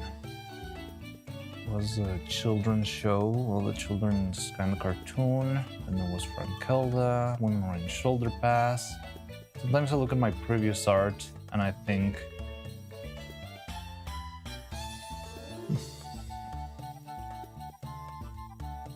am I getting better or am I getting worse? I think I have the feeling that that's something very easy to fall in with, like 2D. Or well, with illustration specifically.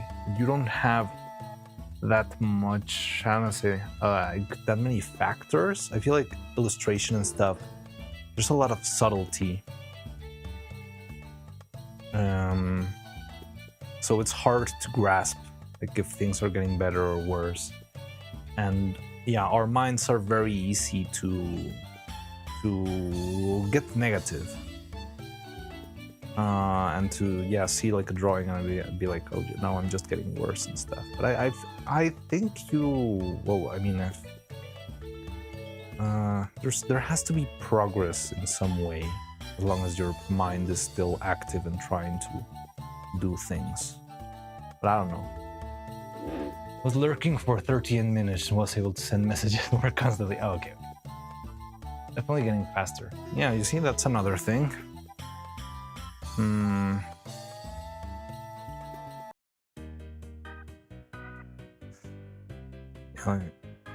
I remember having animation shots that took me super long time. I think they would never take me that long.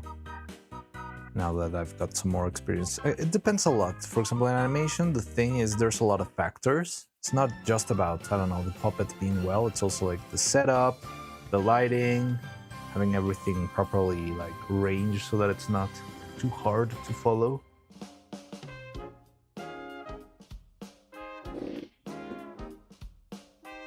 Extracted way too much of the effort I put into my older pieces.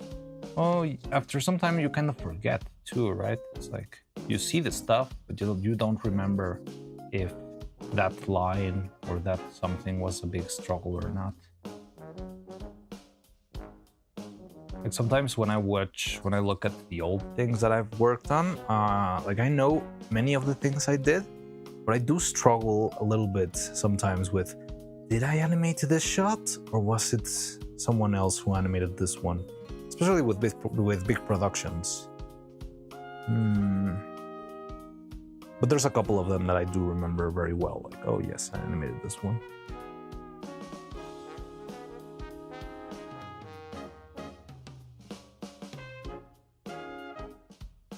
But it's interesting to check your own progress.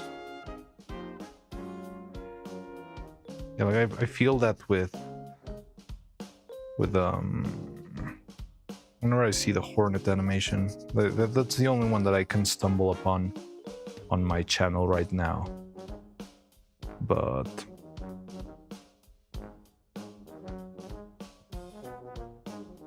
I've got a couple of things there.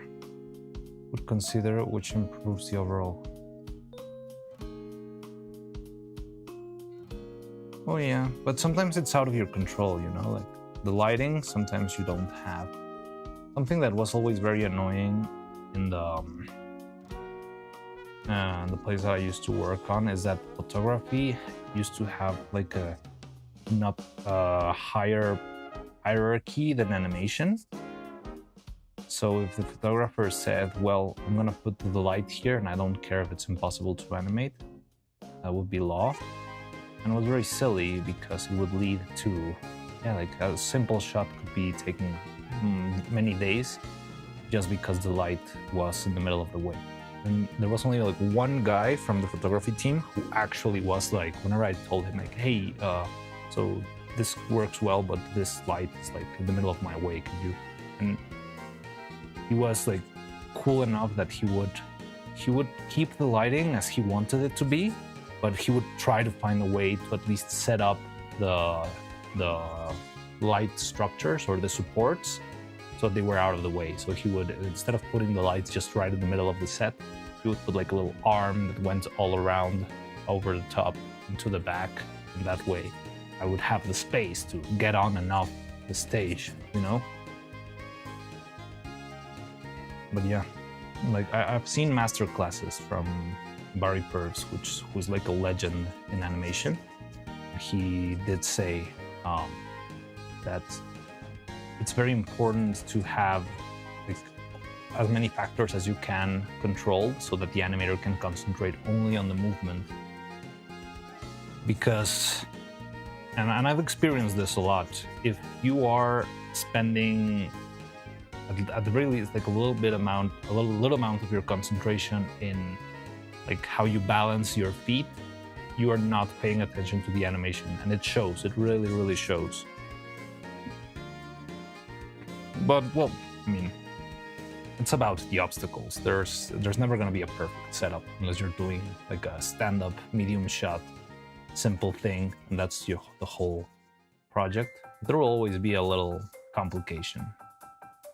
But yeah, that's why I also spend so much time doing this stuff, because I'm trying to reduce all the possible issues in the future. Like I could just grab a bunch of clay and try to make a neuro, but well, for starters, I think I've never actually done claymation, oddly enough. Maybe as a child, but yeah, never Never, since I've been professional animator. But also, well, yeah, I do love the, you know, process of making things, all the details that go into it. I don't know, it's just fun.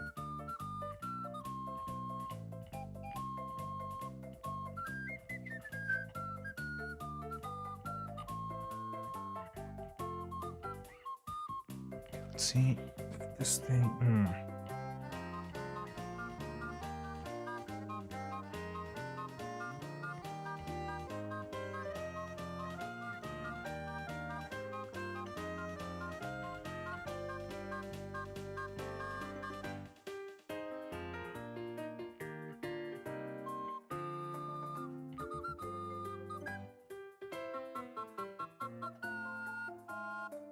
What else did I work on? Trying to remember. There was a charity ads. It was like a very simple cartoon. But I didn't animate on that one. I only worked as a. I was a full intern on that one. I was just making props and stuff. To try an animation again. That would be nice. Like if you want to try animation, either 2D or whatever. I mean, I don't have the tools to like help you, for example, with your drawing and stuff, because I'm not that good of a drawer, of an illustrator, of a 2D artist. But all of the experience that I have. You mean Horn and Nemo were not claymation? No. Well, that's like a big debate. But when I think of claymation, I think of actual clay, you know, like you grab some of this. Like you're animating with this soft putty that you move from one point to the other, right? And I know some people call it claymation, although I think it's kind of flawed. I think it's more like stop frame animation or stop motion animation because you're not really using clay. Hornet is made of silicone, and her face is made out of resin. And take care, Rosie, bye-bye. Blast processing Victor. Hey, you did it. Let's go. So... But yeah, like that's like a very interesting semiotic debate, because yes, I know there's a lot of people who think stop frame animation it's all claymation, and I'm not sure if, honestly, if they're wrong or not. That's more of a semantics kind of thing. But to me, claymation is specifically clay. So all of the assets and all of everything, it's just clay that you're moving around, like. And not quite, because even Wallace and Gromit and Chicken Run, they do have a lot of clay, but they are most of the things are actually made out of silicone or resin and stuff. Like a full-on claymation would be like Lee Harkastle stuff, right? Lee Harkastle actually uses clay for his work. And like Gumby, I think. I've never seen the Gumby ads, honestly, so I don't really know, but I think it's a famous claymation character. But that's more of a yeah, semiotics debate.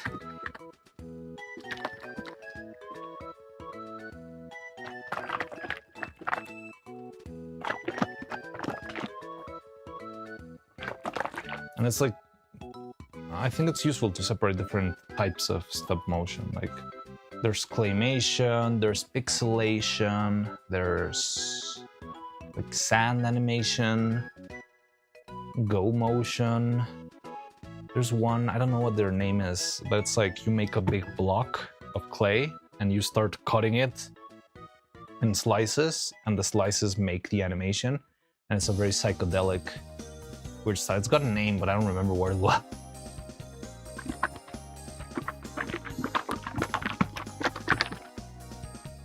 But well, I've never actually sat down and have that conversation with any other like stop motion peer to actually debate if it is or it isn't. But yeah, like whenever I hear claymation, I think clay. And I think it's a craft on its own. Like you do need some sort of like a lot of skill to actually make stuff with clay and have it keep its shape and, you know, work as a story on its own. That's why I feel like it's a craft on its own.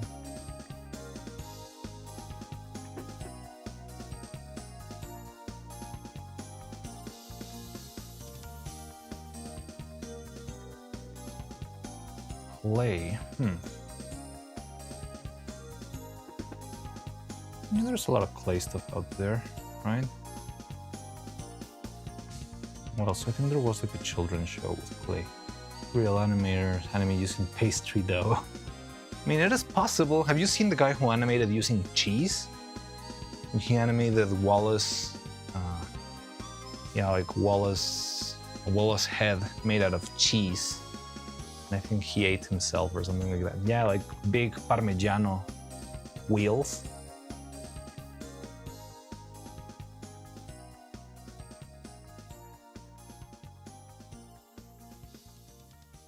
What else can you use for animation? I don't know, all sorts of things. I remember one guy who worked in the movie Isle of Dogs. He animated, like his first animation film was actually made using just kitchenware. And it's very cool animation, honestly. And I don't know, it just came out of nowhere. Like just one day, the guy just snapped and decided to make random like things with his kitchenware out of nowhere, and somehow that led to him getting a job in the Wes Anderson film Isle of Dogs. I don't know, like 5 or 6 years down the line. Crazy stuff.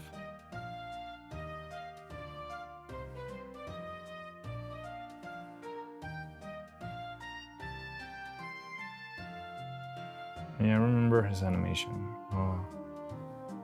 It was a lot like animating, I don't know, this scissors here. Give me a sec. Clean this up.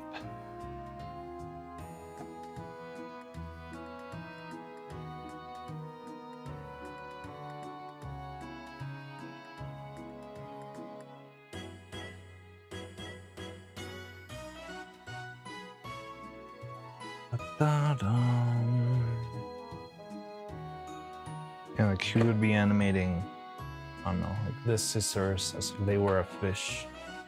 So the scissors would move forward and open, move forward and open a little bit more, and then close down. So the scissors would be like doing this while they swam.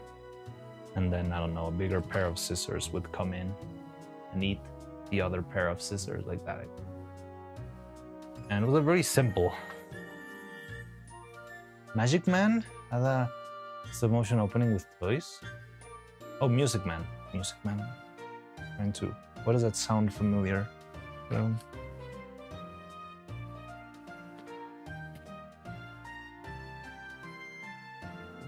were a lot of stop motion openings back in the day. There was like another show in Mexico, like a comedian show that had a stop motion opening. For a second I read Magic Man, and I thought you meant the Magic Man from Adventure Time.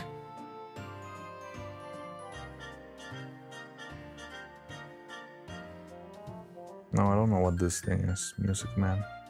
I'm trying to find the picture of the intro, but nope. But that sounds interesting.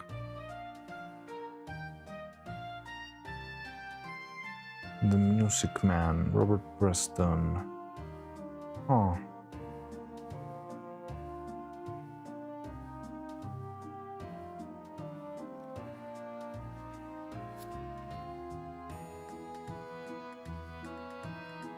For example, when I was young, I didn't realize that Bob the Builder was well, it was like a mixture of stop motion and claymation.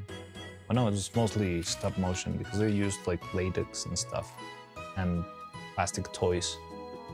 But yeah, Bob the Builder, I had never really thought about it until I was actually working on stop motion. I had never realized, oh yes, they were made with physical things. Oh, you know what's a perfect example of claymation and like one of the top quality claymations out there you'll find? Pingu. Pingu is mwah, wonderful claymation. It's all clay. Well, most of the characters at the very least. The assets might still be a little bit of foam and stuff, but it's very expressive. Like every step that Pingu does, it's like an exchange of a foot into another one so that it grows bigger and then goes smaller. The whole noot face, it's also like a whole thing on its own. It's wonderful. Yeah, the claymation in Pingu it's really outstanding, honestly. Like I never thought about it very seriously when I was a kid. But when I saw it later on, I saw it as in a documentary. And it was like, holy shit, this is incredibly well made. Wow. Like it's still simple, it's childish, but still it is quite something, I'll say. It's a Disney musical film, late. Oh, interesting. Sounds cool. I'll like to check that out, maybe.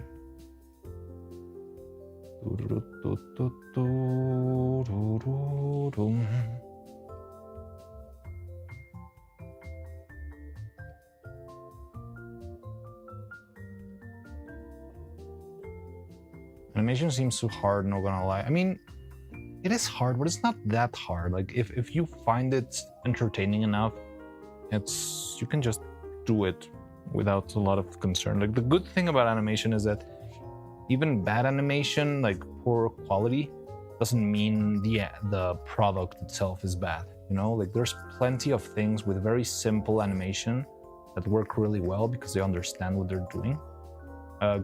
Take a look at Smiling Friends. Like Smiling Friends, it's doing great. But if you check out the first season specifically, because now they have the budget to make very cool things, but before they were intentionally not a very patient person. You see, honestly, I'll tell you a little secret. None of the animators are patient. I remember all of the animators I know, even the animation director that I was just talking about earlier, he was very, he would constantly say how impatient he was. And yeah, like, I don't know, it's like, it does seem like you need patience to do it, but not really. Like a weird trance state. Once you get in there, you just do the thing for the sake of it. But yeah, it's about taking baby steps, not trying to. It's like if you grab a violin and try to play, I don't know, Vivaldi, day one. Vivaldi, well, kind of, right? And instead of like playing first Twinkle Twinkle Little Star and stuff like that. But as long as you're having fun, I think that's what helps you keep going, you know? Like the very first animation I ever made was in high school. It was like a very, very, very poorly drawn running horse. It's kind of like a flow state, yes, but it's very easy to pop out of the flow, especially in stop motion. It's very easy to pop out of the flow state because you tripped in a wire, because... Is that attainable? I think it is. I mean, yeah, it might be a little bit of a myth if you are looking for a perfect flow state and galaxy brain and the frames start flowing around you and you can see the animation lines in your mind. But it's something similar.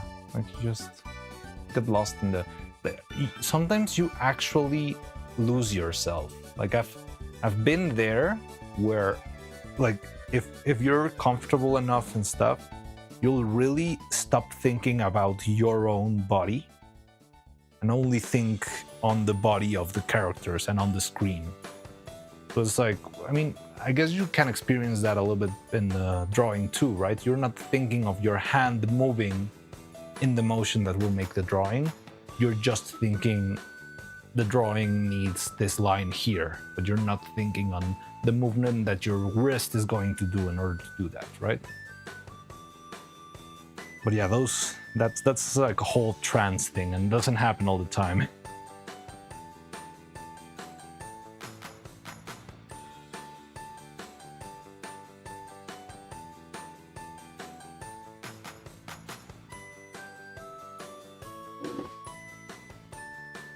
Well, it looks really good.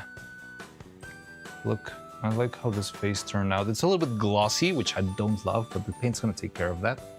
But I don't see the edge of the eyelids, which is cool.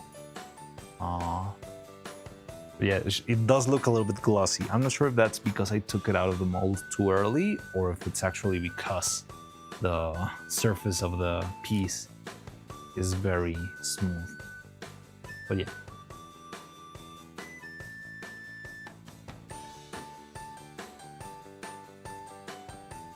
Being present in the moment. I don't know, like it's something beyond that. It's like being absent in the moment, like crazy things. It's a little bit surreal, really not thinking in your... Well, the thing is, in this sort of stuff, you are aware of your body, because one step in the wrong direction, you could bump into the camera, you could drop a piece of the puppet, or bump into a light, and all of that stuff can be a problem for a while. But when things line up properly, yeah, you can get fully lost and just stay in the mind of the character itself. It's crazy. Get to Polish State, I sometimes get while playing games or on the piano. Exactly. It's not impossible, but also I don't think it should be glorified as much as like self-help books do or something. I don't know. I feel like it's very easy to fall into a trap. I always feel like they're written in a sort of way that it's like, if you're not achieving perfect flow state, you're not being optimal, and you are being a waste and that sort of stuff. But yeah, at the same time, that kind of sucks. Like, not always it's gonna be the perfect flow state, and not always you'll be like perfectly focused. And that doesn't mean it's bad. But yeah, spending a couple of days learning to master something is the first step towards actually getting into that flow whatever state.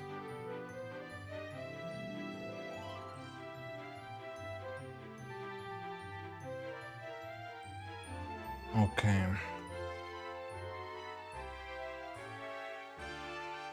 Top viewers at blobblah.com. Wow, I thought I got rid of you.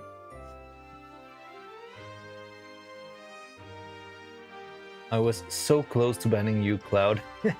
Like, I was just pressing onto the bot, but you sent a message, so you pushed the message right up. So I was like 1 pixel away from banning you. Ban Cloud. Die bot, bonk. Ah.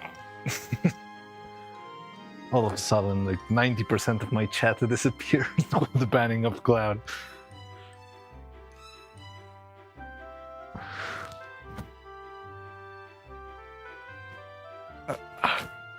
Okay. We got the second one.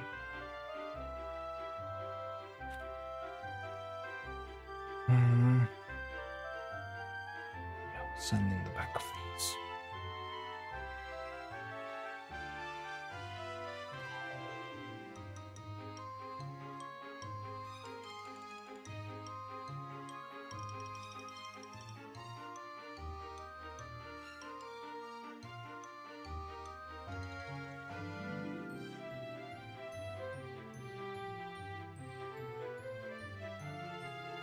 I'm so annoyed at the imprecision of the figure.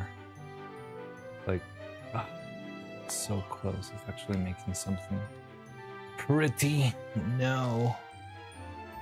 But God said.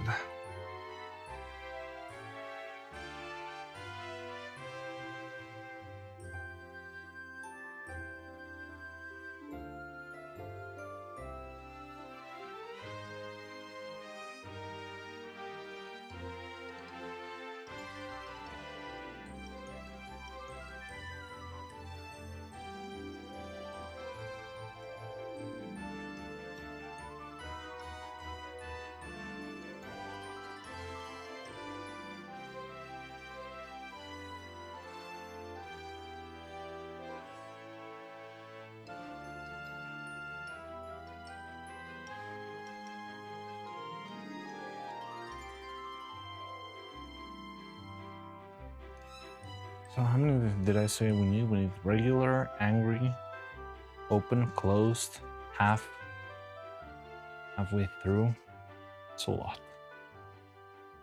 I mean, I made plenty of these faces, but still.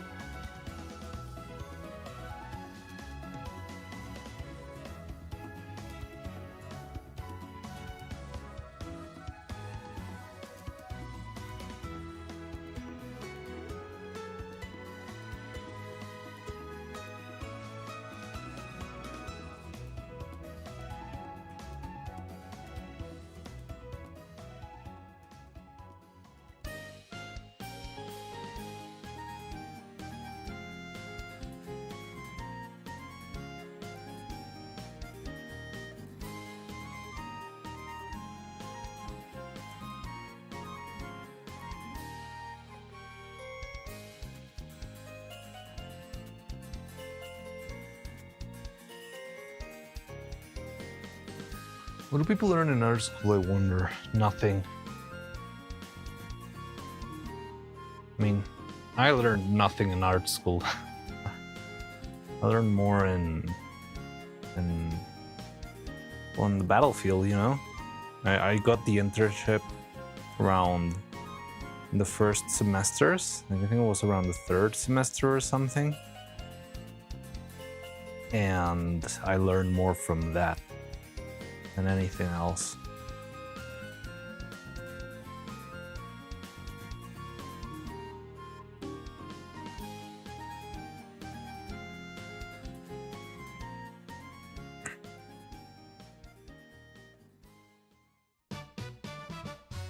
Well, the thing is, the problem with art schools, unless you're actually studying like fine arts, where they are very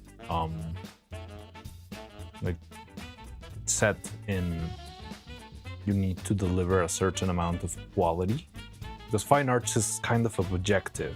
But when you're studying art in general, I feel like there's a big sinkhole of people who will just say like, oh, well, the thing is, it's not ugly, it's my style, so you have to respect it. And it's like, okay, you got a passing grade, even though you just drew everything in a napkin 5 minutes before delivery.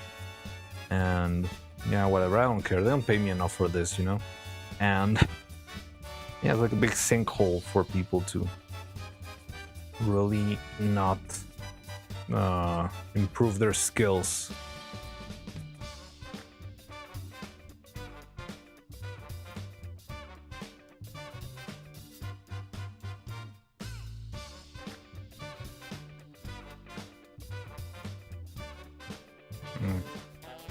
A lot of people that I know really never delivered something like meaningful or yeah, like good. Tapes a banana to the wall. It's art. Well, that's a whole other thing, but I feel like that sort of conceptual contemporary art is like a whole other kind of worms, which honestly, to me, it feels like most of that world is more defined by basically flexing and money laundry and stuff like that. Like at some point, one artist a long time ago decided, I'm gonna take a urinal and say it is art. And that's gonna be so funny because I'm gonna be making fun of all of the millionaires who buy art, because I'm gonna be calling them stupid idiots who only buy urinals. And he did that, and he made the urinal as an artistic presentation. And then one millionaire saw that and said, you know what, I'm gonna double down and I'm gonna buy the freaking urinal for $100,000 million, and I'm still gonna have another 100,000 or more million dollars to spend.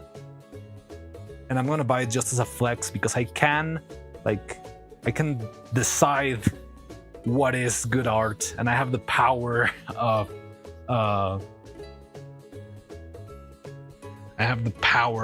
to transform the artistic perception of the world in perpetuity, and I'm still gonna have enough money to keep living. So yes, you're trying to make fun of me, you silly artist, but I am gonna make fun of you by giving you $1 million. And it's like a big ego contest that led into the contemporary world of art, which is weird. It's very, very weird. And I do see some sort of value on it. Like, I'm not gonna tell you that I hate Man Ray's work, for example, which is very abstract, very weird, but yeah,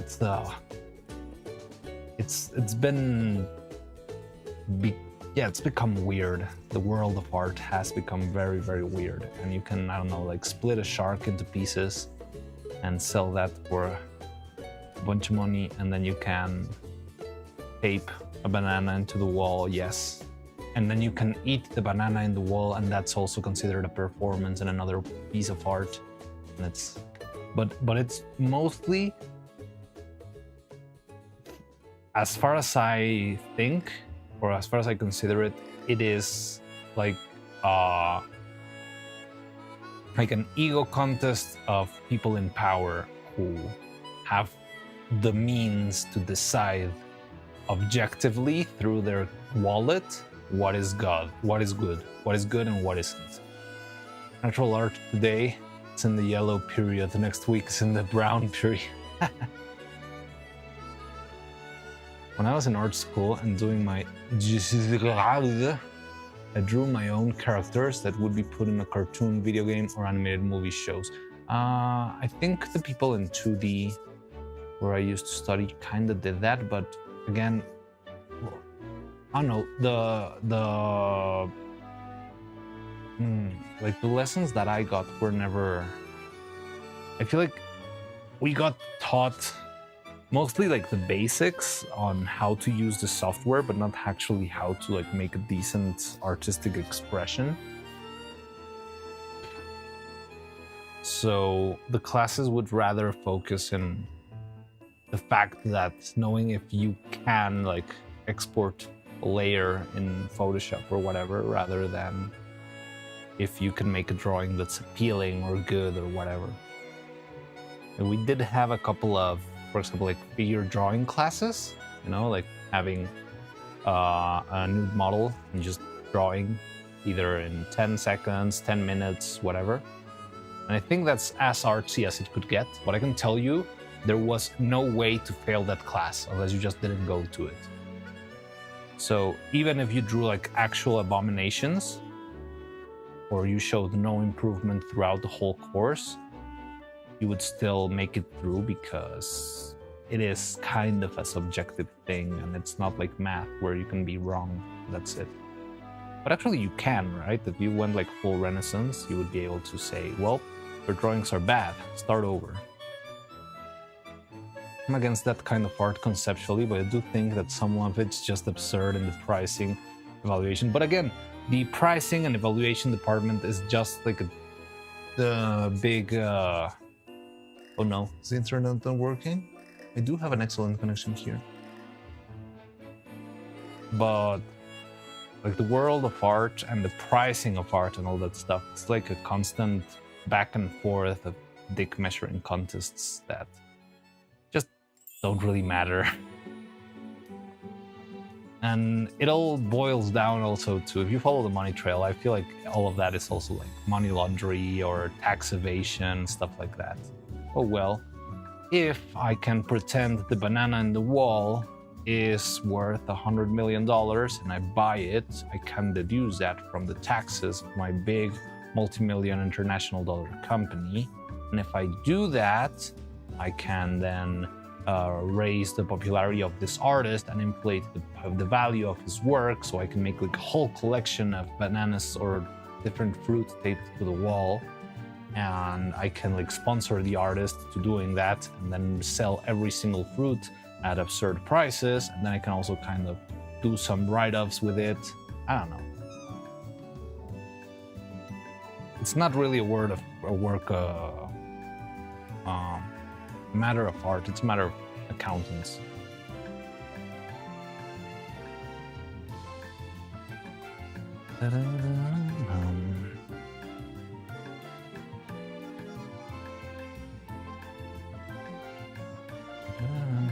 I think we lost Cloud.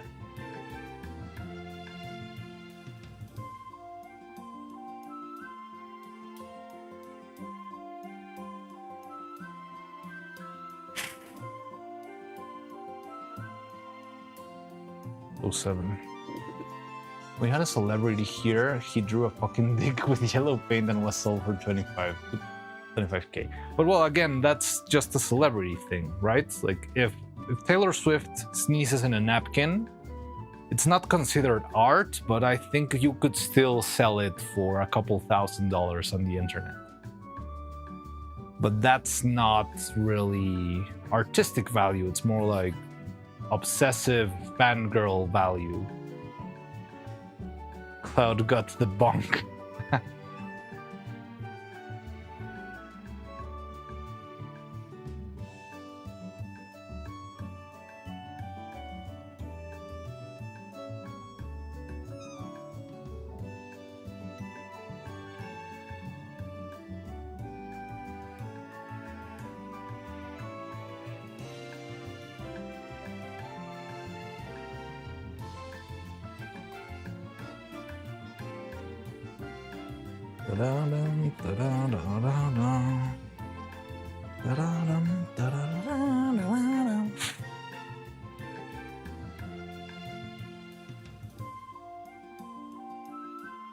Okay, this is a disgrace. This is a disgrace. What the? How did I do this? How did I manage to make some of these so terrible?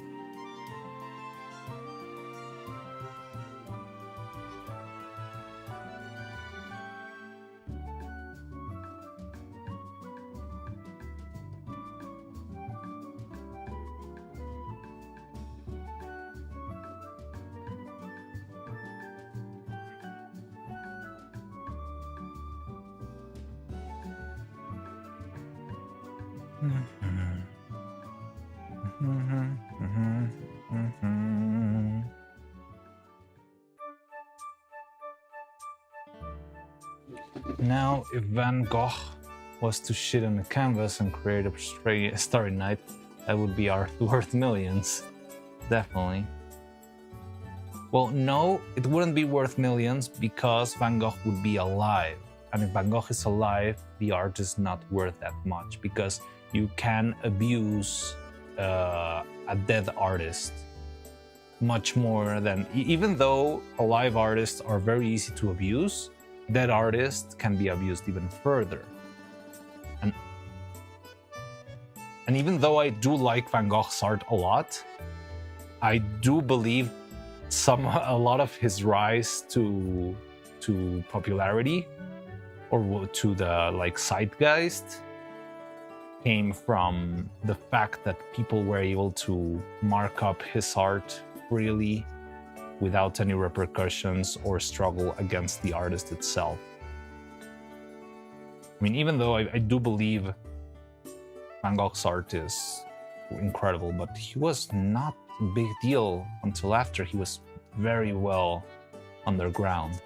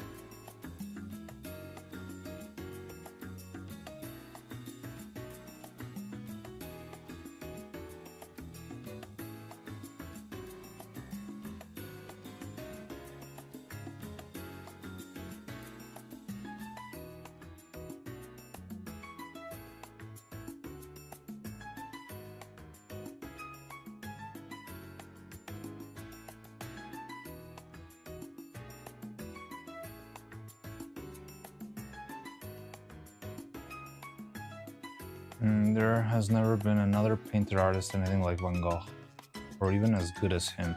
It's insane, like the capacity of abstraction. Like I mean, it's people say that it came from like mental illness and stuff. But I think it goes a little bit beyond that. But yeah, like the art of behind his work and the style, it's just incredible. But again, it was never looked up. It was never looked. It never. How I say this? Like when he was alive, it wasn't really taken into account, right? It was after his death that it started to gain popularity. But yeah, I don't know. Van Gogh is really something else. Have you ever seen the crabs painting? Van Gogh. I don't know why the crabs are less popular than the sunflowers, for example. Starry Night maybe, but the crabs are amazing and nobody knows of the crabs painting. The painting I was talking, I shared on Discord, Dick. Can I show that on stream? I don't think I can show that on stream. Even if it's like a super silly, goofy Pinot.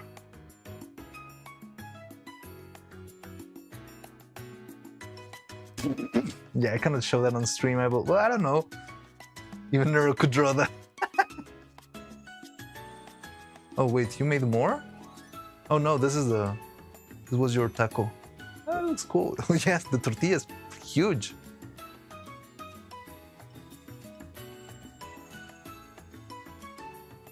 Yeah, I mean, it's a very simple thing, but I'm not gonna risk it. So you can go to the Discord if you want to see the big PP.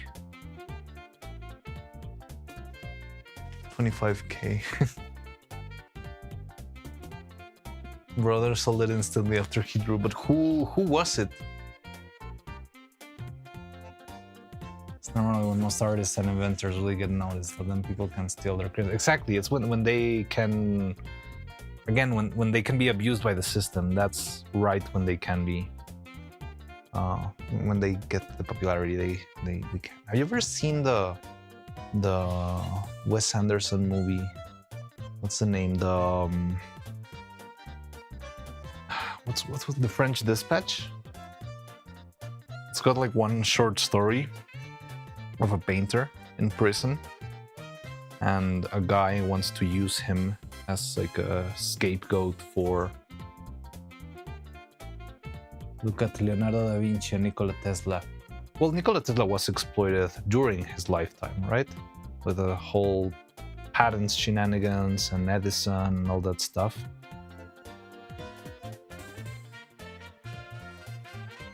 The problem with Tesla is that he didn't have the public presence. But the guy was like an insane mind, and it's very sad that just because he wasn't like I don't know, like what's the word? It's the word everyone uses all the time. How can I forget it?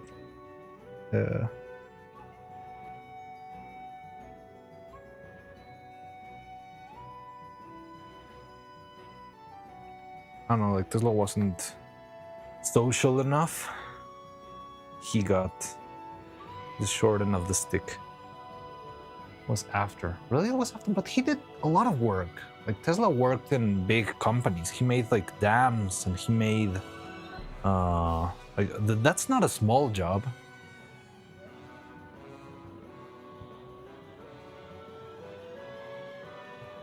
He worked for the World Fair. I don't remember when or how. In Germany? I don't remember.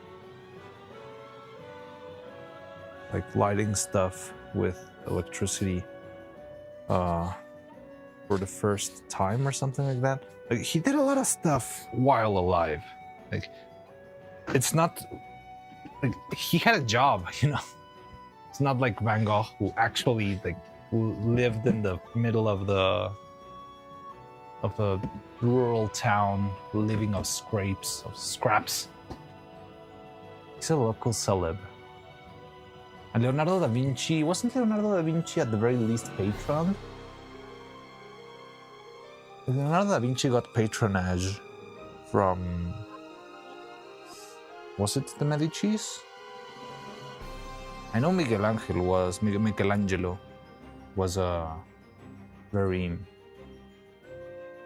but again, like I think Van Gogh had it a lot worse than Tesla and Leonardo.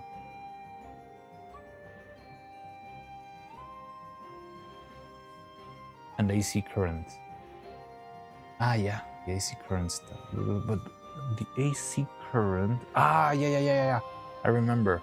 There was like a big campaign. The thing is, the AC current had a lot of like slander campaigns, right? Like Edison, the Edison company kept saying that AC was dangerous because it represented a risk or something, just because they have all the infrastructure to keep the things running with, what was it, DC?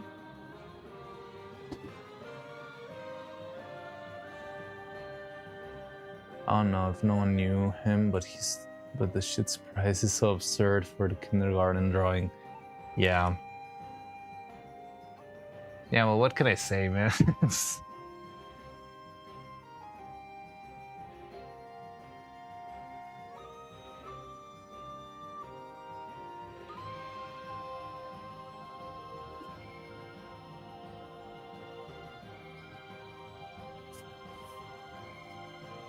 Da-da-da-dum.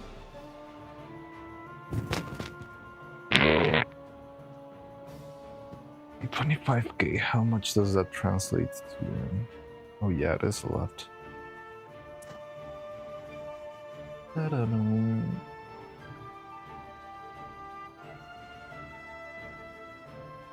Did someone? No, it's my chair.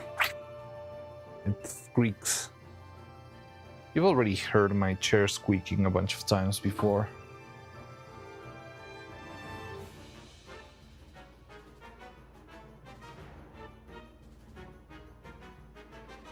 Oh wait, they can cast another one.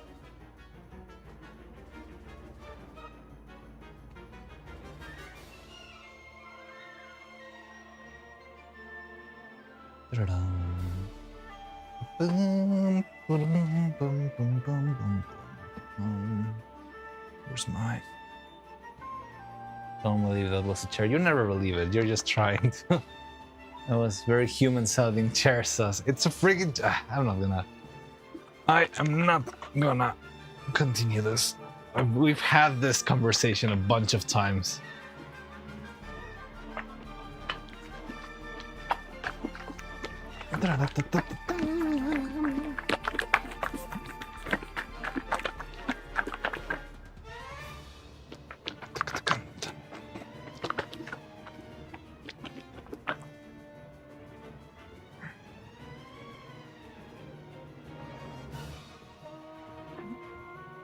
How did you hear me this?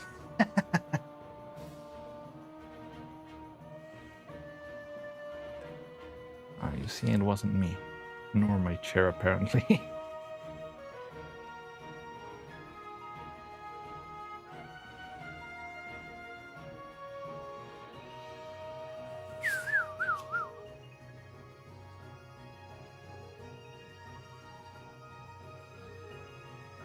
That was really loud.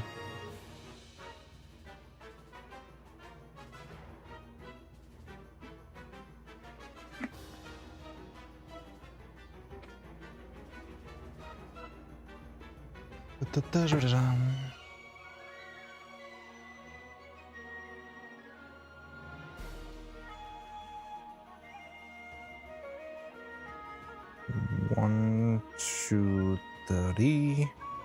Yeah, 4 minutes. He planted a microphone in his room.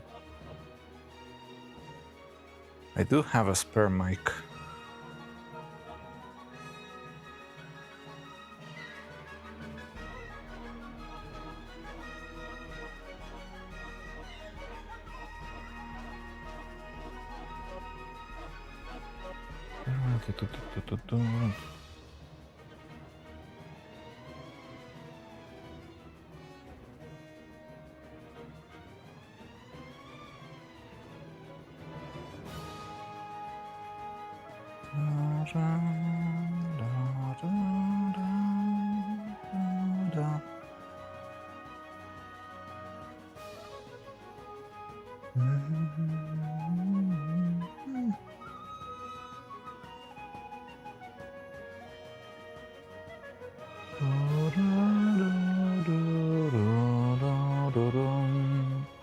No, it's too little. Ah.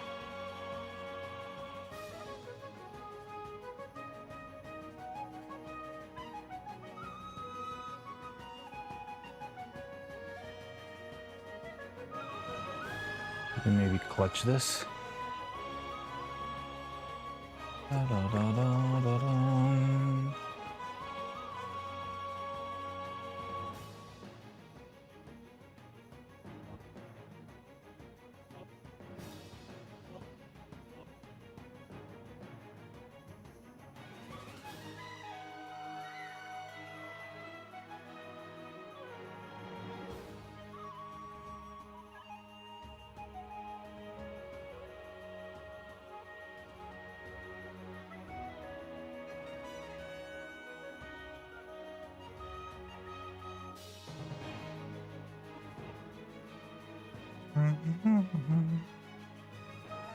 Okay, well, let's hope for the best here. It's a little bit iffy.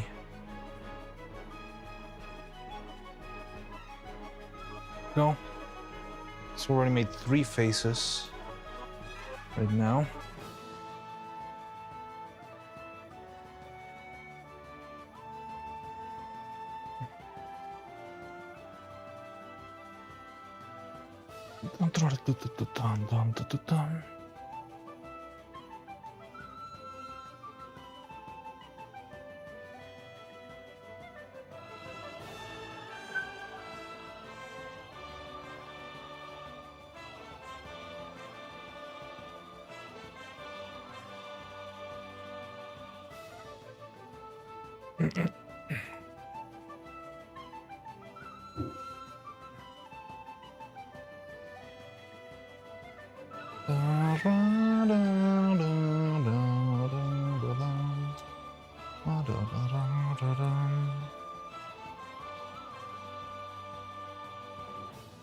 I should hydrate.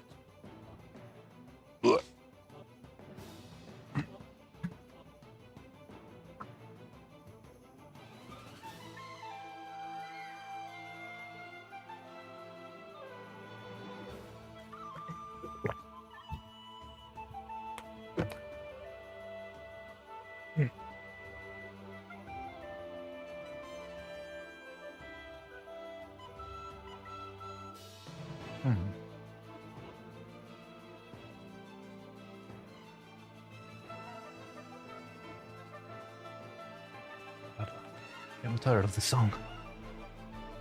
It's this 10-hour version. Oh, it's about to end anyway. What do we listen? Oh, Silk Song, why? Why did you betray me?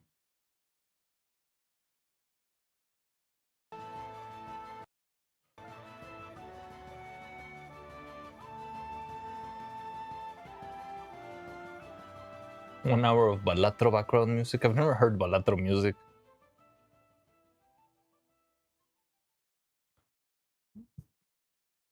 Sure, why not?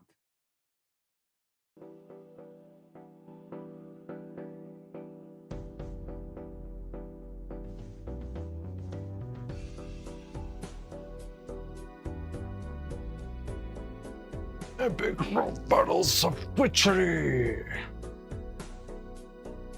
Mariano's workshop. Mariachi rap battle.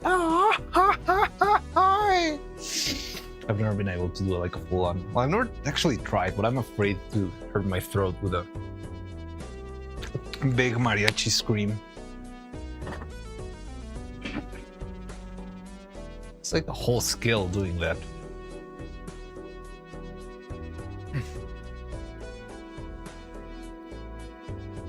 What's up, Crow?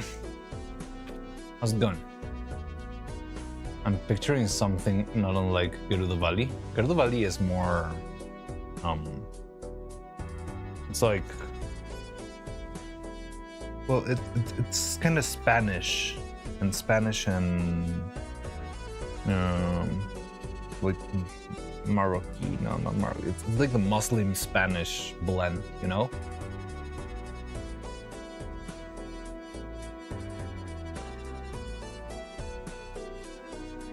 Spanish, but not mariachi.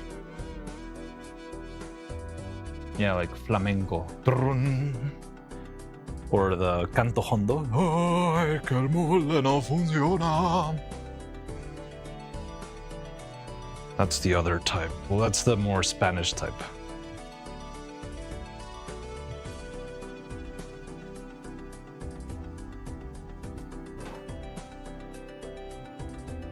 Is there Spanish opera? I guess. Ah, yeah, the claps. And the tapping. What is it? Tablao. Tablao. I'm not sure if there's Spanish opera.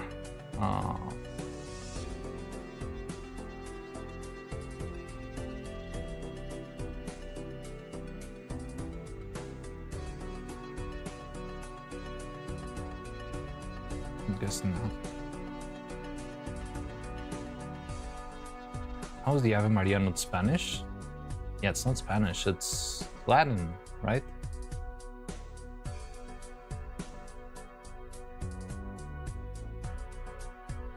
It's the root of all Spanish, but it is not Spanish. All religious stuff used to be all in Latin before.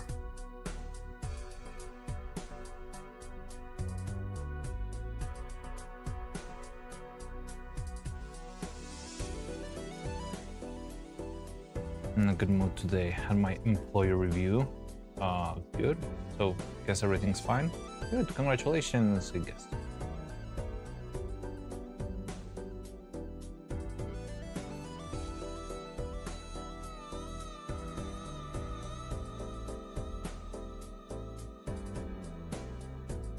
Sounds so. He said he had plans. Ooh, plans.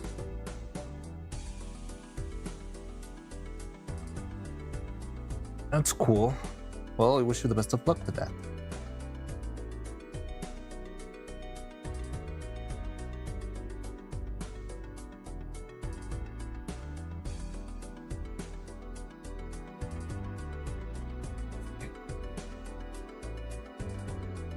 I really discourage anyone to use freaking polyester resin.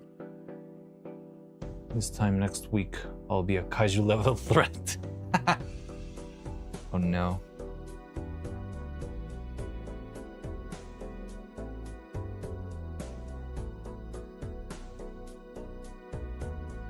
Beware. Husk is evolving. Name change was just the first step of his master plan. Becoming, I don't know, full-fledged VTuber. Plan? That's the secret captain. I never have a plan. Now, where was it not having a plan? Oh, it was from Parasite, right? The plan is never having a plan.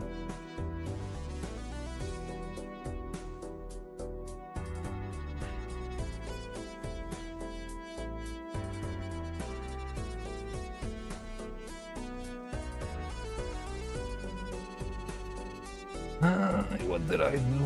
I'm regretting my previous life choices right now. Look at this thing. Look at... it's so horrible.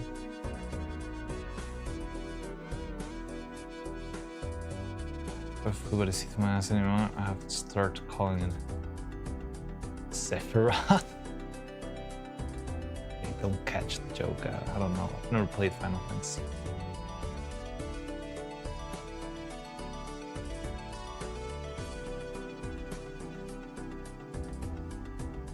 One Winged Angel? I know the song.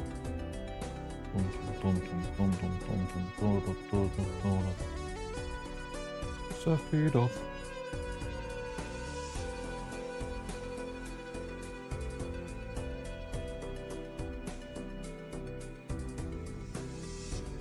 Boa.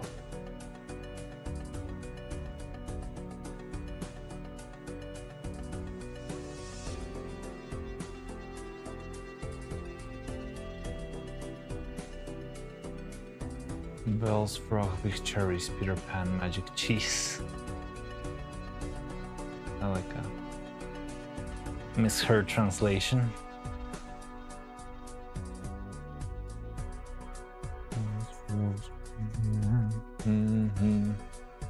Yeah, I miss hearing the bells, frog, big cherries, Peter Pan, magic cheese, Sephiroth. I don't know the lyrics to that one. I know the lyrics to the Smash Bros. Brawl theme in Latin. Audi famam ilius etius escoses rio tet patria servait. Audi famam ilius something else, I don't remember. I know the main theme is Audi famam ilius. Audi famam ilius. Audi famam ilius. Speres omnibus mi quaquam, terror omnibus mi quaquam.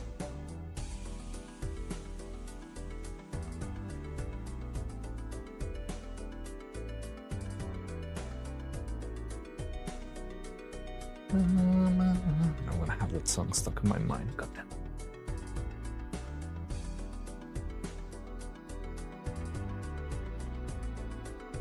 But yeah, I really discourage you for use. I really discourage the use of polyester resin in silicone molds. It is not pleasant. Leads to a lot of sanding, pointless sanding. Well, that's what you get when your resin starts hating you. We deserve this.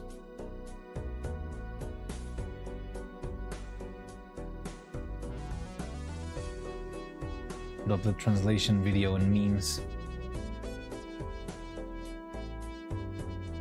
I'm not sure if the Sephiroth theme will get us blasted or not. Never tried. One Winged Angel, Latin and English translation. Oh, okay, but it's the actual translation. I thought it was like the misheard translation of the misheard translation of berries, cheese, whatever you were saying.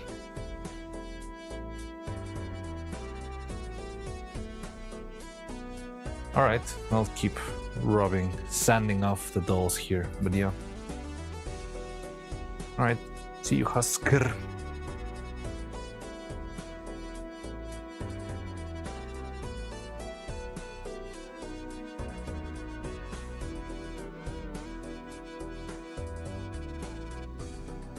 It just struck me. Only got those from a comment. Wait, what?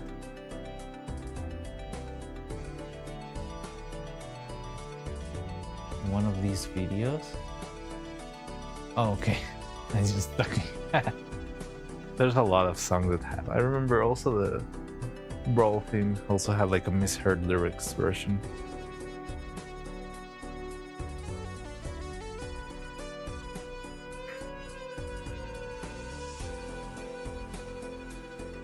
Yeah, polyester is not your friend. I don't know. There has to be a way to make this work. I guess if I was just making a single cast. No, you know what it works for? Stuff that's not this precise. If I was just making like random props, like ducks or I don't know, harpoons, stuff like that. I don't need mathematical precision for one piece to fit into the other.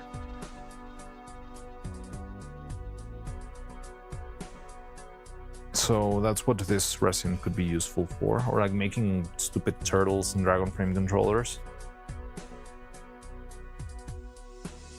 Which I should probably make more of those, or else it's gonna be like the resin's gonna run dry. He's back. Yay! Did the internet work finally? Hello, Cloud. How you been?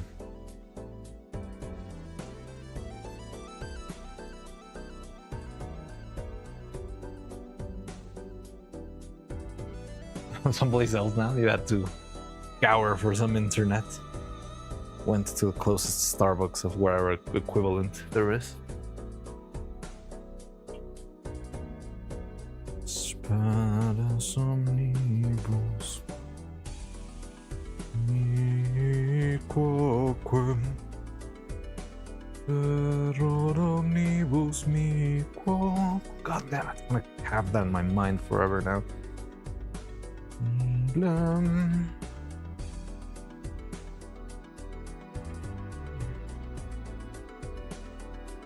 It's time for my daily favor. Okay. What does that mean? Oh, the one for your friend or something? You did say you had a favor to do to your friend or something. Here at Sephiroth. Sephiroth.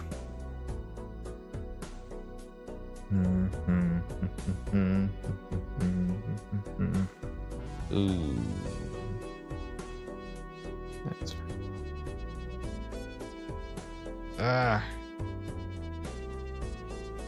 it's not the no. I don't know if this is okay or not. Hey, the greets. Welcome. Hi, how are you?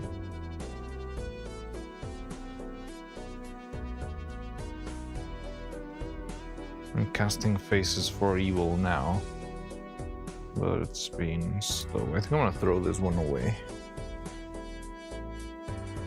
Yeah. Yeah. Yeah. So it's gonna be trash. Which sucks, because that means I'm down one for today.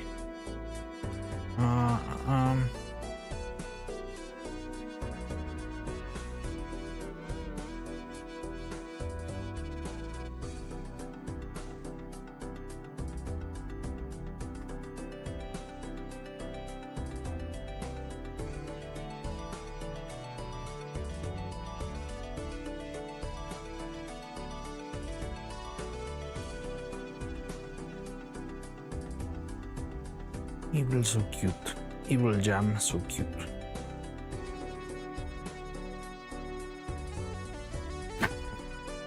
Oh. So did anything else happen in Evil's stream? I remember she was having sleepy moments and she went to play. What was it? Well, she started trying to play Minecraft, but she failed miserably. And then she went into Buckshot. And that's about it.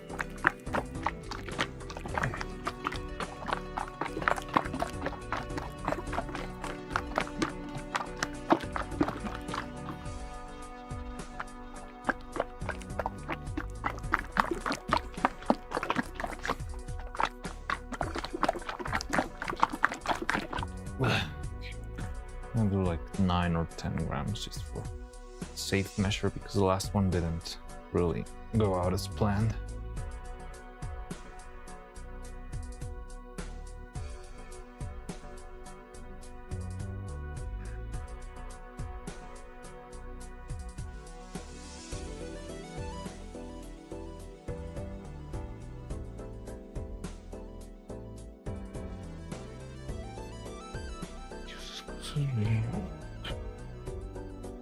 Potrejam survive. Ладно.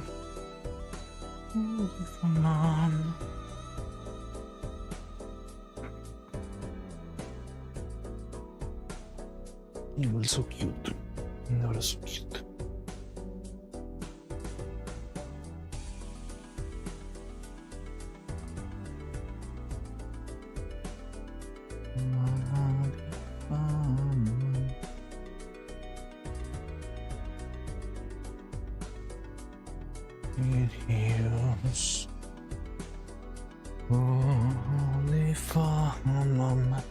Let's chill stream called Wordle.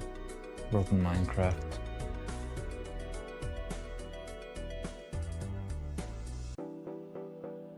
Boring buckshot. I mean, buckshot is boring if you're playing it alone, right? It's kind of pointless. The fun part of buckshot is shooting your friends or shooting yourself in front of your friends.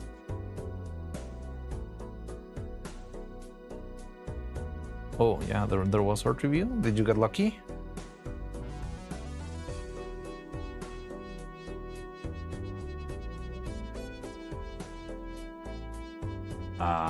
Maybe next time. Perception turn, success turning, brutal, low on oil turn. Guess it's gone, it's gone. What the hell? Am I tripping?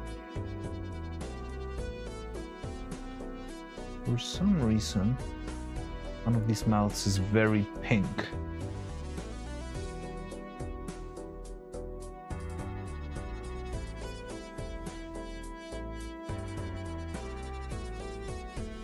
I've never known what well, rather than the rules, like what the procedure is for getting into the art reviews and stuff. But like, you only upload it into the Discord and pray to the gods, or is there more of a process you need to, I don't know, tag it with something, or who knows? Starting blue, no one to this is gonna stop.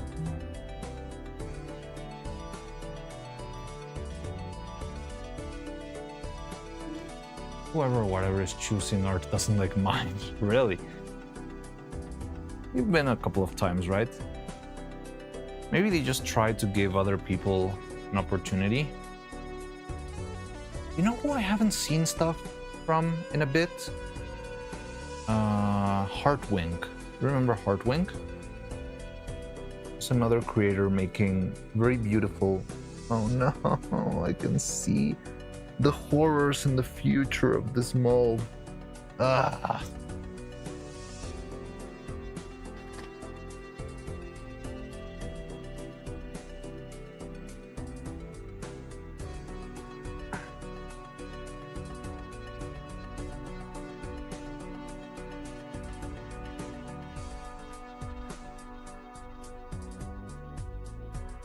I wonder what Riddle is working. He's currently in the Bahamas, drinking piña coladas, swimming with turtles.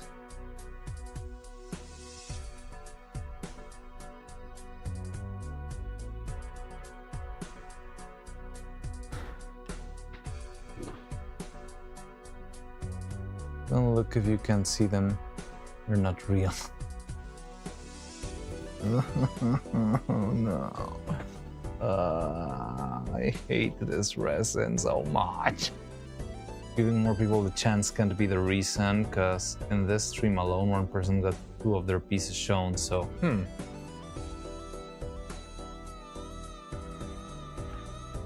Huh. And I don't know.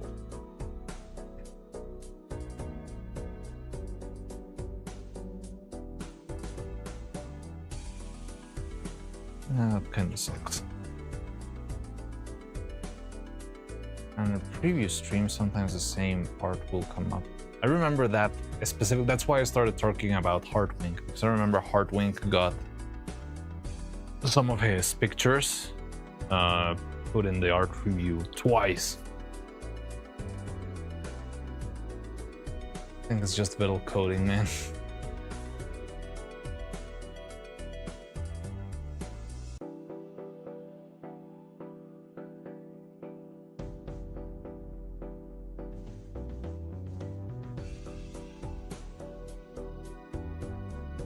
It's all... Is it all digital? I thought someone selected them.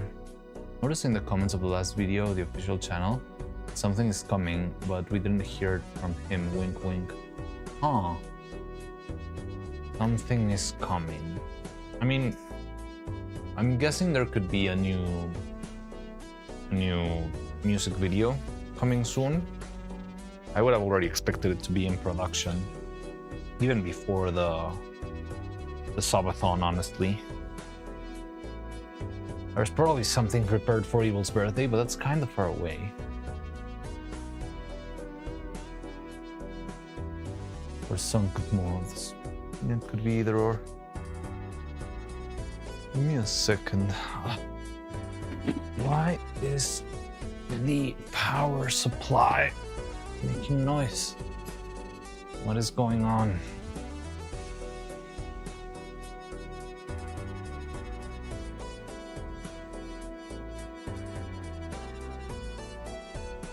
Don't know. Okay.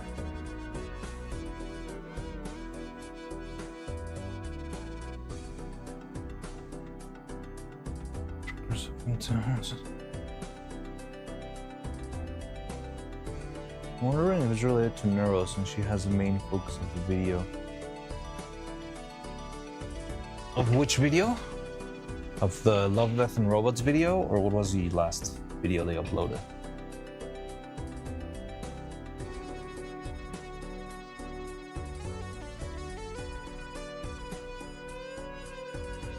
I didn't watch that one, honestly.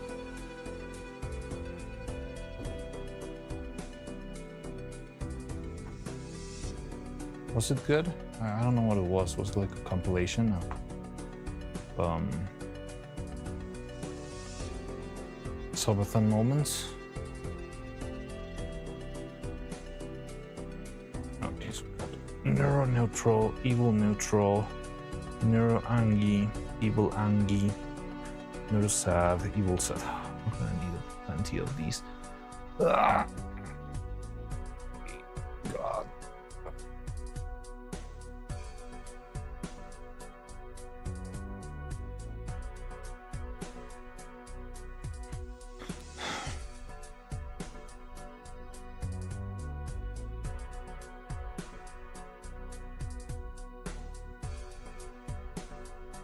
Ta-da-dum, ta-da-da-da-dum, ta-da-da-da-dum, ta-da-dum, ta-da-dum, ta-da-da-da-dum.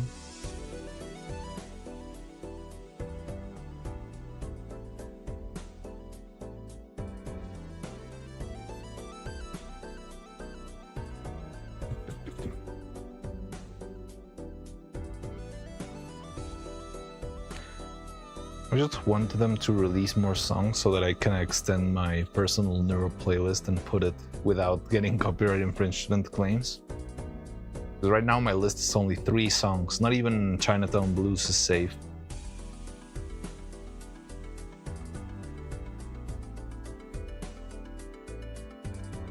I'll get into trouble for... Yeah, Boom, Never, and... Oh no, there's 4? Yeah, Boom, Never, Colorful Array. Sorry, I forgot about Colorful Array. Very nostalgic compilation that B2 put together. Oh, cool. Maybe I'll take a look at it at some point. I just got it and forgot. Okay, 4 songs. We've got 4 songs that we can play, 4 Neuro songs to play. But I wish there were more so that I can play them without, you know, being concerned. Getting into trouble. Da da dum. Da da da da da da dum da dum.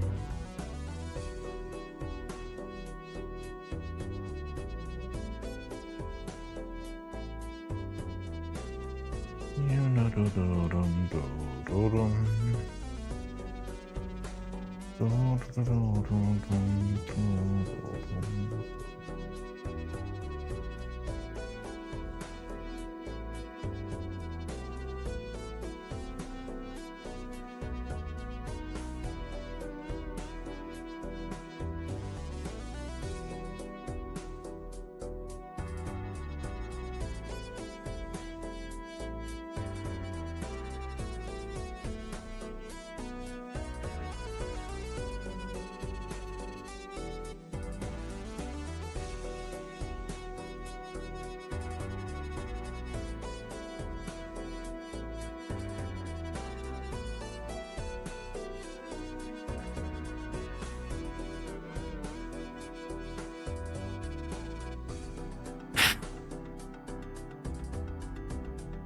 Okay, one more. This one looks good, even though I have to sand it for another hour.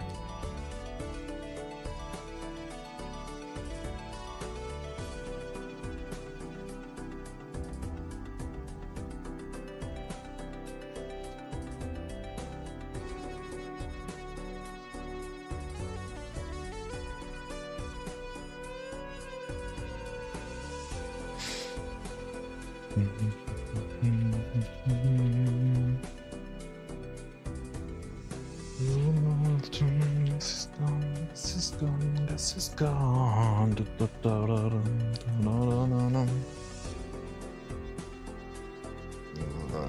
So much sanding.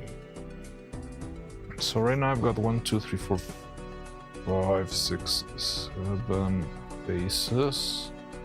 I'm gonna need like 10 of them.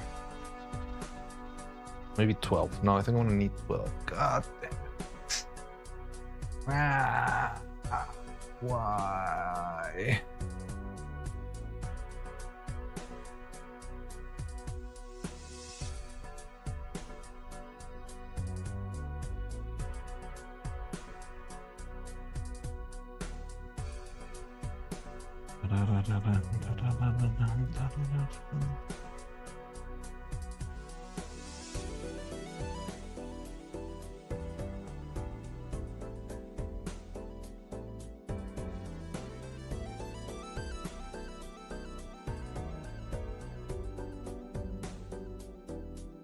You were on break for so long, I've forgotten the emote names.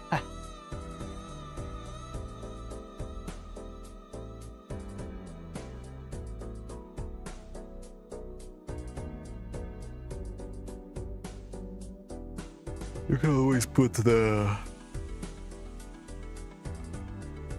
emote CTV command thing.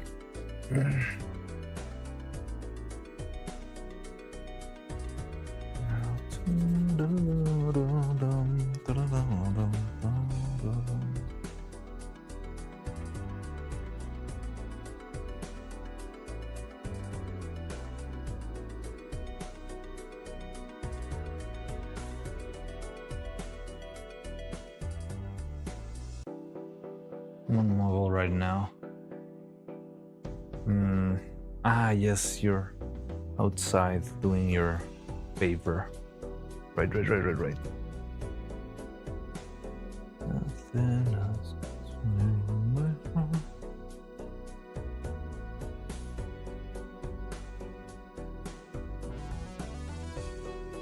You go on and grow past by.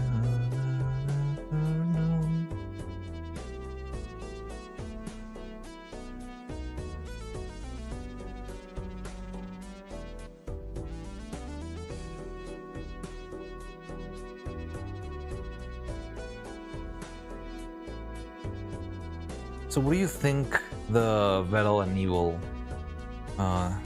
duet is gonna be?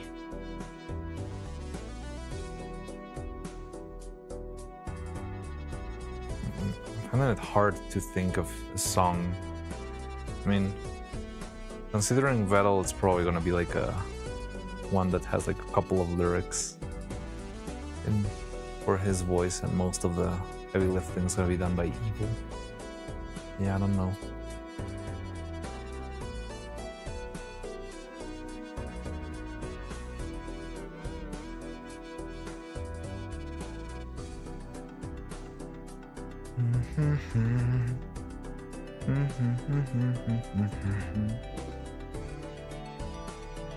Pretty much know nothing about music.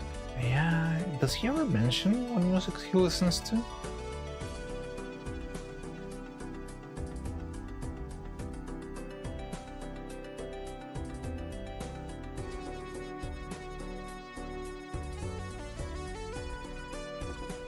Europe style, since that's what Evil often gets. Well, yeah, that would make sense.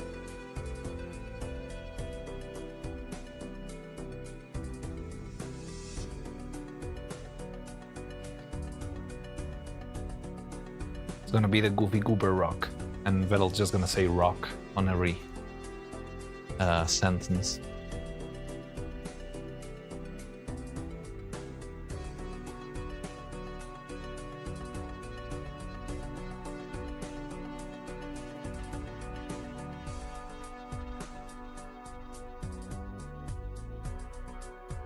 But she will get more interesting songs. Well, let's see what she gets. She'll probably get one on her birthday, right?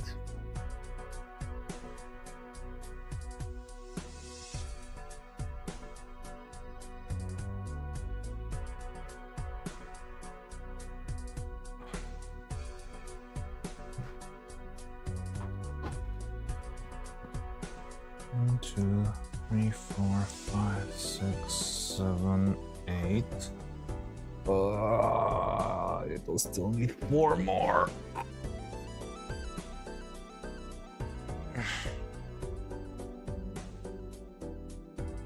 I remember I made this and I was like, yeah, I don't really need that many faces.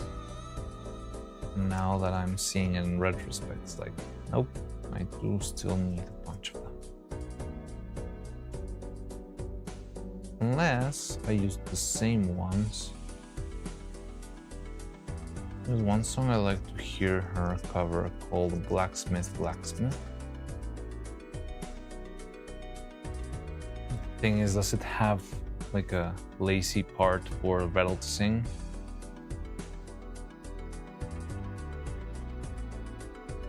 Blacksmith, Blacksmith. I'm not sure if I've heard of that before.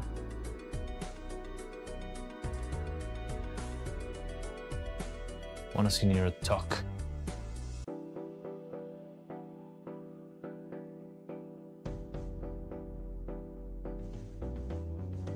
She'll be there soon. That was the last stream of this week, right? I think she's not gonna be there's not gonna be any streams.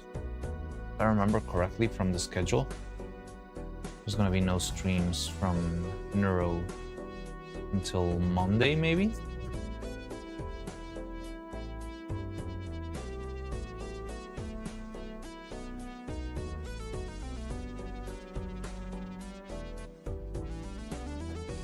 Oh, waiting again. In a ballad style, about a D&D blacksmith forging a mythic weapon for a hero. That sounds cool. Now I want to listen to that. Blacksmith, blacksmith. I'll take note because I'm not sure if I'm gonna get blasted from hearing that. I can look it up.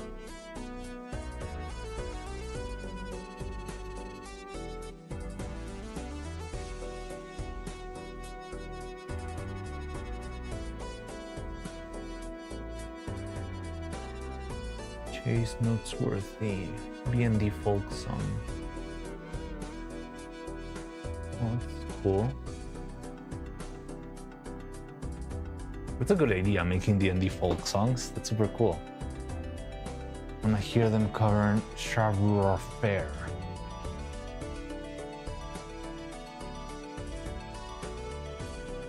I wouldn't know what I want them. I want them to cover Shiny Ray. Do they have a cover of Shiny Ray? Probably not. I think Shiny Ray would fit Neuro. Well, it would fit either Neuro or Evil. Cobbles and 3 cobbles in a trench coat is super cool. Yeah, I know that one. I do know that one. 3 cobbles in a trench coat. Did it go like that? Something like that. But yeah, it was very funny. Pretty good classic.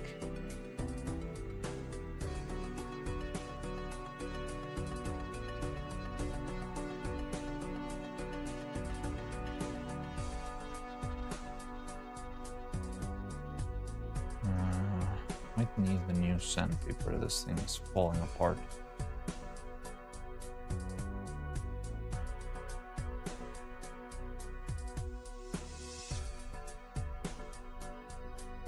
Bardic Hearth.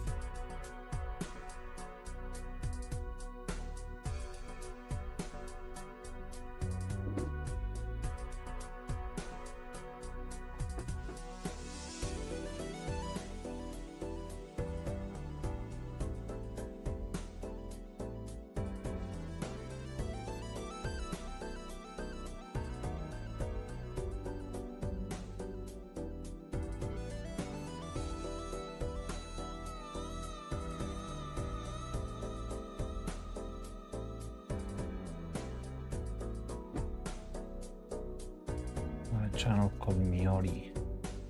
Something iffy and one of the best things I've ever heard, huh?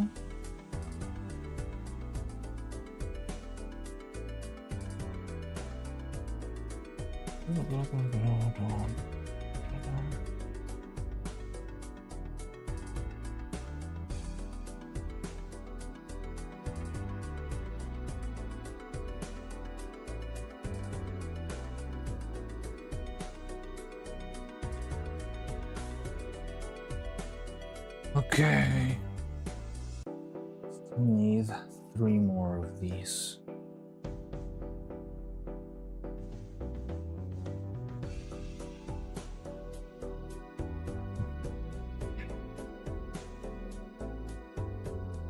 Instead of Neuro-Evil and Battle doing 3 calls in a treasure, that would be funny.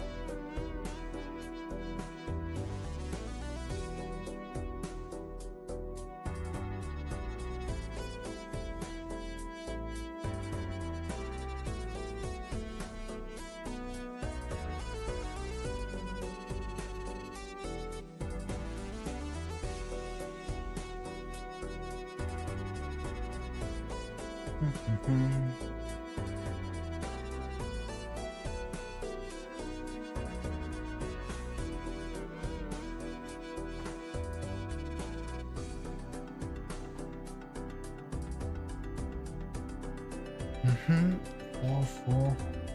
This one's trash. This one's almost trash. Yeah, it's trash. This one's also trash. This one's not trash, but it's still not.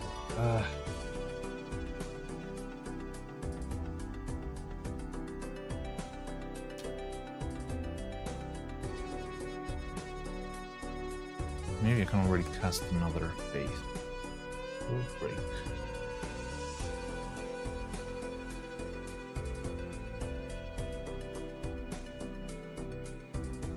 Alright, yeah, it's good.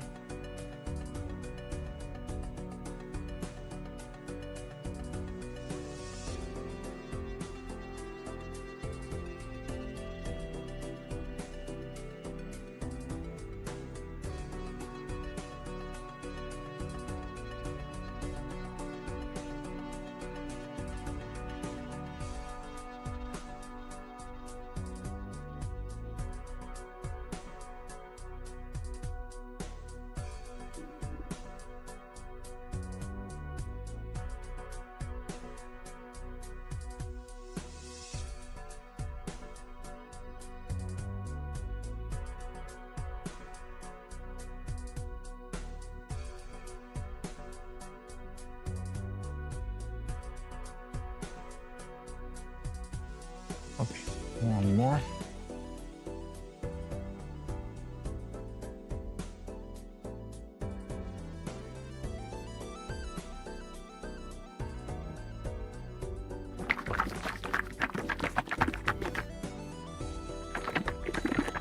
This will be the 4th one. I need 7. 7 would be a nice number.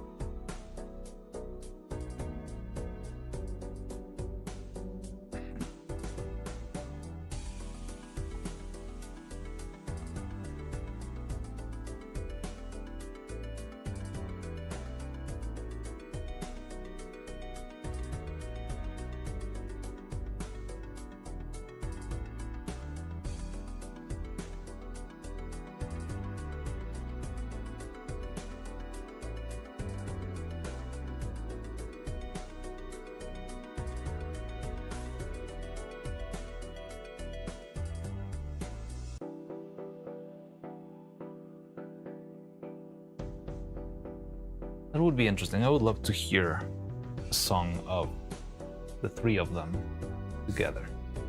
That would be very cool. Very heartwarming, I believe.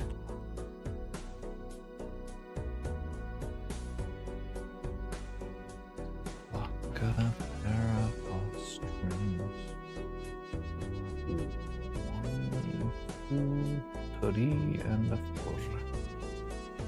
Really? Oh, yeah, makes sense.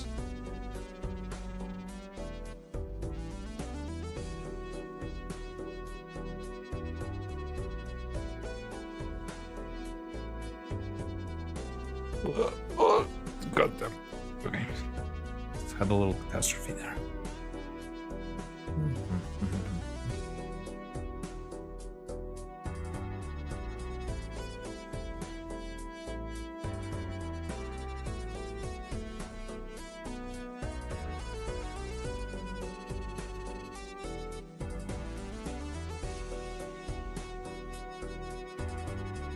Hidden 300 goal next subathon. I don't know.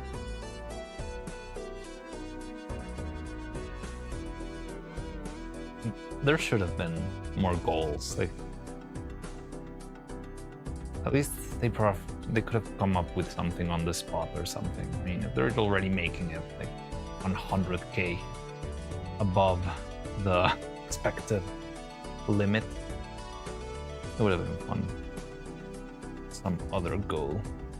Well, at the same time, I guess Vettel's like, please stop donating.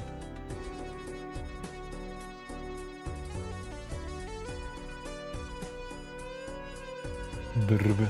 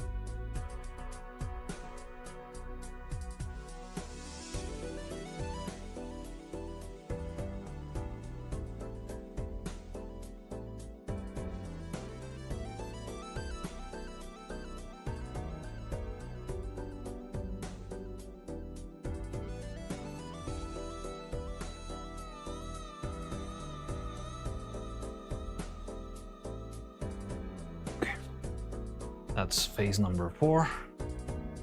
Would anticipate enough subs to break the hype train record twice within 2 weeks. And each other on the 3rd highest subs channel. Yeah, I don't know. But again, even if it wasn't anticipated, you can come up with something on the spot, right? It's like, okay, we made it to 300. What can I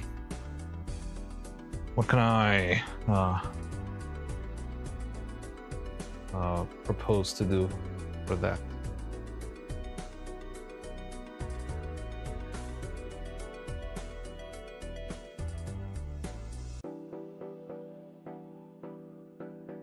It's getting dark.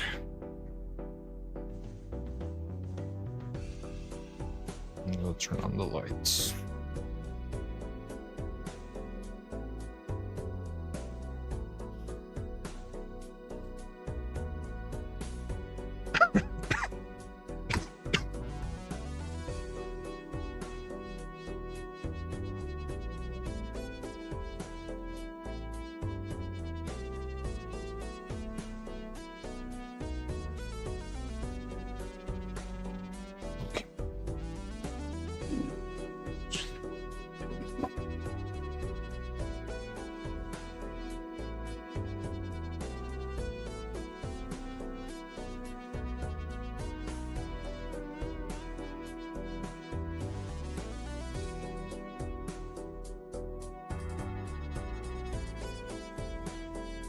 Okay, that one's done. I still need to keep sanding stuff.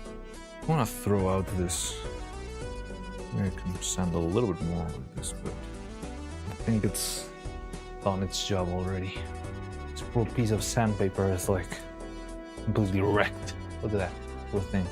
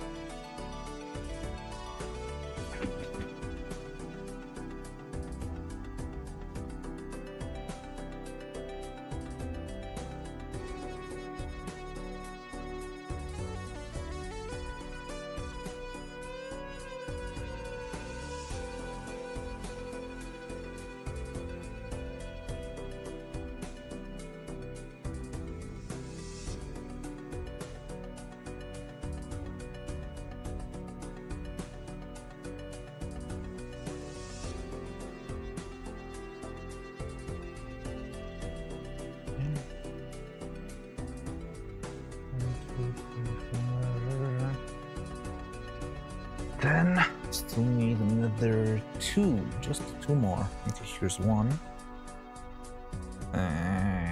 It's not great, but it will do.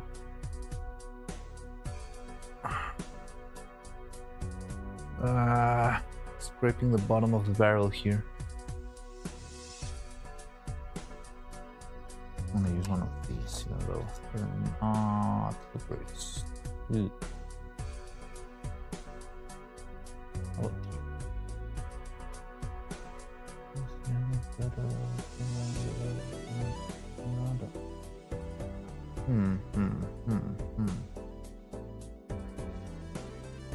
Why do I suck at making molds?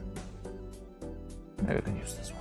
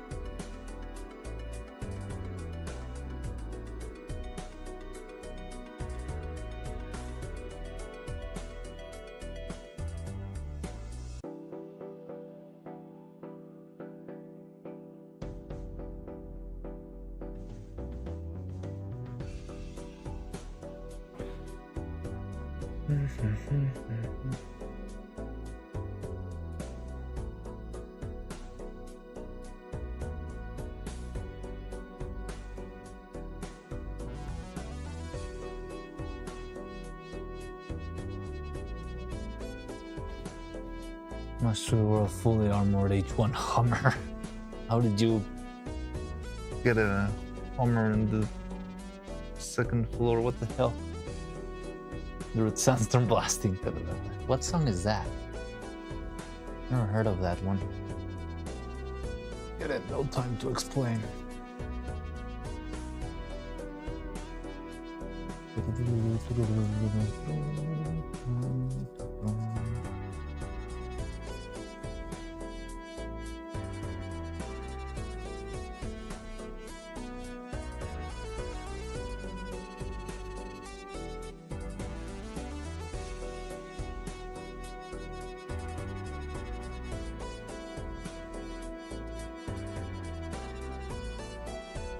The favor is complete. Alright, good. Time to head back.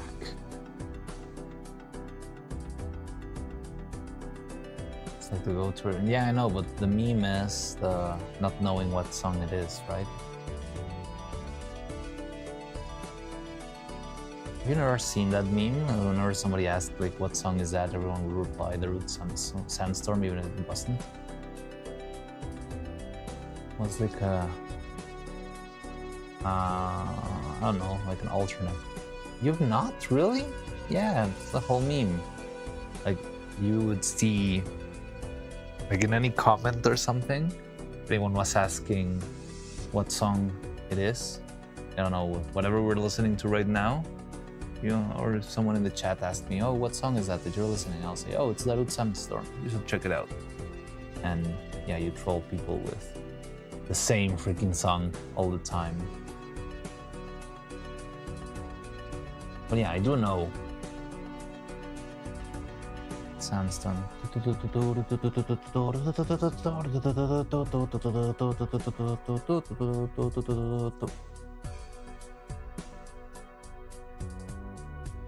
I'm fresh old watching Aquameme clips. She had a rage bait moment like that, so I'm quietly seething, thinking you actually didn't know. I haven't seen Aqua moments. Aqua. The Roots? I've never seen an Aqua moment video regarding Sandstorm.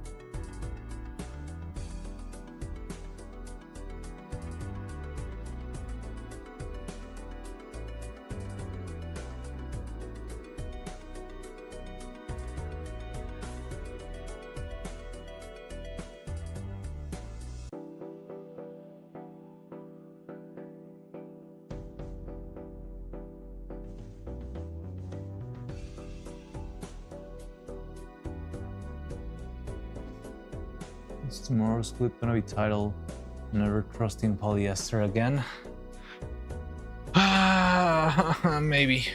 I mean, I'm already in too deep, but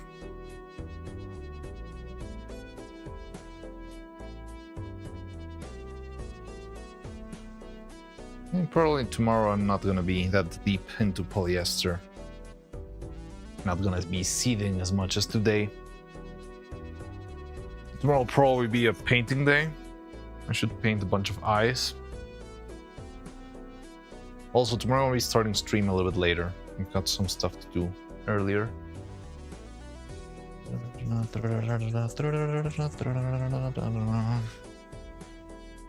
So I imagine you'll get demonetized just for fuck polyester. The asterisk can get it. I can just say filtered polyester. Again, polyester is not that bad. It's really cool, especially because it's extremely cheap. But being a problem, specifically in what I'm doing right now, because it distorts the mold, it makes weird things. It's slow. It's way slower than polyurethane. And yeah, it's been making things a lot trickier and slower. But if I did stuff with polyurethane instead, everything would be nice and quick. I would have been ready a long time ago. But well.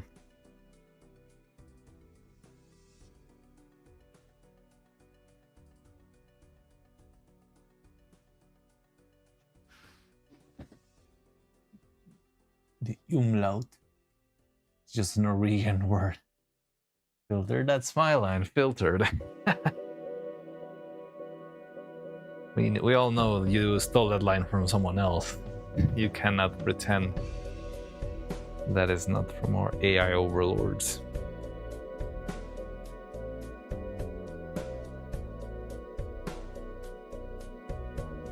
Did you ever get to see the clip?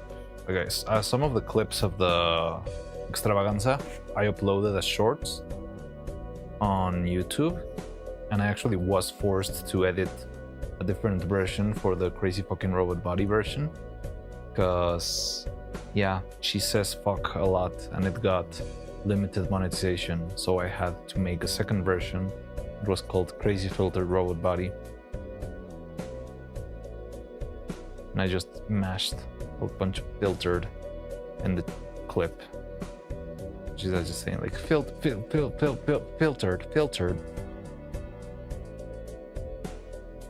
My coffee is Neuro-brand.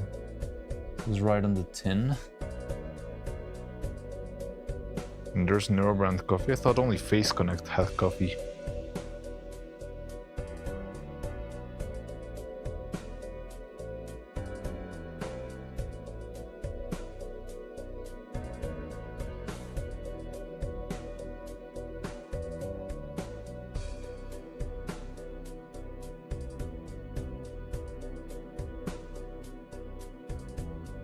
Oh, filtered coffee.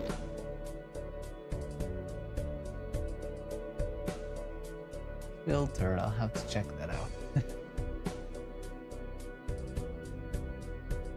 It has to be here, as in the short section. I think it's... yeah, it has to be out there somewhere. I haven't uploaded a short in a long time. I still have the rock hat one to upload.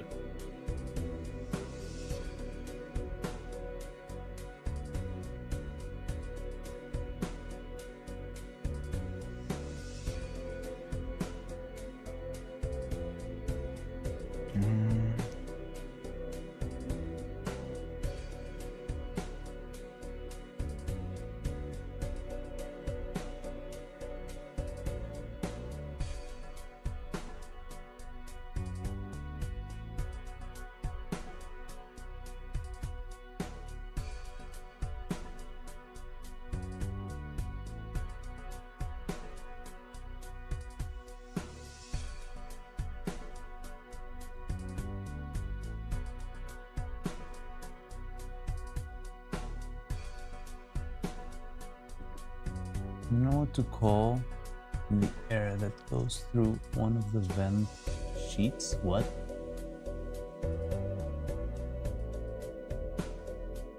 No. Vent sheets? What even is that?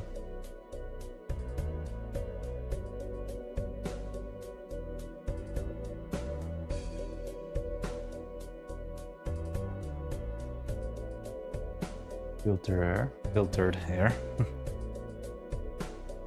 What's a vent sheet? It's like the tubes, the pipes. Damn, autocorrect.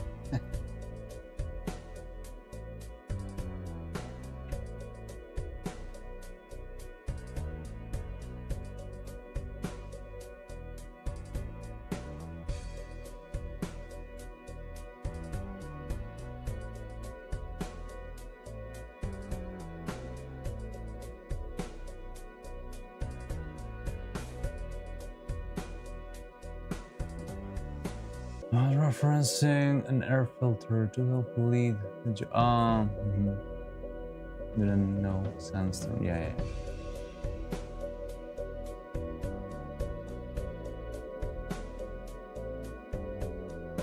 Okay. This could be.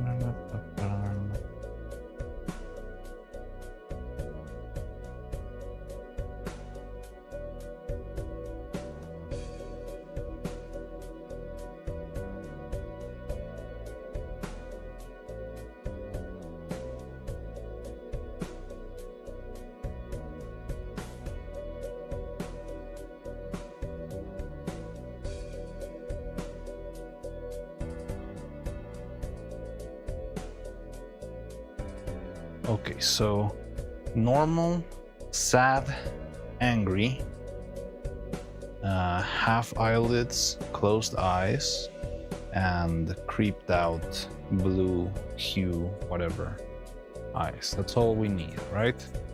That's 6. Hair puppet, that would be 12. I don't really know if we really need all of them, because maybe I could use the same one and just alternate between them, unless they're both together. But I can make them both.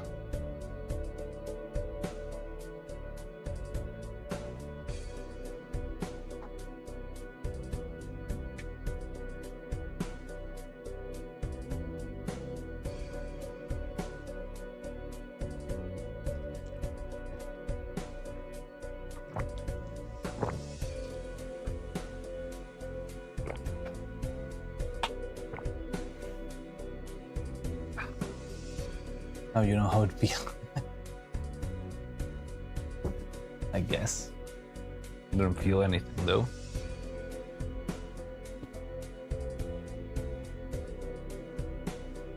I hear you chugging your chocolate milk. Chocolate milk. White chocolate milk.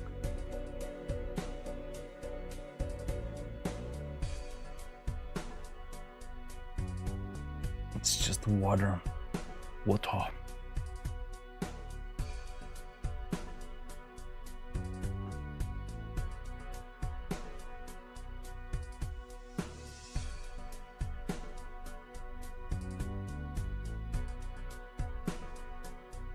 I swear that sounded like you hauling out a 4-liter jug in a single gulp.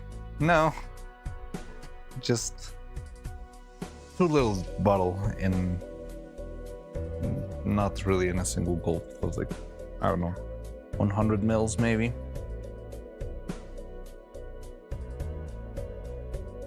But yeah, I don't know why the mic picks up really well the sound of the chugging of water.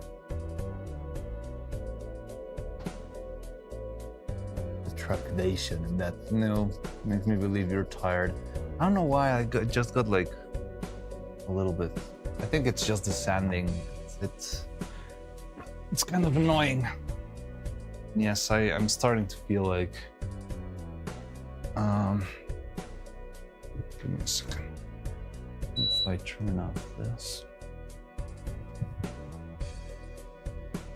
I'm starting to feel the length of the day, but I do still want to keep working a bit. Especially since tomorrow we're going to be starting later. Tired equals tired. Someone has dyslexia.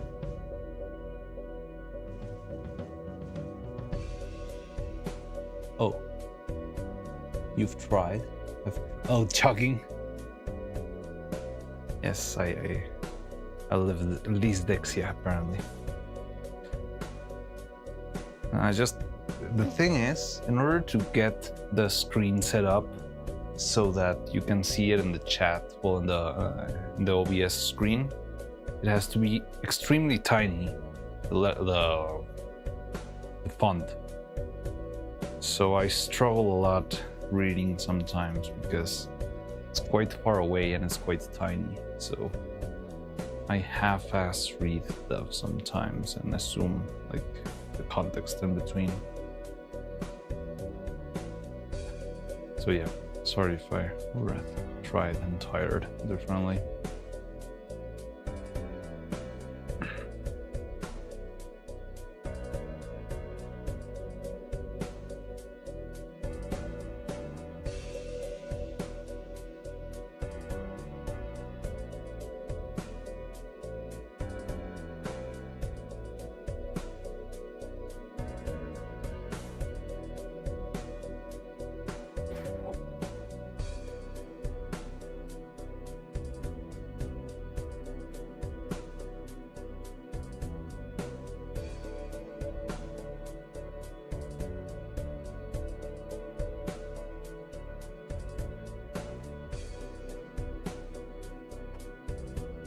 Okay.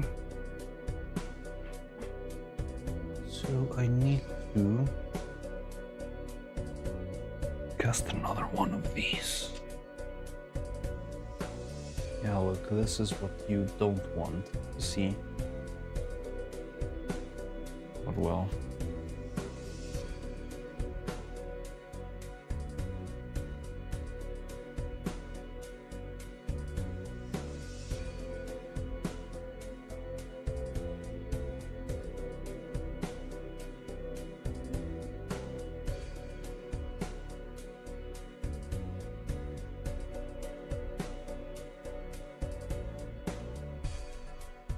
Okay, one more.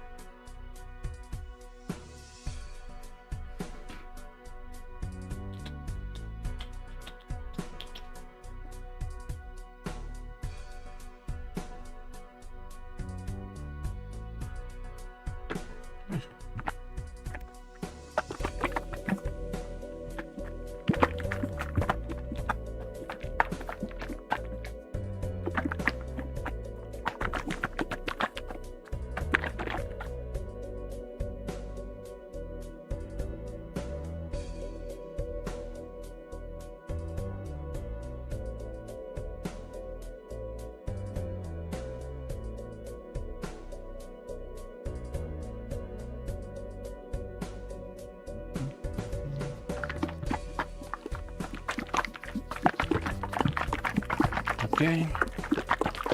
Another 10 grams from your mouth.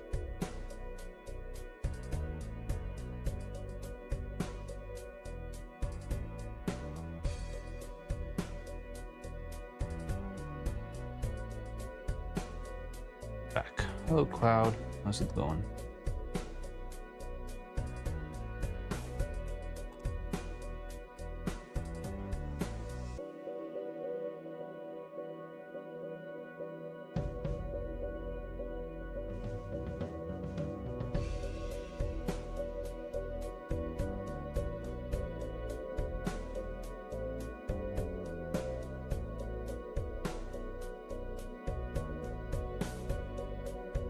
I'm out of shampoo again.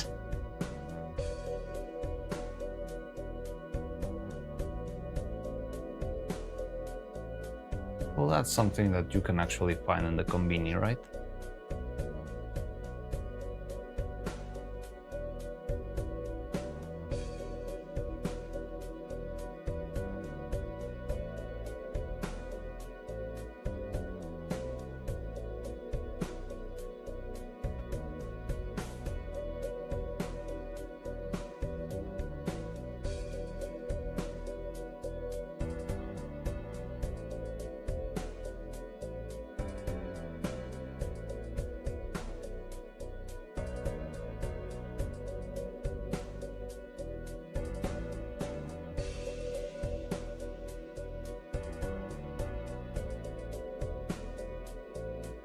The mall, at least? Really? You don't find it in the... Oh, another brand I usually use.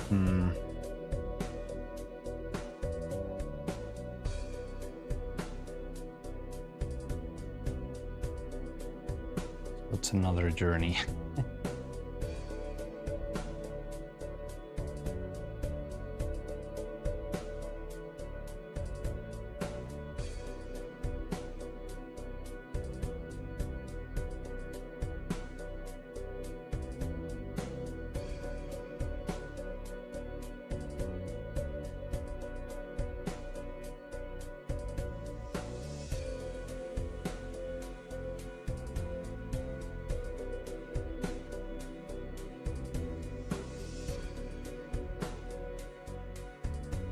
Which will not make today. Yeah, makes sense. You already. Oh, you already went out. I got it.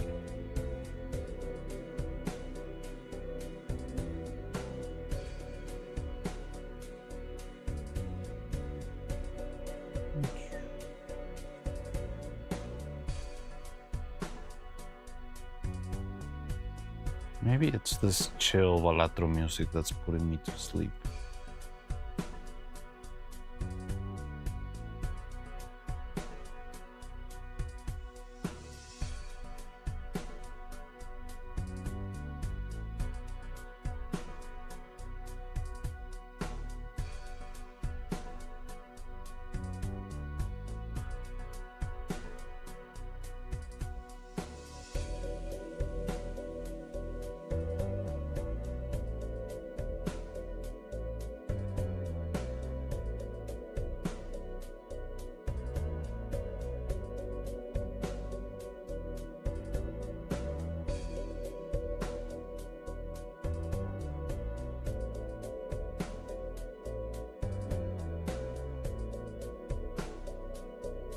Feels like a failure.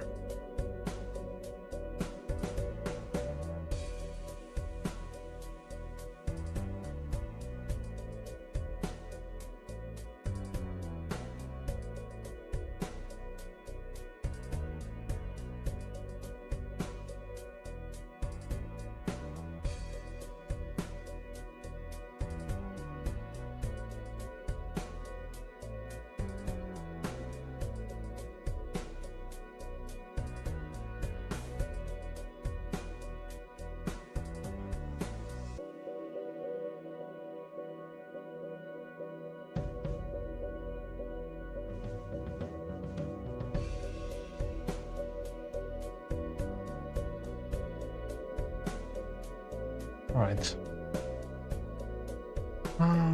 Okay, that's phase number 5. I should still do another 2.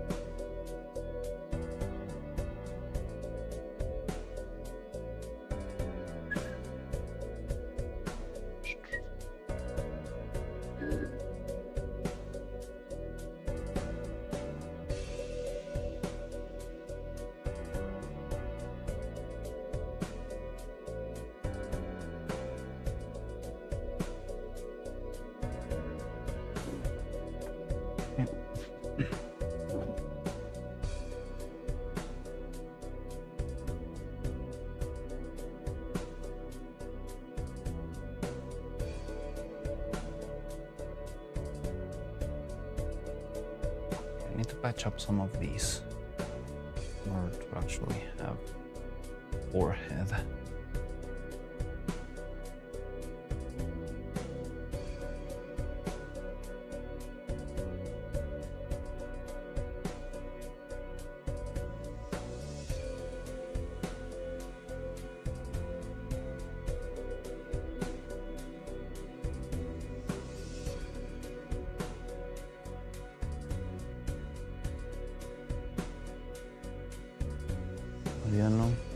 Cooking stream when I don't know. I do think it would be fun to do a cooking stream. It would probably like not be anything crazy, but I think it would be fun to do that. But well, I don't know. You see, the thing is, I need to figure out a structure for this channel to actually work. Because right now it feels like how to say this? Like I work freaking 12 hours a day and I can barely make ends meet. So I feel like if I side quest too much into Silk Song or what else have I been doing? I don't know, like collabing and stuff. Although it's very fun, I feel like it's stopping me from actually achieving my goals, so to speak. I want to get to the point where I can actually like balance making stuff and doing other silly stuff on the side, so I can like live stream games and play with other people and do like whatever. But like I've had a lot of ideas of things that would be fun.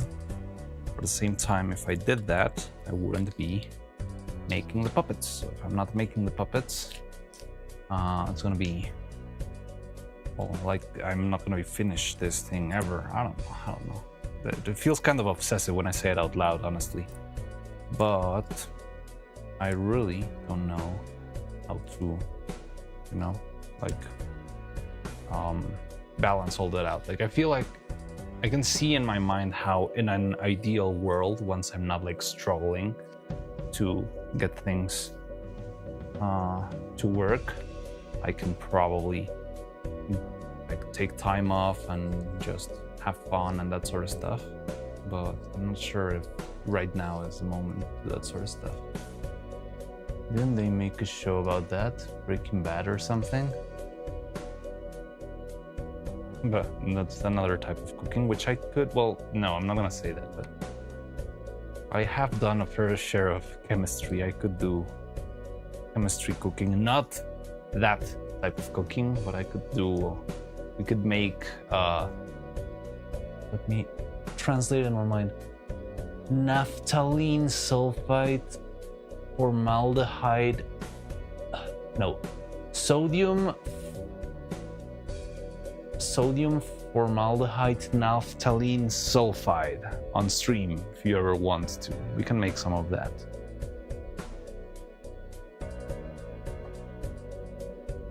When he's married, had 3 kids, and becomes a doctor or a lawyer, lets him have a nice retirement, and he can double down on streaming gimmicks. Exactly, that's exactly the moment to start. Start enjoying life. You usually start enjoying life at age 72. Before that, it's all hell forever.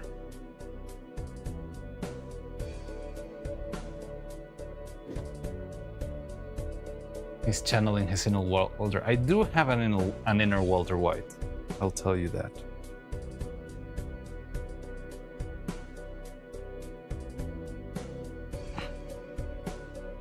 I've got a bunch of chemicals here. I even have sulfuric acid. I can bring it out even, but give me a second.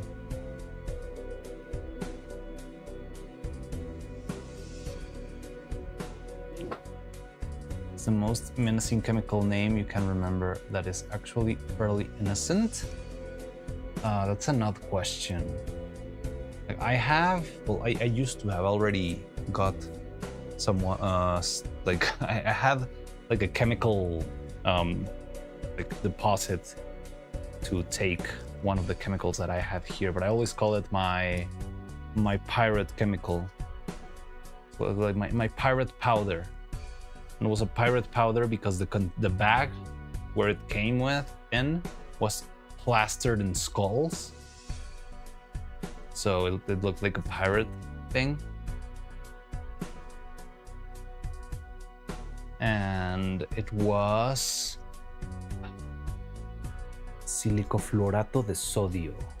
Sodium silicofluoride. It's so hard to translate chemistry into another language. Yeah, I think it was sodium silicofluoride. And it's just a random powder, and I don't really know how. Well, I know it's very poisonous, but I haven't really like tried it. Like, well, how? I don't know how do you like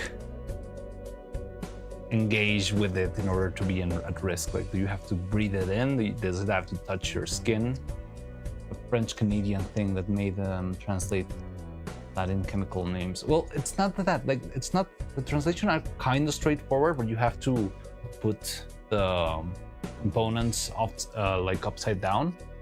Like sodium chloride in Spanish is cloruro de sodio. So it's the other way around. It's like chloride sodium, so to speak, right?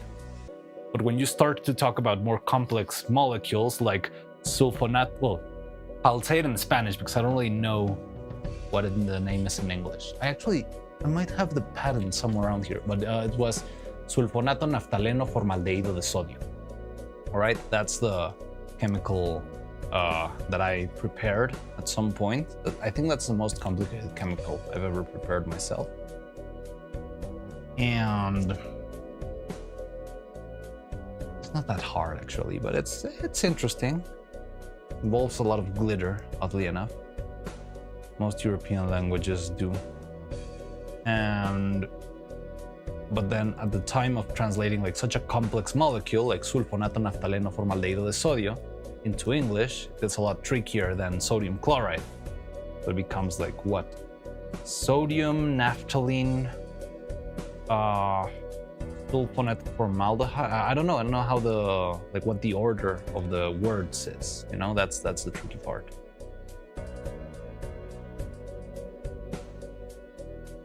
Yeah, English isn't one of them, of course. Who needs Latin languages? You can just make stuff up. Just say, trust me, bro, and be the master of language of the whole planet. Until either Arab or Mandarin takes over in 50 years. If insomnia is can't sleep and somnambulance is sleepwalking, I mean, sleep is somnia? Yes. It is, right? Yeah, I think it's probably is. Insomnio. Sonambulo. Some sleep, I think, yeah. I'm gonna have to sand this even more.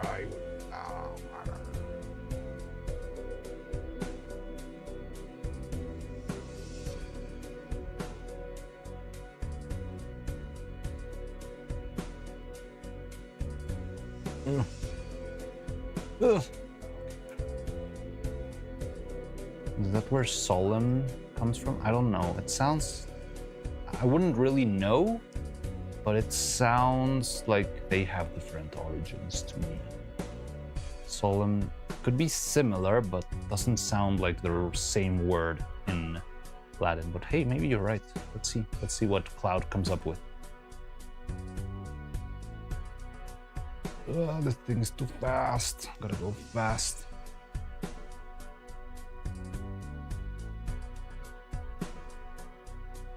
Always been using the term to mean calming. I think it kind of works, but solemn is also like authoritative, something like that, right? I think it has a little bit of that in the meaning of the word. I wouldn't know how to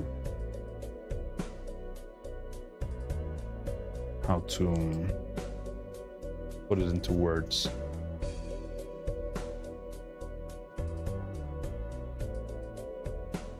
Doesn't seem like it, so what's the origin? Somber is another one I think I misuse. Somber I really don't know. And it sounds like shadowy.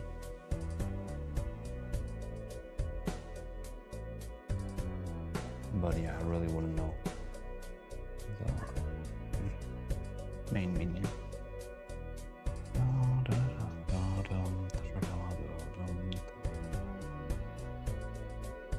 Like suavemente. Suavemente, bésame. Quiero sentir tus labios besándome otra vez. Tararán, tararán, tararán, tararán.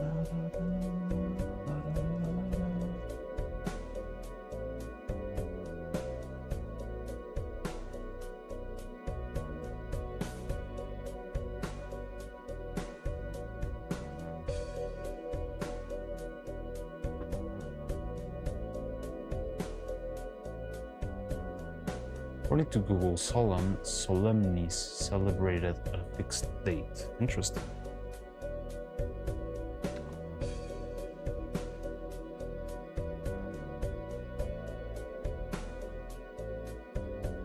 A fixed date, I really didn't think that would be that.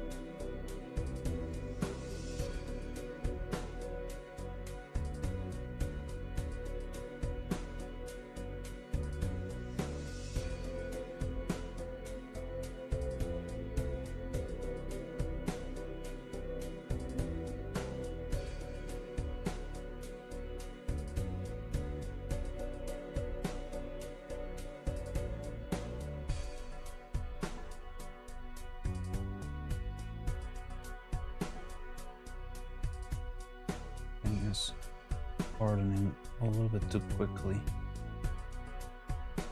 That's fine.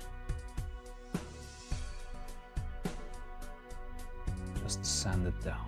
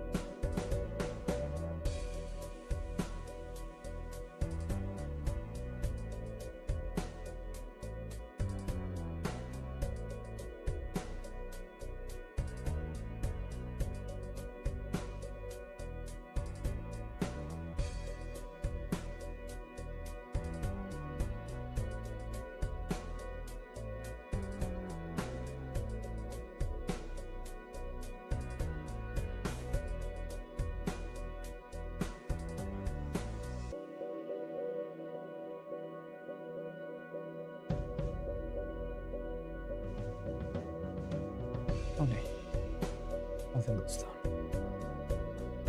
I'm gonna leave this this for a bit. Hopefully. Alright, let me see if I can find. Remember having the patent right here. And it might be in English. Oh yeah, perfect.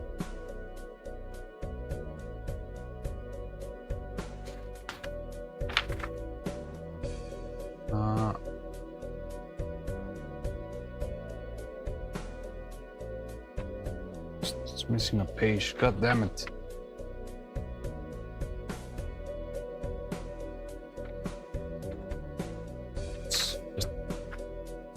Got this backwards. And where's my... No, I don't want to take out the sulfuric acid. It's all the way in the back of the... Alright, you'll have to do with the patent.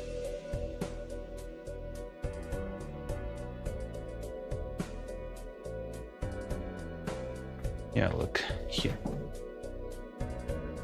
So this is the document I followed in order to actually synthesize preparation of salts, naphthalene, sulfonic acid, formaldehyde condensation.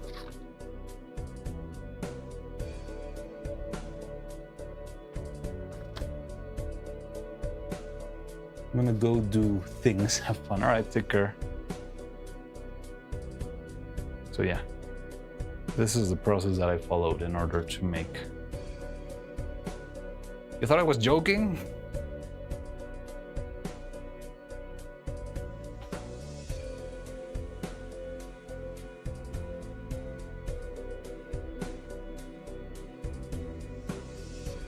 Only 60 years out of date. Well, I mean, if it works, it works. Chemistry is the same. 60 years later, and I couldn't find a newer version. But yeah. And all of this was in order to make a patent. Yeah. I found this in Google Patents. But it's a nice process on how to make the naphthalene sulfonic acid formaldehyde. What is that? It's back from my chemistry phase. It's the patent for the process on how to make salts of naphthalene sulfonic acid formaldehyde condensates. Yeah, that's that. I'm gonna use this to try and make my own latex products at some point. It's not mine.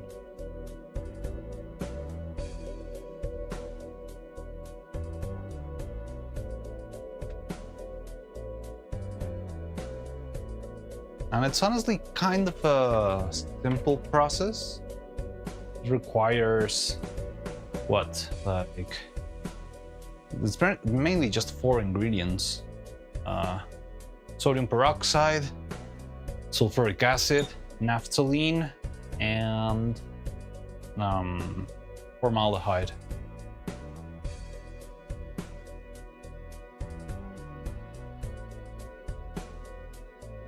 But yeah, I kind of gave up on that side quest at some point.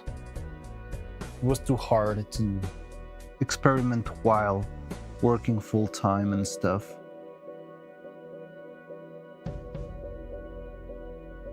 And also, so it's kind of pointless now, I believe. The reason why I started working on that is because sometimes when we were working on the movie, the finding material was very hard because the material for some of the puppets is hard to come by in certain seasons of the year because it goes bad in the highway. Because the highway is too cold, the chemicals will go bad and they will like the batch will be ruined. So there's like 5 months of the year where none of the materials are brought to central Mexico, so to speak. And that's a big problem because that means for 5 months at a year, or in a year, there's no product to make silly little puppets. So yeah, at some point I said, oh, well, what if I read a little bit and try to make my own?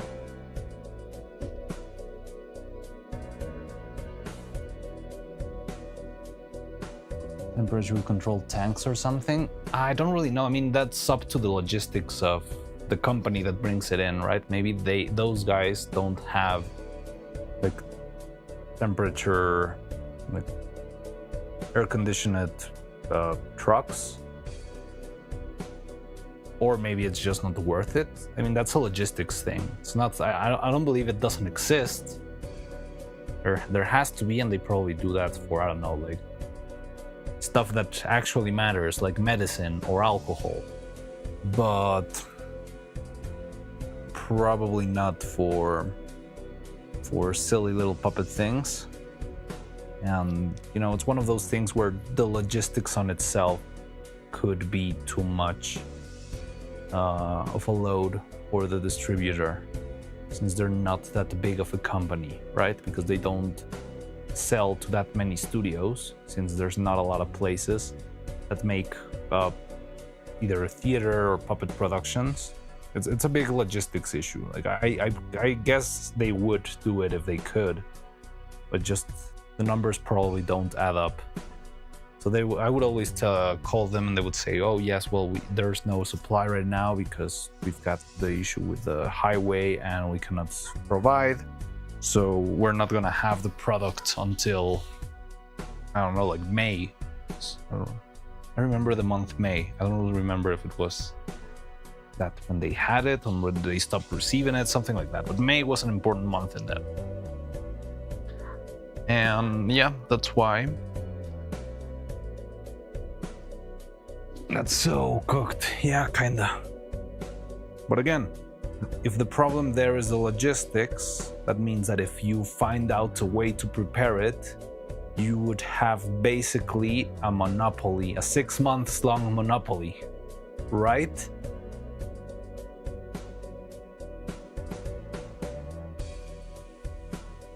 And yeah, that's how I came up to the idea of trying to do it. And I actually did spend a fair amount of time learning how to do it, and it was very interesting. But yeah, that never came to fruition. Well, it was very tricky. Like the chemistry gets very tricky at the point of balancing ingredients. Like I know which ingredients make it, but having like 7 different variables and mixing them, now you can be the dealer during those 5 months. Exactly. But the problem was the ratios. Like I never had the exact ratios of the products, and I had to experiment with different ratios to get different results. And it was just like too many variables, so I never managed to get like a satisfying results, and I wasn't really sure what would lead me in the right direction. And yeah, that was the thing that happened, and I tried for a while, but eventually I sort of like gave up on it, mostly because I was waiting. No, I wasn't waiting for materials. I needed time to make the mixtures and to take notes. It was a lot of note taking of different properties and stuff. As long as you don't use chemistry to make silly little blue gems now. Blue gems are a thing of the past. Nowadays, it's just like freaking liquids, hyper concentrated liquids. That's what's rolling today. Come on, catch on with the times, Tony.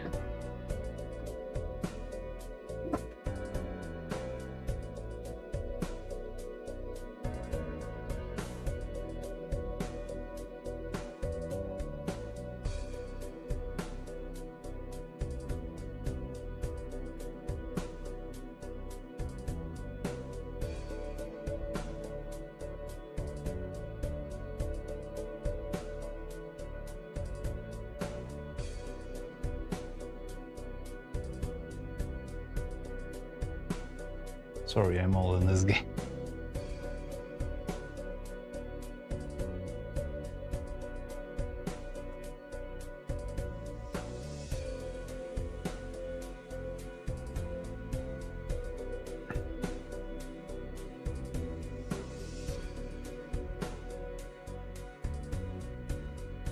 Not solid yet. Okay.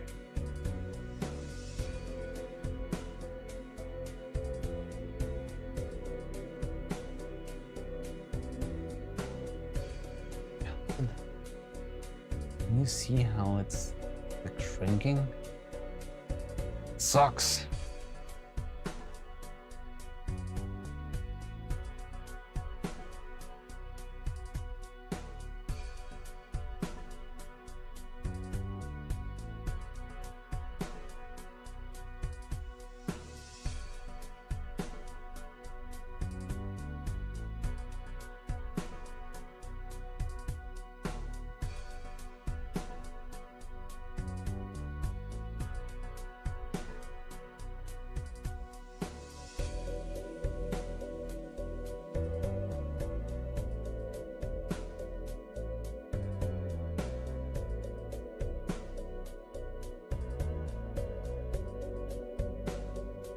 Oh, Faye is live. I'll go tell her that you're doing unethical things with chemicals. All right.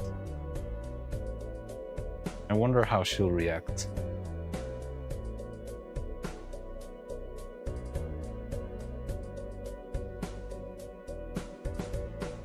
What's she up to today? Death Stranding?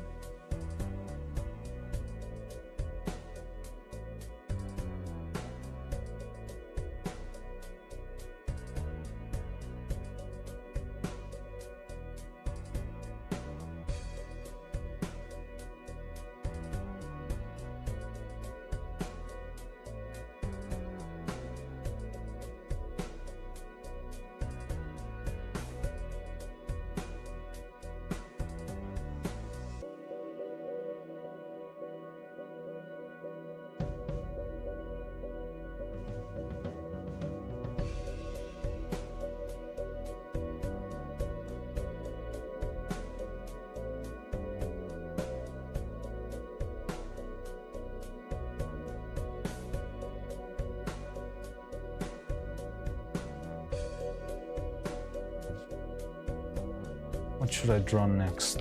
I don't know what you're feeling like. Neuro, evil, battle, something else?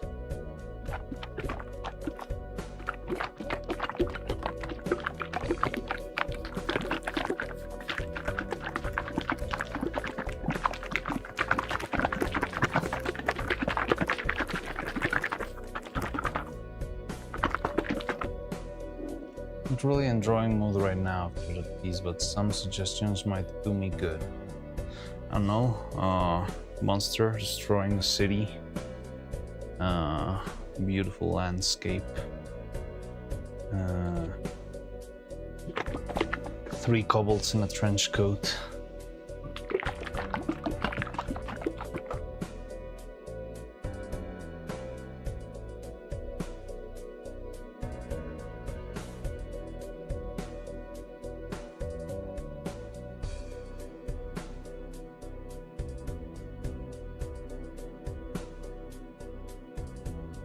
I don't know, somebody else give ideas.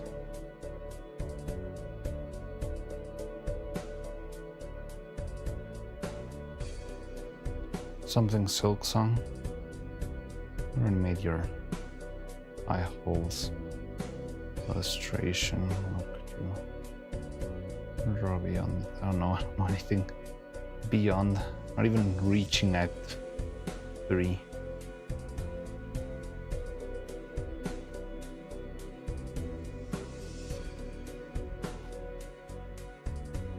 She said, ¿qué pasó, Mariano? Antes eras chiste.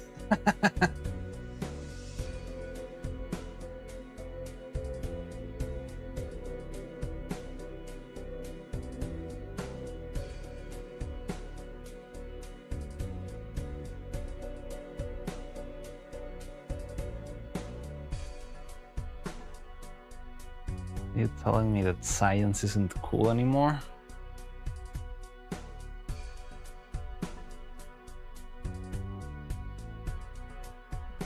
Three corgis in a trench coat.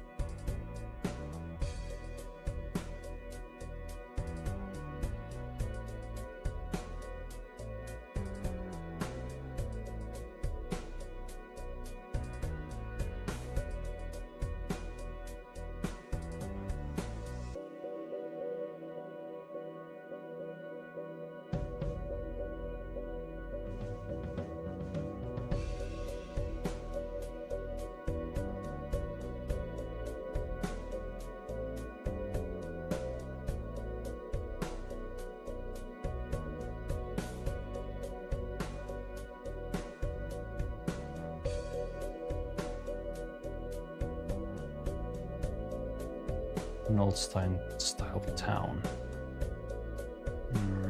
Oh yeah, drawing ideas. What else?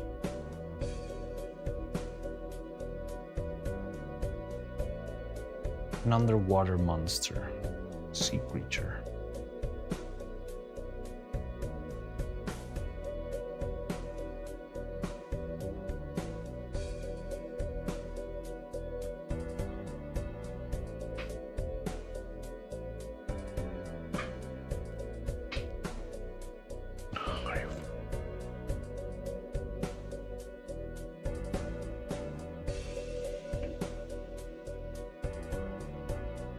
You can draw what you imagine the Silksong DLC to be.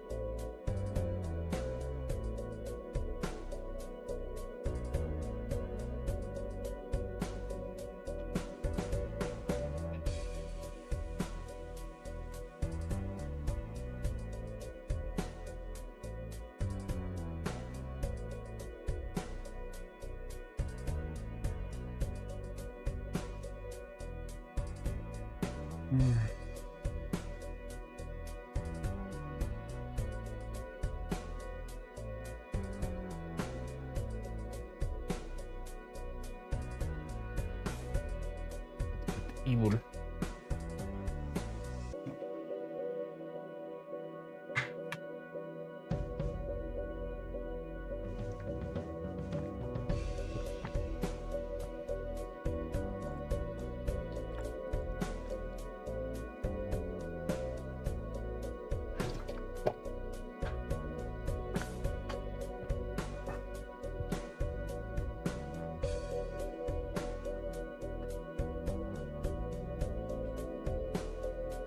1, 2, 3, 4, 5. Okay.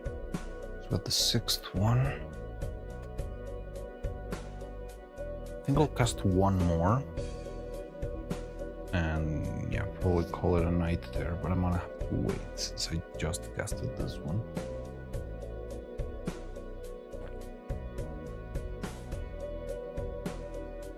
Bit evil. Okay, so I'm trying to think, what else do I need to? I need to print more eyes, apparently. I need to paint these eyes white, prepare those eyes for painting. I need to finish the mouth, that's another whole thing.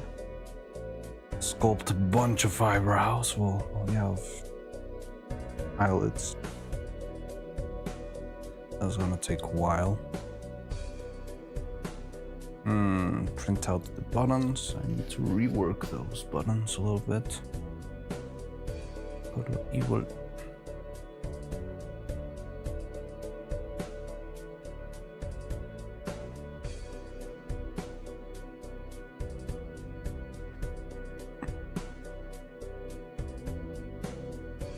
Buttons. Oh, let me redo the.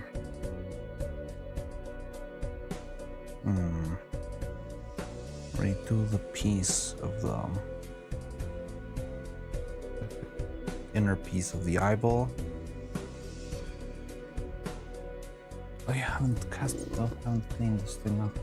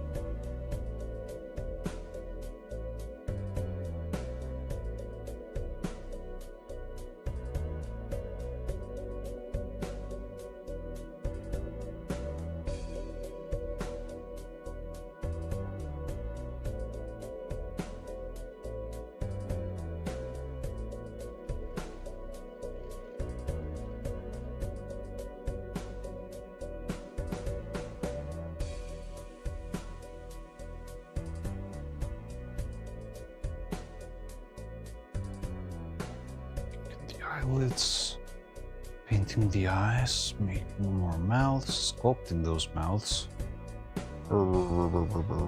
printing the pins. Already have some, I can make some more.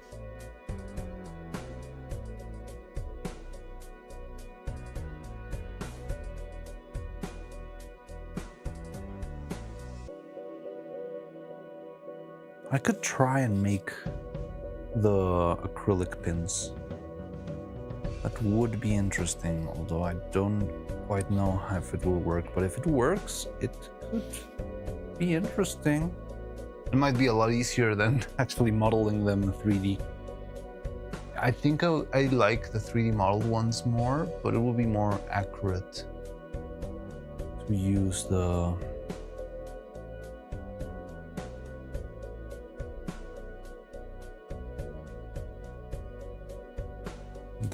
plastic ones. But I would have to try a couple of things. Maybe I'll test that off stream after this. What do you value? Aesthetics or accuracy? I'm kind of torn between them. Like sometimes one, sometimes the others.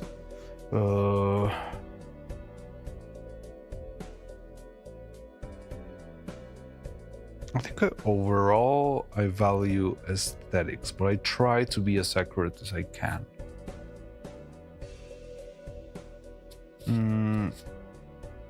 But here, like, I think there's a certain value in trying it out. because it implies using another technique that I'm not that used to. So that could also change things a bit. No. I know, ho. You're calling me a hoe?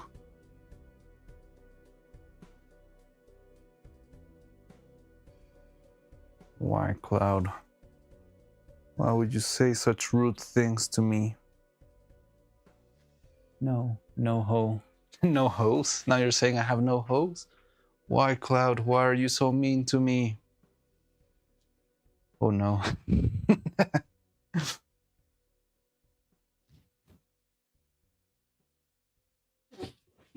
Oh ho ho.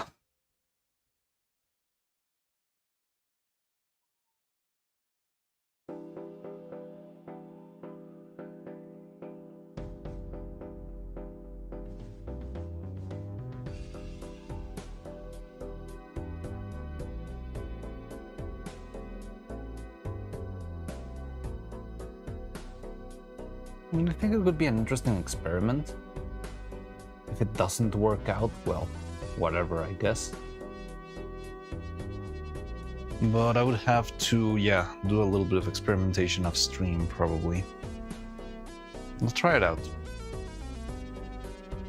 And if it doesn't, or if it works, I could stick to that. If it doesn't work, I could not stick to that.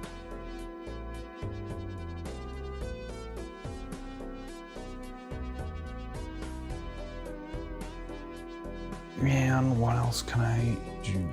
I need to, so I need to still assemble the hair and the heads, but I'm not gonna do that until.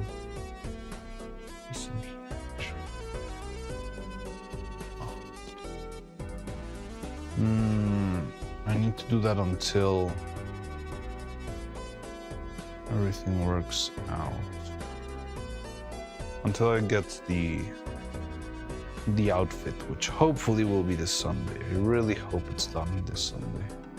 Not, I'm going to flip out.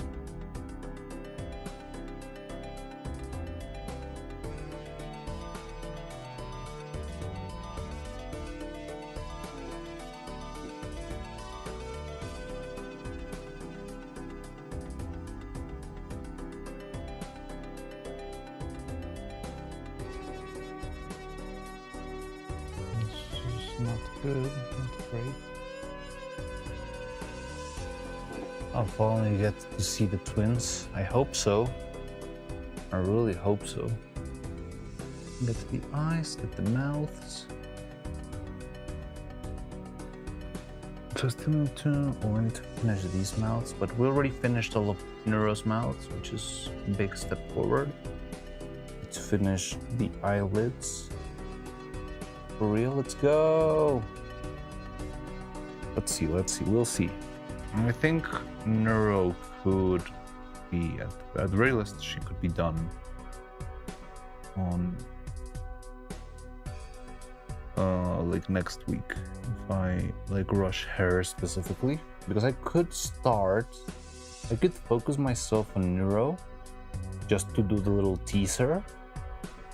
So I could do the teaser only with Neuro and then keep working on Evil, I don't know, while I'm editing the video or something like that. It will buy us a little bit more time, then I can publish the video and hopefully we'll have them both ready to roll. I don't know, I mean, we're not that far anyways. Like, we already finished the mouths. Like, right now I'm casting the mouths, but it's not gonna be that much for Evil. Like, I guess another day maybe. Oh well, tomorrow's not gonna be working that much. And I have this feeling that I had something on, oh yes, of course, on Sunday I'm gonna go get clothes. From there on, okay, so I still need to work on the eyelids. This is gonna be some time, but it's not that much. Like, I could get 2 or 3 eyelids in a day, and I don't need that many. I don't need 1, 2, 3, 4. I've got 12. From those 12, 2 of them are just the default. Well, not really, because Evil is still different, so I need still 11 different eyelids. So that could take some time. Jeez. 11 eyelids could maybe be a couple of days worth of work. And then I have to paint them. Painting them would probably take a single day if they're all ready.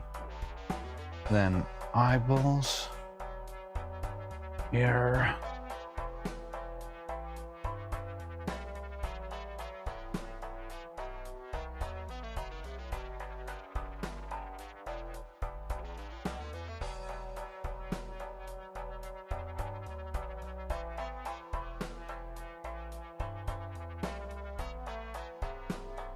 Hmm.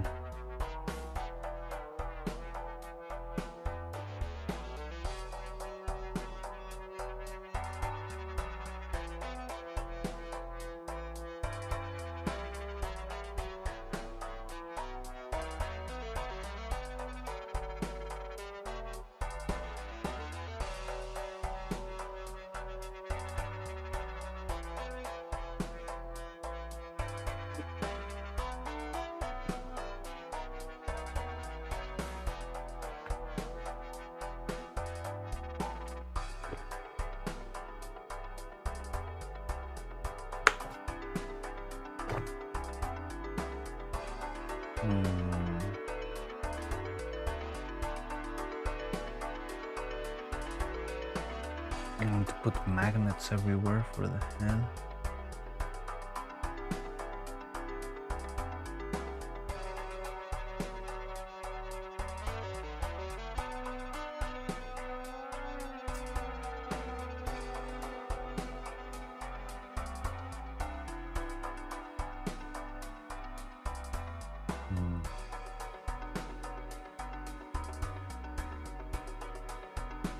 What else am I missing? I have this lingering feeling that I'm forgetting something important.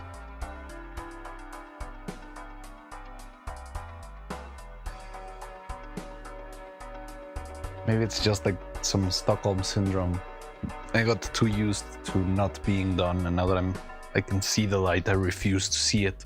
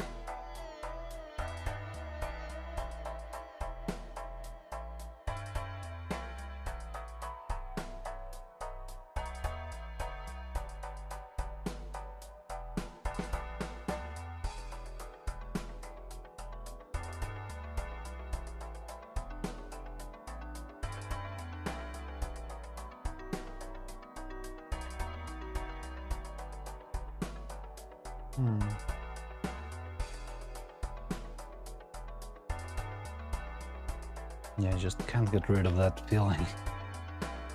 I'm forgetting something. So assemble the heads, put them in the bodies. I've got hands. Might need to make more at some point, but I think the hands that we've got are good enough for now. They do need a little bit of padding though, that's quick enough. Can do that in a single day. Padding. Here, well, the ahoge, it's always tricky, but I think I can manage to do it. It's just like perforating the top of the head and have it secured.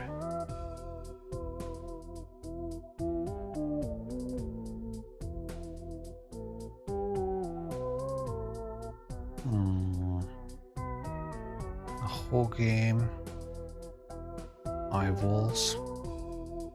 Oh well, I still need to rework Evil's skulls. That one's also... I can try and take that after stream today. I don't know.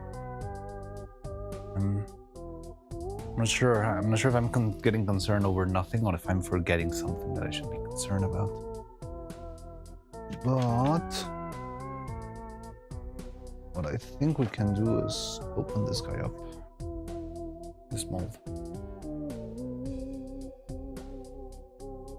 You know what they say.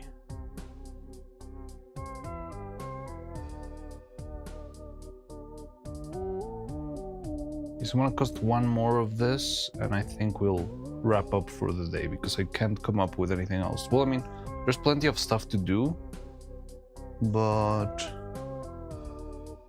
yeah, right now it's mostly waiting for the clay to dry, the resin to harden, that sort of stuff. So maybe we should leave it a little. Like I haven't been doing anything in particular for the last hour or so. You know what they say?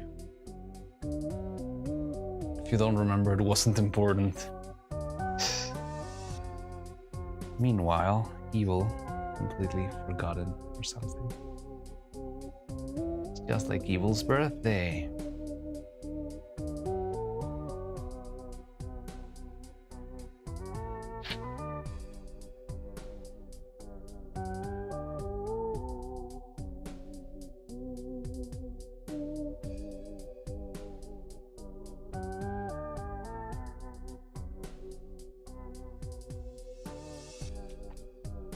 Okay, so yeah, I'm gonna cast this one and I think we can start wrapping up for the day.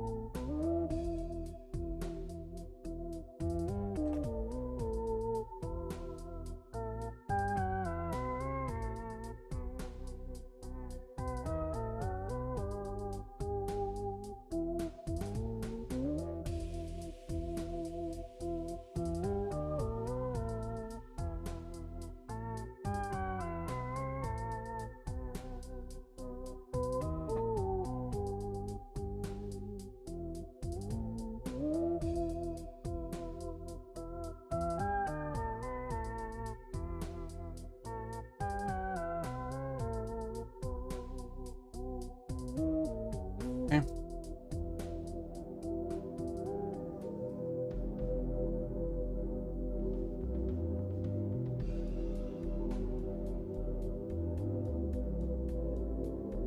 One, two, three, four. Last cast of the day. Tomorrow I'm gonna have to do another 8 or so castings.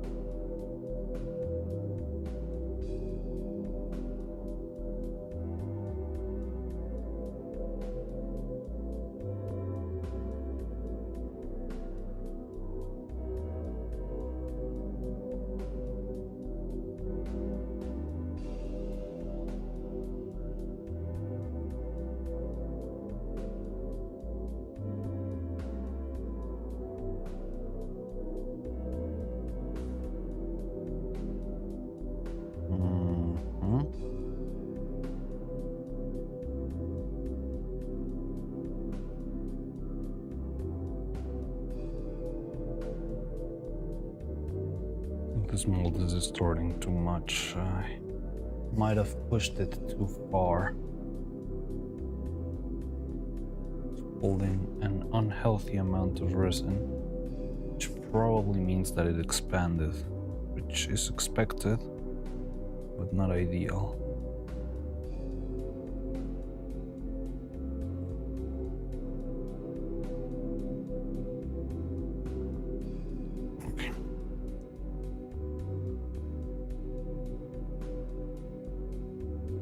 All right. Let's close you down. The best.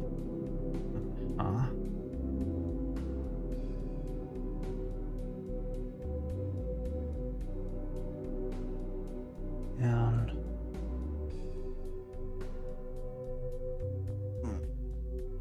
okay, maybe that one.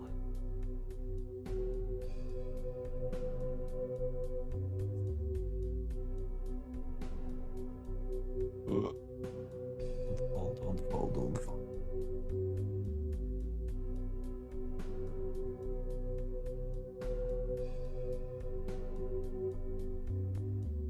Okay. Who's there? Hi, oh. Hello, Mr. Mr. Stinkcrack. How you doing? Or Mrs. Stinkcrack. How you doing? I was just about to wrap up. I was just finishing the last cast of the day, which is a mouth. And I've been preparing the eyelashes. Well, not the eyelashes, the eyelashes might be the thing that I'm forgetting. Like, it's not that crazy, but it does take a fair amount of time to make the eyelashes. Especially with evil eyes that are a little bit tricky. But maybe that's the thing that was lingering in my mind. Nah, it's nothing crazy, but it is certainly something. Like, if I need to do 24 eyelashes, it is a substantial amount of work. I would guess at most a full day of work, but it is work, you know. It's not like 5 minutes.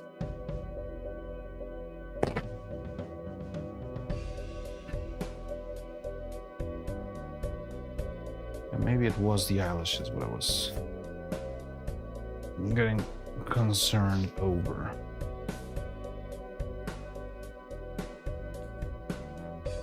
Oh well. Anyway, I think it's a good time to start wrapping up.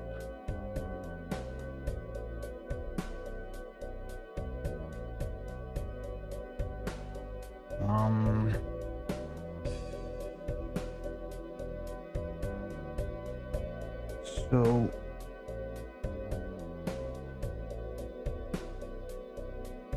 I'll see you tomorrow. Tomorrow I'm probably gonna start streaming a little bit later. I've got a couple errands to take care of, but I don't know. Maybe I'll start after lunch, who knows?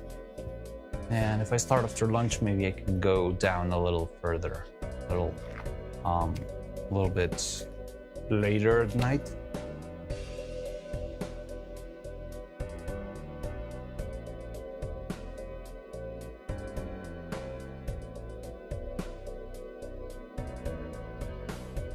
Okay, see you. Thank you. Good to see you around, Mr. Stinkcrack. Too bad that it was such a quick in and out. But yeah, I'm always happy to see reoccurring faces. Reoccurring, is that the right word? But yeah, good to see you, even if it was for a little bit. So, let me see, who can we raid today?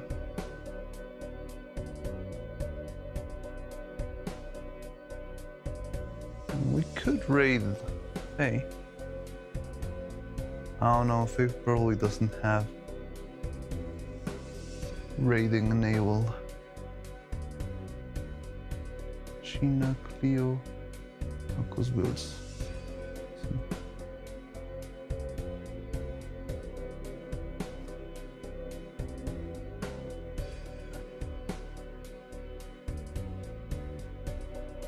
Yeah, she doesn't have it enabled, haha. Alright. I guess no raid for you. And who else can we raid? Anyone you'd like to raid on Twitch, guys? Let's see.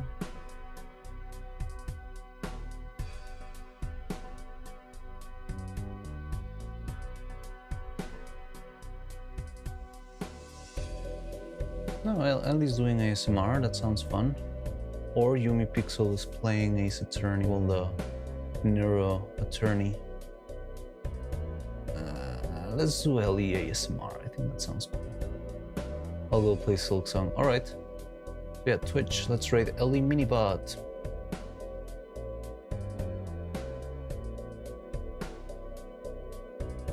I'm doing ASMR.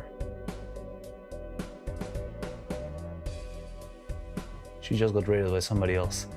The raid's gonna start in a bit. Okay. Thanks for the stream. No problem. My pleasure. I'll see you tomorrow for more. I hope we can make some more pros. And thanks for being here, Wizard Warren. Thanks for being here, Cloud.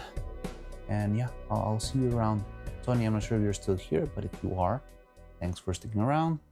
Mr. Stinkrack also. And yeah, I'll see you around. Right, so bye-bye. Go to the end screen. Still gonna work on some stuff after this. 3D printing and stuff, but it's gonna be smaller details.